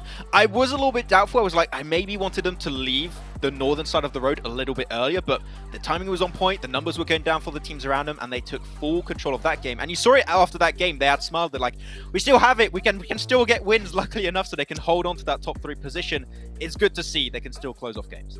You know, Sandstorm, I think for me, when I look at Influence Shemin and how we've seen them play so far, they're like a team, they're like a tiger, maybe lurking and waiting for their moment to like pounce. Like they kind of play the edges, and then when they see that opportunity to like take a good position or the opportunity to like close in on teams or to take control of the game, it seems like they know when that switch is and when to make it happen. Yeah, they really do, and I like the fact that they managed to take out the Buriram player before taking out LGD and going for the chicken dinner as well. Those 2 extra points that I guess that they kind of took away from Buriram will definitely help them out, especially with them having a 25-point difference between them and Buriram. Okay, let's take a look at our overalls here and get an idea of where all the teams do currently stand. And remember, top 3 is important in its own right. Top 3 gets straight into PMGC Finals. Top 11, or I guess I should say 4th through 11th, will get into our last chance survival stage. And the lead has been built up, 41 points here between our 1st and 2nd place team and our 3rd place team, whereas they're down below that. It gets a little bit close. It's been a while, actually, Jason, since we've seen some arrows, like some up and down tendencies for the teams around top 3, top 4, top 5. So it seems like we have now solidified our top teams currently racing for those spots for the grand finals, it seems. But wow, at the bottom, it's still a bit tough for a lot of these teams, and it's tough. It's been pushed out. Yeah, I mean, Box has been pushed out. It's tough, but what we need to keep in mind is there is a bubble at 11th place, and it is still close between 12th, 13th, 14th, 15th, even technically 16th if R8 can step up here a bit, and even up above 11th, it's still close. There's a lot of movement that can happen here towards that 2nd page, and basically one chicken dinner could mean the difference between you having to watch the entirety of PMGC or the rest of it from home, or you actually have a second chance. I feel bad missing out on a $4 million tournament on the first 4 days of play. Like, that is rough. You play for an entire year Max, here. you couldn't even get through one PMCO match, all right? Come on. Man, those bots are getting really good. I don't know what to tell you, Jason, okay? They're getting real strong, huh? AI and stuff. I don't know what to tell you. But to be fair, Max is way better than I am. I will give you that at PUBG Mobile, 100%. I can't believe you tried to run me over in that media day, Jason. That was hilarious. That was pretty. I got saved by my team at the time. I'll take it. It was pretty cool. But man, really, you have these teams. This is going to be their last opportunity. Of course, you have this last close off day 3. Then if there's any time to do a comeback and to push yourself barely up in that top 11 position, it is going to be tomorrow. And we know all these teams. I mean, they're qualified to PMGC, right? They're part of the 48 best teams in the world. It shows they have the potential to make greatness happen here. So the redemption arc could happen tomorrow, but hopefully they still got the mental strength to go through that.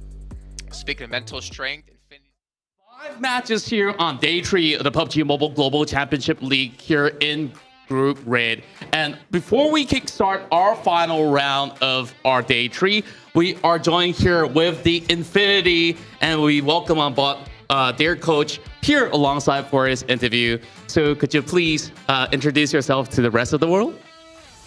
ช่วยแนะนำตัวเองให้กับทุกคนหน่อยค่ะครับชื่อเนียครับ Infinia ครับเป็นโค้ชครับ Hello everyone, his name is Nia and he is the coach of the Infinity. Thank you for joining us for this interview, Nia. And of course, I have a couple of questions for you and the team, where Infinity has come into this event with 3 back-to-back first place finishes in PMPL Thailand, PUBG Mobile Regional Clash, and recently the Championship of Southeast Asia. So there were a lot of high expectations for the team in general. So what do you think of the matches that you guys have been struggling with, and how have you spent your time between the past couple of days to prepare for this tournament? ก็คือว่าตอนนี้ทีมได้รับรางวัลชนะถึง3ครั้งทั้ง PMPL ของประเทศไทยแล้วก็โปรลีกของ C แล้วก็ PMRC ตอนนี้เนี่ยคือทางทีมประสบปัญหาอะไรบ้างไหมคะแล้วก็ในวันที่ 1-3 เนี่ยเรามีการเตรียมตัวยังไงบ้างก็เล่นแย่กันเองมากกว่าครับเป็นความผิดพลาดของทีมอะไรอย่างเงี้ยครับก็พยายามแก้กันอยู่ครับ they know themselves that they are playing not that good but they will improve And of course, we do see good improvements for Yeah. today, and you guys are still fighting for the tournament. So, how have you guys been dealing with the high expectation your fans and yourself are setting for the team? แล้วก็มีวิธีการที่จะแบบว่าต่อสู้กับปัญหาของคนที่ตั้งความคาดหวังสูงกับแฟนๆของเรายังไงบ้างคะก็พยายามทำเต็มที่อยู่ครับก็พยายามแก้อยู่ครับพยายามดูย้อนหลังพยายามแบบทบทวนตัวเองให้เยอะกว่าเดิมด้วยซ้ำไปด้วยครับthey will try the best and now they are fixing what they miss in the games but anyway he will do the best Yeah, and that's really good to hear. So I really want to ask you this, where there's a lot of great competition here from all the teams that are in Group Red. So what teams have caught you off guard with their strength in PMGC, and could you tell us why? ตอนนี้เราก็มีแบบคนเล่นนะคะเก่งๆเยอะเลยแล้วเราก็คิดว่าทีมไหนที่แบบเป็นตัวเต็งแล้วก็คิดว่าทำไมคิดว่ายังเป็นตัวเองครับที่เป็นตัวเต็งเพราะว่าที่เราแพ้ก็คือแพ้ตัวเราเองอยู่ครับ He said the biggest struggling is themselves and they will fixing it I see. And of course, I really want to know what is the current focus of the team? Is it still on the top 3 placement to the grand finals, or are you guys hoping to get into the survival stage by maintaining a 4th to 11th position? ตอนนี้คาดหวังว่าจะอยู่ในอันดับ 1-3 หรือว่า 4-11 ค่ะ1-3 ครับhe still have the high expectation to be the third place That's great to hear because we see today PSG LGD have been able to climb all the way up with those chicken dinners, and I hope that you guys could still make it with a couple more games to go. So is there any words that you want to say to fans all around the world and of course fans back in Thailand? อยากจะพูดอะไรถึงแฟนๆทั่วโลกแล้วก็แฟนๆที่ไทยบ้างคะก็ฝากให้กำลังใจพวกผมครับเพราะผมพยายามจะกลับมาฟอร์มตัวเองให้ได้ครับHe would like all of the global fans and Thai fans should be supporting them. They will do their best to this game. All right, thank you very much. And of course, we'll be continuing on with our final game of the evening. So make sure you guys keep your eyes locked on your screen as we will see who will be the one to get the final chicken dinner of Day 3 in the PUBG Mobile Global Championship League.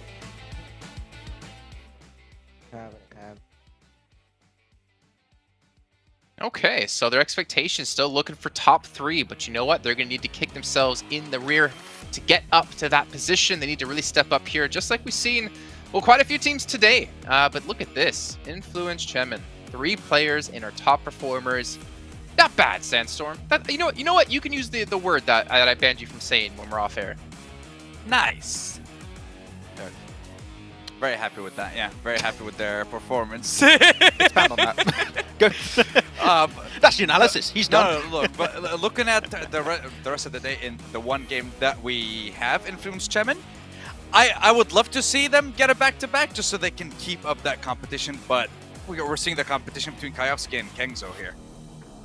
Oh yeah, I mean, Kayovsky, funny enough, like to me was never really like the stand-up player thinking back to like the Loops days for him. It was always Carrillo, right? But it's good to see him kind of come into his own with like a different roster he's playing around. Maybe he's able to step up a little bit more. But Kengzo, I mean, it's Kengzo, man. This guy, he looks fantastic. He's got the white hair buff. He's like Ultra Instinct right now. 1,000 damage as well. Like, they're pretty unstoppable, I feel like. And I think I mentioned this to you guys as well, is that it seems like when Burium get themselves some momentum, like get some sort of emotions within the team hyped up, they become very hard to stop. Yeah, I mean, just to give you an idea about Kengzo, when 3 players got eliminated from the team and he was the last one alive around 16, 17 minutes in, he only moved 300 meters from the area where his team died up until the second he died at the end of that game. 300 meters, that is not a lot to move. The zone definitely did help him out, and he just waited for the right time to come out and get himself a couple more eliminations. And what sets them apart from the other teams is, once again, how they are able to get that chokehold on all of those late game circles in particular. They're not scared to go for the off angles, not scared to go for those late game splits, and that's what really makes them just so different compared to a lot of teams who like to just stay close together and just make sure they can use that man advantage. But here they're just like, go for those 2-2 splits, sometimes 3-1 splits, and it works out. Seeing them actually able to close off games in that manner has been fantastic throughout today, and I tell you, this is the big surprise for Group Red, and I'm hyped to see, Jason, how it can work out for them in the future. Well, that's what I love about these events, right? You can always go with an expectation of how you think teams are going to do, but you're always going to be left surprised. Take a look at our teams to watch. Speaking of surprised, 4 rivals, Box Gaming, Team K. So I feel like Sandstorm just stole what you're doing, Max, and went for some different teams this time. What's your thinking, Sandstorm? You know, I liked Max's idea. He wants to focus on teams that need to perform, and I want to put a spotlight on 4 rivals, Box and TQ, 3 teams that are, well, you have 4 rivals that are on the edge. They're in 11th place at the moment, and then Box Gaming, Team K, so we're trying to fight for a chance to stay alive and get to the survival stage of the tournament. So I want to watch them for this last game and see what they're able to do, and especially with Team K. So touched on them before, and I definitely want to see what they're going to be able to do. Yeah, they really. It's been a bit sad. Very depressing. I mean, yeah. And then, of course, then we see Maxman going for basically... I mean, are sure these predictions are correct? Maybe with the other way around, because now Max is basically choosing the teams to watch that we would see Sandstorm do. Did you guys flip the script? What's going on? I don't know. We just threw the script out. Swapped. I'm not sure. But, yeah, I want to see some things change up a little bit, and I would like to see if Influence can still keep it up after that win. So we'll see how it goes. Big surprise. Back to back. Well, speaking of big surprises, let me ask you, I think we have a little bit of time here.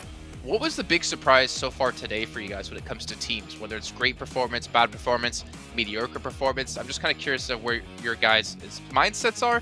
But luckily for you, you have time to think about it. We'll ask you when we do get back here onto the desk after our 6th and final match of the day has finished off, as we go on over to John and Blank to kick it off. One more Erangel for today, then we'll be 3/4 of the way through our proceedings here in Group Red. Blank.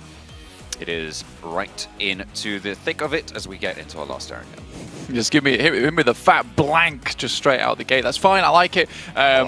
We're waiting to see, as we headed towards our last game, what exactly will happen towards that bottom bracket at the moment. That seems to be quite the important thing unfolding at the moment, as the guys on the desk were highlighting, is that, you know, it's getting closer and closer at this point in time. And I think that a lot of teams are looking to breach in towards that 11th place. And with a lot of these teams starting to go out more and more often, we had that interview with the Infinity. They're looking to improve, but right now they're not putting up that many points to see themselves safe, really, because they had a bit of a buffer for themselves, and now the teams underneath them are starting to catch up just a little bit.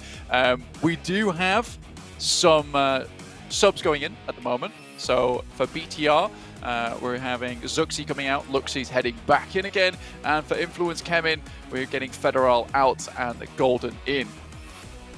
We're getting a little bit of a change out there. You can see Influence Kemin on the screen at the moment. So they're all getting set up. Just making sure that you've got the right IDs, the right lobby for Golden, so we can get on into the game. Make sure it's all good to go. Last map of the day, Erangel. See where the map flight does take us here. Obviously, they were over with BTR. Like we said, Luxi in, Zuxi out. Making some changes towards the end of the day here as the Twins nip in and out of the roster. See what they can get done. I mean, I think, to be fair, what was working before was the Zuxi-Luxi combo with Jem Foster as well as Misery in there. I think things have just slightly gone out of control for them. Looking to get back into the front seat of these games, towards the center of the circles, and work from there, because that was working out for them, to be honest.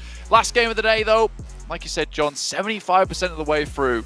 Last day tomorrow, last chance saloon for some of these teams. But again, we still have a bit of a fierce competition at the top for those grand final qualification spots.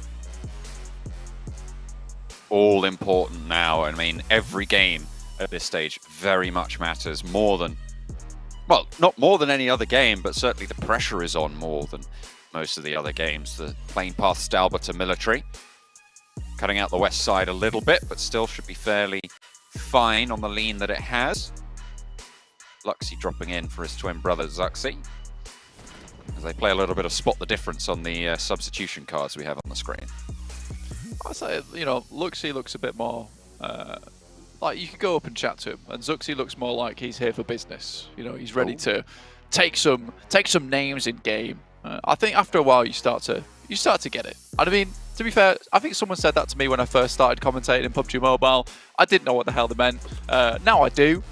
But me saying that to anyone at home probably doesn't make much sense either, unless you have been fans of BTR for a very long time, in which case I think you'd be very good at spot the difference between Luxy and Zuxi.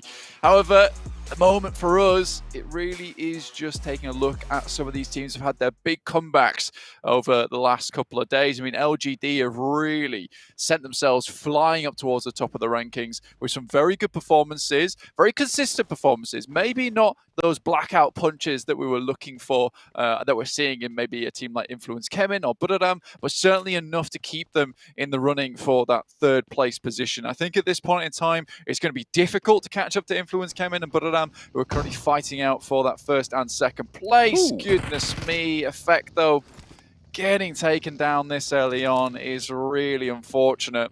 I think with the playing path, they were looking to pick up some vehicles and head on over towards Primorsk, but caught out by MTech Storm.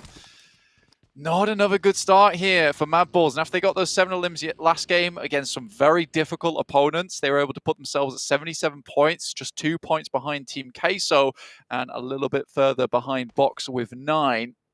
Before Rivals similarly also went out early, so there is a really good chance here at the end of the day to even that up, but losing a player this early on at 2 minutes 30, horrendous start for them. Not great, and actually to MTech Storm as well, to be able to pick up that point, the team that is currently sat behind the Mad Bulls and challenging for maybe a spot out if 4 Rivals slow down just a little bit. Not ideal at all. Grenade lethality rate, that's an interesting stat. I don't know if we've seen those. I assume that's just total HE nades thrown over the the knocks that you get per nade. So seems like Hamodi significantly better. I don't know how that's happened, because he's not played the game, honestly. See, the last this 2 is days. the thing. This is the thing, right? How many nades is that? What's the sample size here? Because it's different for a lot of different teams. And if you're a team that plays later into the game, it's likely that you'll throw more nades and miss more nades. Whereas if you're Nigma Galaxy, who have been dropping out of these games a little bit earlier, when you get to those nade positions, you're likely going to know that you're going to hit them. Yeah, maybe. Maybe that's the case. Maybe he's thrown, 3 grenades and 2 of them have been on target and got the elimination. Or is it for knocks, or is it just for eliminations? Who knows at this point in time? What we do know is Hamodi's pretty cool with the grenades so far. I mean, yeah, he's got a, 27%? So going to be pretty tricky. 83% of you know the size of the Orm Extended Magazine. I mean, it's pretty iconic. 5 is the default. 7 is going to be the extended. Don't trust that anymore. Called out yesterday for saying the answer was the answer on the screen, and I had to go check in game and it wasn't. Oh no! So which one was that? Scared about the grenades. What the 5-second timer? What the timer was on? Yeah. Or the not 5-second. But anyway, we'll breeze past that as LGD breeze through the fields at the moment. It's coming down from crates, heading over towards further on Ruin side, maybe heading over towards Box Compound. The Mad Bulls kind of thrown a little bit of a bone here with the circle heading over down towards that southwest. With Quarry still in play, it means they can loot up for quite some time. Box Gaming down that way as well, though, could cause them maybe some problems. Hopefully able to get out of there in time, though. But again, a lot of time available to them to play out the rest of this match. Get maybe a good scoring, but again, as 3, it does become quite difficult losing a player at the start of the game with such fantastic teams in the lobby as well. Playing as 3 in maybe an early PMPL, not such a big deal, because if you're a good team, you might just have a significant advantage or a significant skill disparity between those teams. Here, one player can make all the difference between chicken dinner and getting 11th place. Really is important. Look at the damage numbers on the screen right now at the moment. It's actually a fairly decent split between some of our top 4 teams now, as S2G took the dip underneath LGD in the last game. But Kelsey topping the table, 7.1k total damage. Buradam with their entry. Influence Chemin as well, although Federal obviously substituted out this game, so we'll be having a little bit of point gain from the players behind him to overtake on the damage totals. Pretty unreal, actually, in terms of a number at the moment. The amount of damage he's been able to put through. I mean, 420 damage almost per match. That is crazy in terms of an average. You don't necessarily usually see that type of thing. I think 200 damage per match is a reasonable number to be heading towards, but 400? With the amount of times that S2G's gone out early as well, like, you can see where when they have their big games, they certainly are. And Kelsey really is that guy that you need. Is the point at the end of the spear a lot of times for S2G, and the rest of them are just getting him in position so he can strike. But yeah, fantastic stuff from Kelsey so far, and I think S2G will be patting him on the back after this concludes, but not before they try and pick up this 3rd place to get the grand finals in. You can see he's upset about that one. That's... I mean, the big sigh. Oh, he gets it out, yes! There we go. No celebration, though. Wedges the cheese. Just another day on the job. Gets it. I mean, it's got to, that's the sort of grind that you need to put in if you're S2G. Influence Chemin just drive by, no mercy. Team Queso pulled apart there. Melted down. Forged into points for Influence Chemin. Golden swinging the phone all the way up there on the gyro. It's good to see. Yeah, so no love for the fellow Americas team there from Influence Chemin. Everyone is an enemy at the end of the day. Doesn't matter where you come from. We'll be taking you down. DRS on their way up from Novorepnoye, picking up a lot of loot down there. Titans similarly rotating over their top side. Shouldn't get into too much trouble with them early on. Mad Bulls will be looting out for quite a while. I mean, I can't really blame them for being this late in towards the center of the circle, purely because they were delayed. They weren't able to loot as much as they would like, and now their looting phase is coming far into the game. Again, 2 minutes 30 is around about the average looting time for a lot of these teams, but if you can get as much as possible on board now, where these games last so much longer, you're gonna need a lot more of those nades, a lot more of those smokes, a lot more ammo to get through the game when you can't be looting as much anymore. It's kind of a dead central push. Now, that is really important for Mad Bulls in particular, being able to get up on that western coast and pick up a compound that everyone on the eastern side doesn't have the chance to head over towards. You can see why they're instantly grabbing vehicles and sending upwards. They do need to get a move on, though, because those compounds, you say they won't have a chance to get there. Well, until they do is the caveat to that. If the Mad Bulls don't regroup fast enough, they might lose out on that position. But you can see Enigma Galaxy looking to move west. So are MTech Storm, and on the north side of them, S2G will be looking to make progress into this next circle as well. These foothills of Everest compounds, highly contested. Very important parts of the map as well. As Silas backed off it, Hamodi stands forwards for Enigma Galaxy. Lethal Grenader here on the screen. See if you can get any of those nades out and kick him.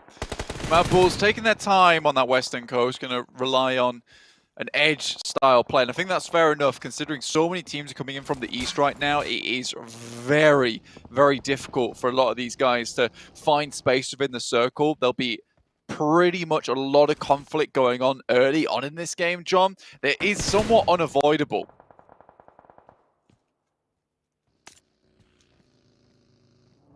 LGD staying as full. Influence came in with an oversight onto the position. Suki playing the top of the ridgeline there. Will have to be backed off. Has to dive pretty fast. Might take a little bit of damage from the drop. My name P out spots Suki, and there's backup from Sky Only. I feel like Suki playing a little bit too fast split on the LGD 2-2 right now when they knew there were going to be players up the top of Everest, and the crash comes through from Buriram. However, it is turned around a little bit. The nade in, forces the push, and it's good. CC falls with a nice heads-up move from Sky. It's MVM now struggling for LGD. Buriram dispatching them, and S2G are pretty happy about this turn of events. Yeah, LGD floundering a little bit as Buriram make a very much aggressive push on towards him. And now this opens up the lobby for perhaps Influence Kemen to get ahead with Buradam losing one player, but again with the display that Buradam just showed us, like they're not afraid to take away some of these important compounds. MTech Storm testing the guys from Mad Balls at the moment as Tarman moves up. Maybe don't want to make too many shots over towards him just at the moment, with guys in the back from MTech Storm able to have oversight towards this position. But I think that right now Mad Balls fairly pleased with this spot that they have. It's a ditch to play in. You know, they can play in and out of it, over the top, gives them cover. It's not so bad. Again, this relies on the next circles coming through, but they've made a good situation out of a bad one after losing that player early on, being delayed on the rotate, losing late in the game as well. They found at least somewhere to play. Circle centers up, brings Buradam into the middle of it. Influence Kemen, if they can hold control against S2G on the east side, have the top of Everest, a major feature, of course, in this next circle, and a major factor in terms of the direction that teams can rotate. It splits the rotational paths kind of in two and isolates a lot of the ground. The fields out to the south of Georgia Pole will be very open as well, so the ground here is difficult to navigate for these teams.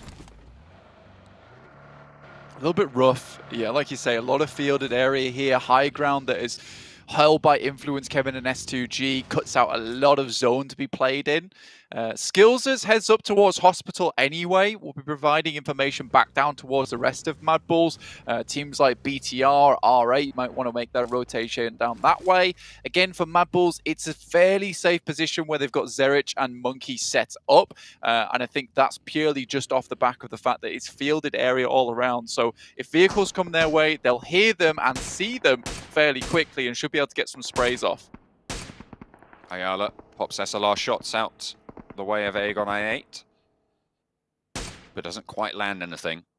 However, they do claim control of the south side near Gatka Fields from the buildings that they currently hold. Bigatron getting cut down at the moment. They're trying to cross on the western bridge, but on the northwestern bridge, the long bridge in Georgia Pole on the north side, but R8 are there. They've already taken down Misery. And another player has fallen in the meantime. Luxy and Liquid moving in. The only two players remaining. Bandar maybe on the chase there. Wants to hop out and go for the spray, but no. Prestige onto the bike. Covers the cross. Unscoped just at the wrong time to catch it, but it was pretty quick anyway. Might not have been able to find anything. SK2 not in a position to slow them down, and R8 going to let the duo get ahead of them. Managed to find their way out of there. Just barely. Luxy and Liquid moving it towards the position that Skills is currently holding. That information will be passed back. Again, Skills does not want to go down at this point in the game. A very crucial bit of the map.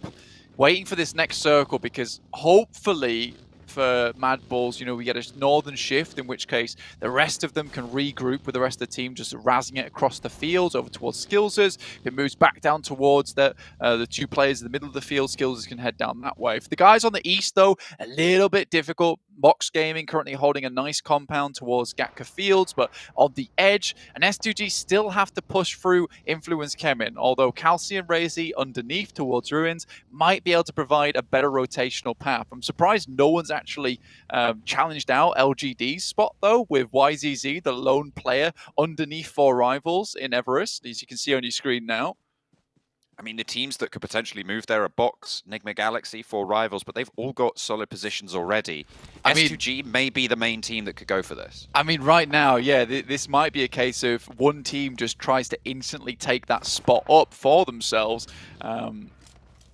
Just being YZZ, I think most teams might assume that there's a 4-player team already holding in this building, but it is practically free real estate for a team if they want to take it. And LGD being in that 3rd place, if S2G take it away from them, that would be absolutely huge. But at the moment, S2G have their sights set even higher than that.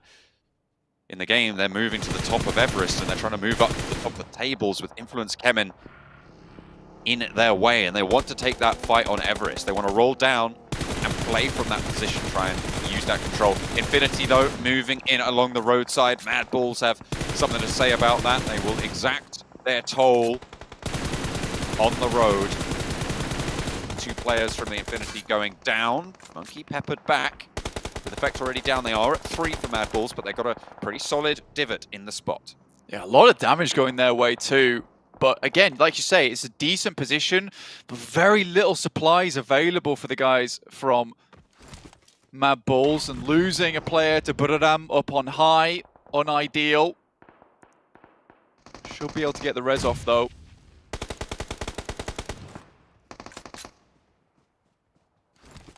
Titan, 4 players, west side.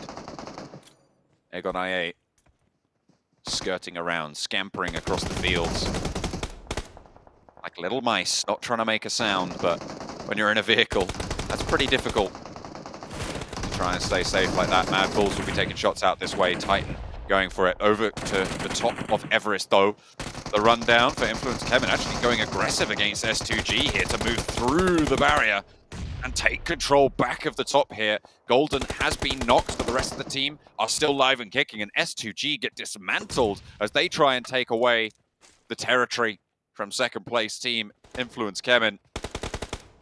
And going down before LGD, who have been solo for so long, is disastrous. 100%. I mean, Liquid, Luxy, sorry, also up there alongside with the guys from Influence Kevin. Here's all that fighting and the commotion, decides to not even get into the part of it. Does not engage in conflict at this point in time.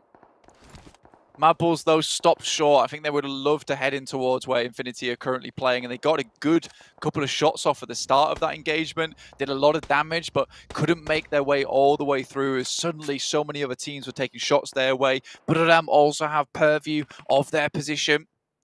Box Gaming haven't moved down from that south side, and Enigma Galaxy slowly making their way in from the east. Finally, YZZ goes down for LGD.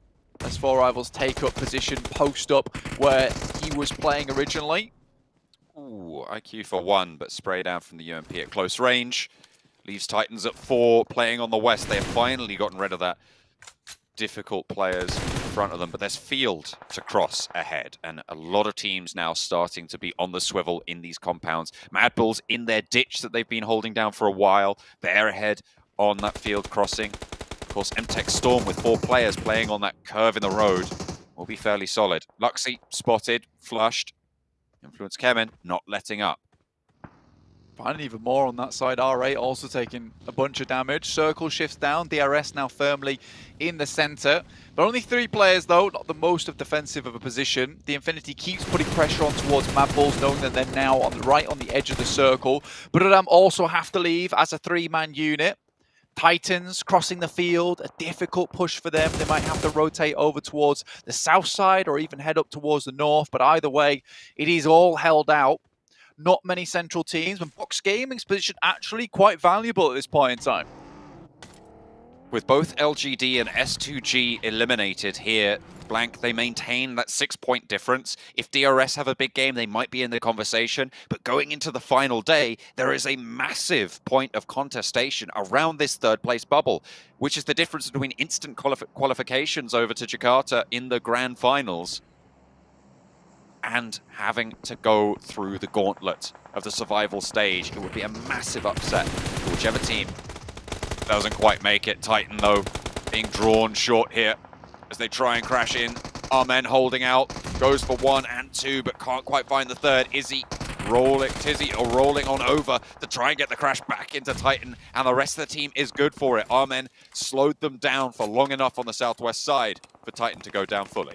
It was always going to be a rough push there for Titans, but a really nice nade comes through from MTech Storm, takes down a lot of the players. Influence Kevin, though, currently 10 eliminations, just dwarfing a lot of the other eliminations in the lobby. Other than MTech Storm with 6, I think the rest of the players, highest other than that is 3. Most of the teams on 1, 0, or 2, which is a little bit terrifying for them.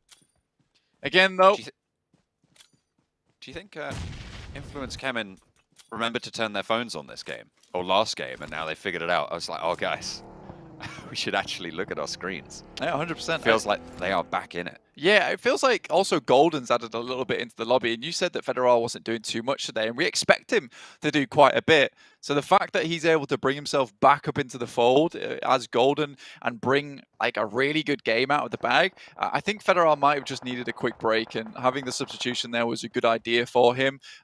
Maybe not necessarily that he's a bad player, but just he's a little bit burnt out at this point in time. I mean, Well, they he's have definitely not had a an bad player. insane run so far.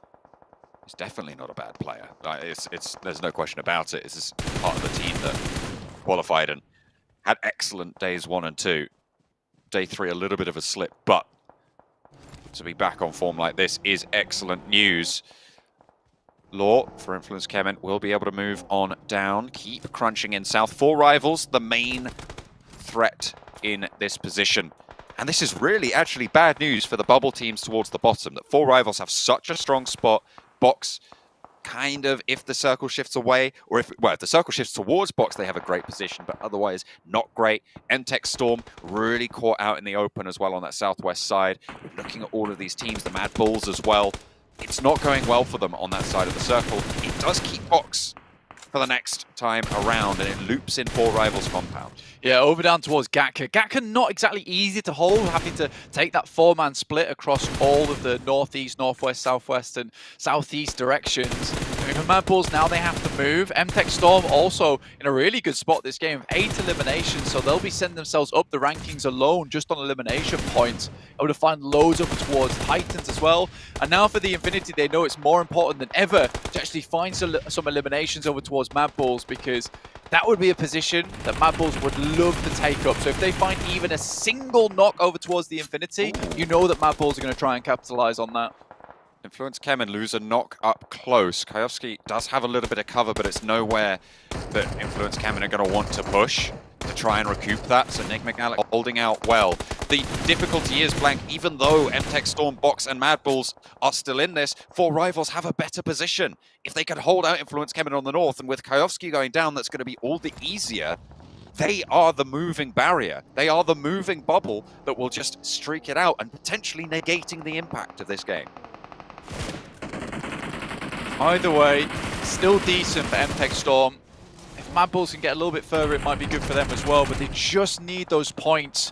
Influence Kemen remove Buradam from the top of the table with that as well. Set themselves up into first place once again, as it should be, as they want it to be. Excellent news for them to end day 3, going into the final day of Group Red with a good result. DRS, 2 players now standing. If they want to stay in the conversation for that 3rd place, they need a good game here going into the final day, and Delta wants to give it to them. Hamodi last standing for Enigma Galaxy. The DRS are really starting to flag now. 1 player left, but 3 of them are alive out in the open. Enigma Galaxy did get shut down by a third-party engagement there.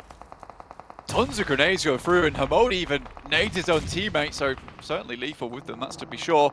In the meantime, Mad Bulls are able to just about get themselves into the circle itself, looking over towards the guys from the Infinity now to pick away at that position just a little bit. 4 rivals will have to move back down. Only 2 eliminations found for them on the game. Similarly, a lot of these other teams towards the bottom haven't found much other than MTech Storm. Nice nade there from Monkey, opens things up towards the Infinity, and now Zerich looks to throw a little bit further over the top. 1 more knock found. This is perfect for Mad Bulls. 4 rivals playing on the roadblock. Spray and lay down Influence Kemen. 2 players failed. 1 player still remains. They have a rooftop as well from Pembura, and that is an excellent visual sightline for everybody. Golden, the sub in for Influence Kemen. Lost seems to be the theme. Can he stay alive? A sliver of HP. The Mad Bulls looking out this way as well, but it will not last long. 4 rivals spot it out. The top of the tables still going to be fairly close going into the final day, but Influence Kemen wrest it back into their pocket. They have led the pack every day so far. But I'm not happy about this, though. Would love to get back up into the fold. Another knock comes through from Mad Bulls, putting Infinity under a lot of pressure. They disengage slightly to get away from the nades that were being tossed back their way, but this is a great spot in the circle now as it heads over towards the northwest. This is a perfect opportunity for Mad Bulls to hopefully jump back up into the running, back into the conversation, and get a bit of a refresh on the medical supplies as well as loot, ammo, get some smokes back on board too, and they have a decent position to play from a lot of vehicles in that area, a lot of impromptu cover, but again, those 3 players with so many other 4-man rosters within this final circle, that's where I was talking about. Having that final man down at the start of the game can be the difference maker. It's so unfortunate that all of these teams that desperately needed good games are all having them at the same time, because it means that essentially none of them are. Maybe it will crunch those tables up though and give them as you say, more of a shot in tomorrow's games. They have 6 more after this one to play. How much further can they look to push out? Box Gaming around the rock, playing close. MTech Storm with 2 players, losing one would pretty much seal their fate, and an excellent bank off the close rock there leaves Chicken alone. Bensu rallies on in to back up the rest of Box, and as 4 they'll move through. Chicken, last player standing, and will be taken out. Bensu gets the last blow there. 4 rivals on the north side, still going strong. Good refresh, you can see there from Mad Bulls getting a lot of loot on board. Level 3s, level 3 backpacks, ammo. A lot of grenades as well. Delta did not see the DRS just moving into position. 4 rivals, 7 eliminations of their own, making the bubble even harder to cross over towards. DRS going down 4th place, a couple of eliminations as well. That'll put them up there, and they have a chance tomorrow to get that 3rd spot. But it's all about the bottom of the tables now. All of these teams currently at risk. 4 rivals currently guarding everybody out. The bubble team, 4 players alive.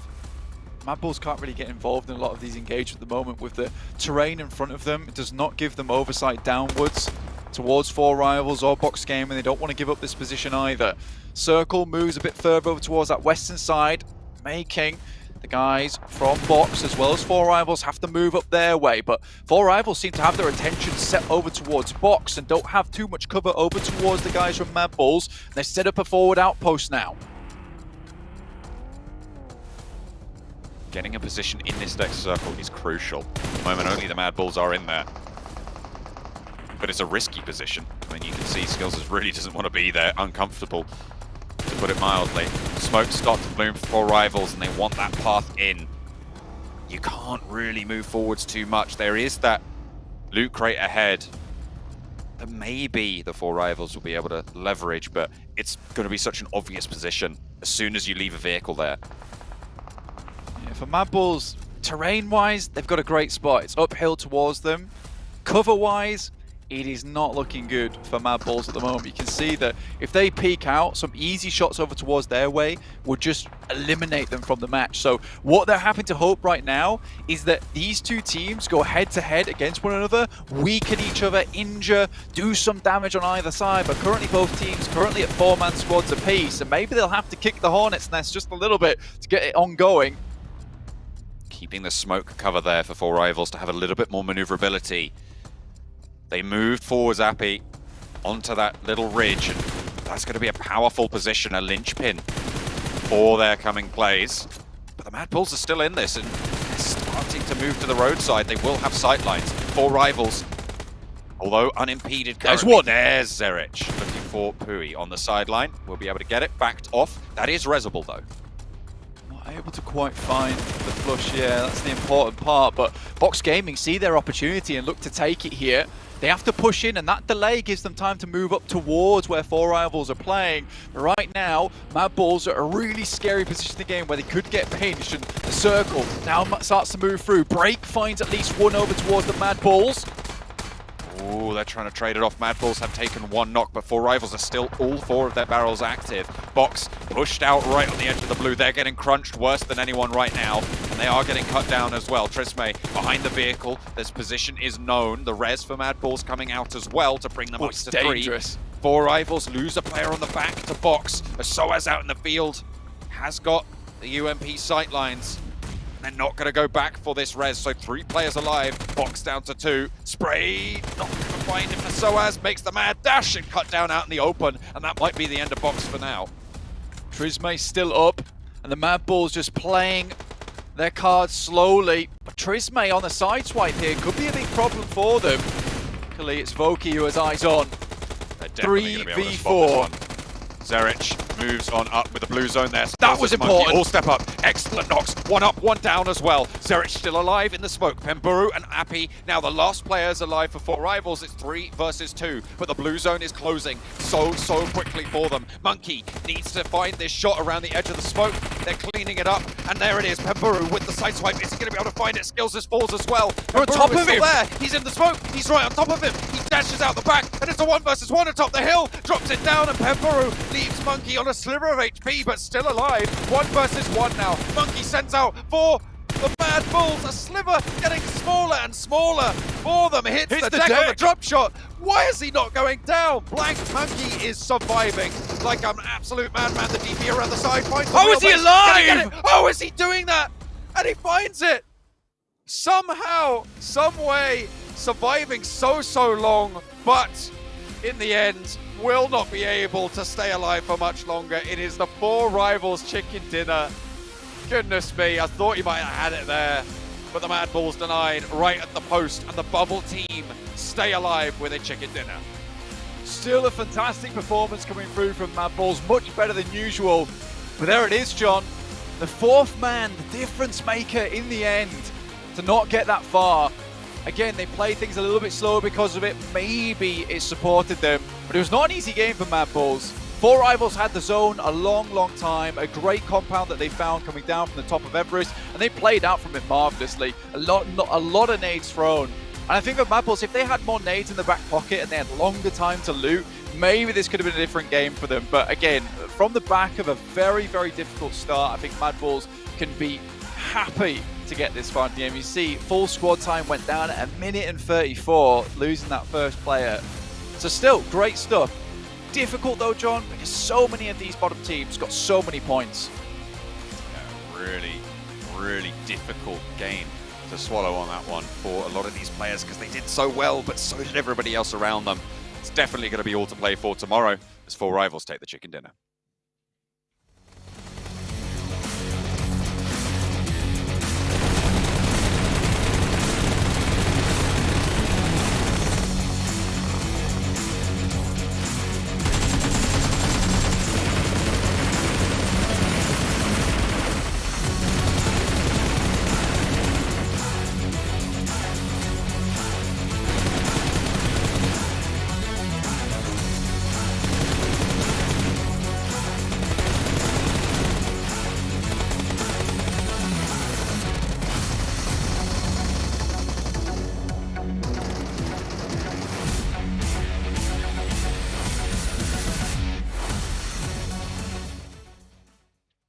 Welcome back, everyone, as we see 4 Rivals close things out and get themselves 29 points. A massive victory here for a team who's basically towards the bottom rungs of our leaderboards. And we talked before, right?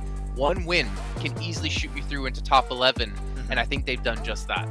I think throughout this entire tournament so far, Jason, this is the game that's going to have the biggest impact on who's going to make it to the survival stage. Because before this match, 4 Rivals, they were in 11th place. Box, they were in 12th. Mad Bulls were in 14th, and MTech were in 15th. And they're all in that top 5 kind of position in this game. This is going to have a massive impact on who will be able to make it to that survival stage. And 4 Rivals, they were just on the cusp, but they needed a big time. They showed up big time with that central position. And those nades in particular were massive on the other teams around them. It gives them a nice buffer, Sandstorm, now to kind of have a little bit of playing room to potentially have a bad match or two, or potentially see someone else step up. Honestly, that was a good finish for them, and a finish they desperately needed, and now obviously leads into just 6 final matches to determine their fate before Rivals. What was your thoughts? I mean, 4 Rivals definitely needed that game, and it was at a perfect time as well to wrap up day 3, to relieve some of that pressure going into the 4th and the final day, the last 6 games, last 6 chances that they're going to have. But I feel like the fact that we have Box Gaming and Mad Bulls also pulling their way, also getting a couple of points, they're still right behind them. But now we got to set our sights on who else is going to be in danger. What other teams are there going to be stuck on that 11th spot fighting? And what happened to Nigma as well? Another early elimination. So many things to talk about, and so many things that happened this game. Yeah, well, we're going to hop back to that last match in a second here as we take a look at a recap of the day. And my name, P, my boy P, 36 eliminations. Wasn't he top elims yesterday as well? Yeah, he was. And yeah, he's keeping it going. Yeah, he's still pushing P. I did it twice, but I'm going to keep on doing it because I think it's so good. But stop it. No. the entire team has been very impressive. I mean, we hit that point home many times. Is that it's not just a singular player doing that performance, right? It is the entire team putting that foot forward, able to get those results, and once again putting Thailand on the map when it comes to PMGC with teams that are like Vampire especially. I really think that outside of China, a region that can become a world champion will have to be Thailand. Interesting. interesting. Okay, I can get behind that. As we see our overall rankings, they do have Influence Shemin taking first place back for themselves, but only by 2 points. That is insane. As we look down the list, though, I mean, it's a 52-point gap between second and third place. So they've built up a buffer for themselves in Sandstorm, looking between third, fourth, fifth. I think we're starting to see a gap come in here for those teams. Yeah, DRS, S2G, it's going to be a very tough last day for them to try and get themselves, I mean, getting so close to that top 3 spot and then just going straight to the survival stage. That's definitely going to affect them a little bit, but going towards that second page, this is what I wanted to bring up. Now 4 rivals up to the 9th place spot. Now Nigma Galaxy, Infinity, 3 points between them, but they still have a decent buffer between them and Box Gaming, Mad Balls. But if they didn't show up in that last game, when it comes to Box Gaming and Mad Balls, then day number 6 would have been hell for them. So yeah, definitely a much needed game. And the same thing could be said for MTech Storm as well. They managed to take out Titan Esports and they managed to take out another squad. I think it was Team Queso. So 8 eliminations, one of their best games so far in the tournament. Now they need to step it up just a little bit more to keep on surviving in this tournament. We had so many great surprises so far in this group stage. If there's one massive upset for me, it is still Infinity. I expect this team to be top 3. They still potentially can make it in the survival stage. No. Yeah, I agree. Okay. But I don't think that's the one greatest upset for me. Mad Bulls as well. I was expecting them to do better, and we saw in this last match, they lost a player like a minute and a half in, and yet they got second place with 3 people alive. We were talking before, Max, how you could just have all 4 left alive at the very end, and they should be able to close out games. But unfortunately for us, we're not going to see it here. What we are going to see, though, is an interview on the stage here with our Buriram United Esports. And there's only one more day left for tomorrow. 6 more rounds to be played out here in the PUBG Mobile Global Championship League. In Group Red, we've already seen some of the finalist teams claim those chicken dinners, and today we have ourselves a top contender to challenge Influence Kemin at number 1. So please welcome Buriram United Esports. Could you please introduce yourself to the world? ช่วยแนะนำตัวเองให้กับทุกคนหน่อยค่ะ ผมชื่อ Tiger X ครับ Hello everyone, his name is Tiger X from the Buriram. So for Tiger X, in yesterday's interview, your teammates did mention that Influence Kemin is your biggest opponent at the moment. So in today's game, indeed, you guys have been fighting very hard to claim that number 1 spot. So far, with that sort of performance, do you believe that by tomorrow, you guys will take that number 1 spot away from them? คือในตอนสัมภาษณ์ครั้งที่แล้วอะค่ะที่บอกว่าทีม IF เนี่ยเป็นคู่แข่งตัวสำคัญในทีมคราวนี้คุณก็คือต้องแบบแข่งกันเพื่อจะคว้าอันดับที่1มาตลอดเราก็จะแบบรู้สึกยังไงบ้างที่แบบว่าเราจะต้องแข่งให้อยู่ในอันดับที่1ไปตลอดอย่างเงี้ยผมรู้สึกว่าเราไม่ต้องแข่งให้ได้ที่1ก็ได้แค่ได้เข้ารอบไฟนอลก็พอครับ Actually, he feel like just only not the first place, but it's okay to be the grand final now. Oh, I love that sort of confidence. And, you know, the grand finals will be happening in Jakarta. And by now, both you as well as the INF team are very likely to make it to the grand finals already. So is there a third team that you are hoping to see in the grand finals as well from Group Red? คือตอนนี้เหมือนทั้งทีม BRU และ IMF เนี่ยจะได้เข้าไปทางรอบแกรนด์ไฟนอลแน่นอนอยู่แล้วเราก็มีการแบบคาดการณ์ว่าทีมที่3เนี่ยจะเป็นทีมไหนคะทีมที่3 LGD ครับผมคิดว่า he guess like maybe LGD I see. I really do like those choices out there. And also, before, of course, we end this interview, is there any words you want to say to Influence Kemin and also PSG LGD? อยากจะพูดอะไรถึงกับอีกทีมหนึ่งบ้างไหมคะLGD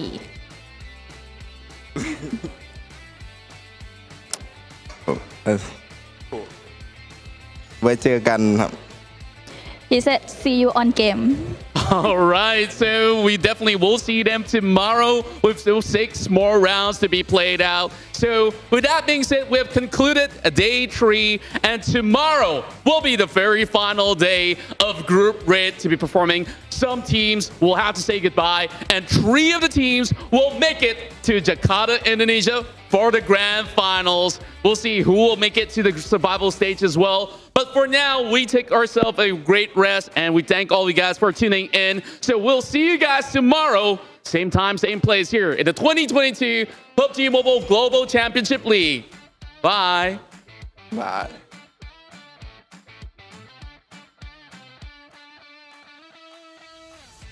You heard it here. The gauntlet's been thrown. We'll see you in the server. I feel like if I ever said that to actually, I feel like if Max ever said that to me, I would laugh first of all. Because look at Max. I mean, he's a little bit threatening with his biker jacket. But no, I mean, see them in the server, and right now, I mean, LGD. We've given a lot of criticism over the first 2 days. You remember, Max, you had them as a team pitted. You said before we even started this whole event, you said in rehearsals that LGD is your team. And they stepped up. They've done well.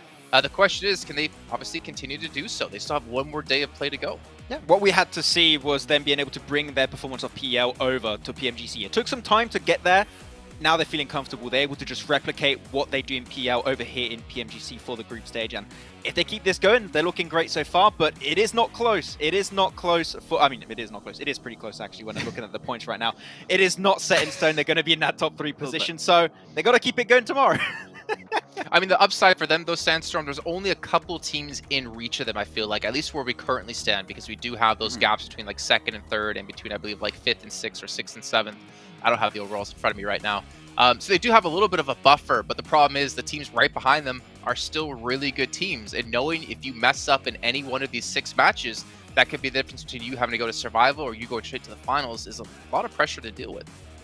Yeah, I mean, so 2 of the teams that did manage to get the back-to-back chicken dinners, or rather 3 of them, are in 2nd, 3rd, and 4th. LGD only has a 6-point buffer, just to give you guys an idea, the difference between them and going to the survival stage rather than qualifying to the grand finals. And also, I liked what Influence Shemin were able to do in the last 2 games. The reason I brought him up is because I thought that they were going to demolish everyone, and the fact that they managed to get first place again, and the fact that they took out Buriram before getting eliminated in 7th, but still managing to get 12 eliminations, 13 eliminations. If they get the ball rolling, these guys are just beasts on the map. So great to see them keep that first place, but now they have 1 more day, 6 more games to stay on top, get that $90,000 prize pool, and of course, heading to the grand finals. So let's wait and see. Well, I don't want to know how much of that $90,000 prize pool that they're required to give you for talking them up so much. But to be fair, you've been right. We have seen them do exceptionally well here in these first 3 days. But like you said, Sandstorm, we've got 1 day left, 6 matches left to go before we can crown our victors to go through into the finals and to see which teams unfortunately have to go home and the teams who get to play on another week. But that's going to wait till tomorrow at the same place, same time as your Contra said. And we'll see you guys then.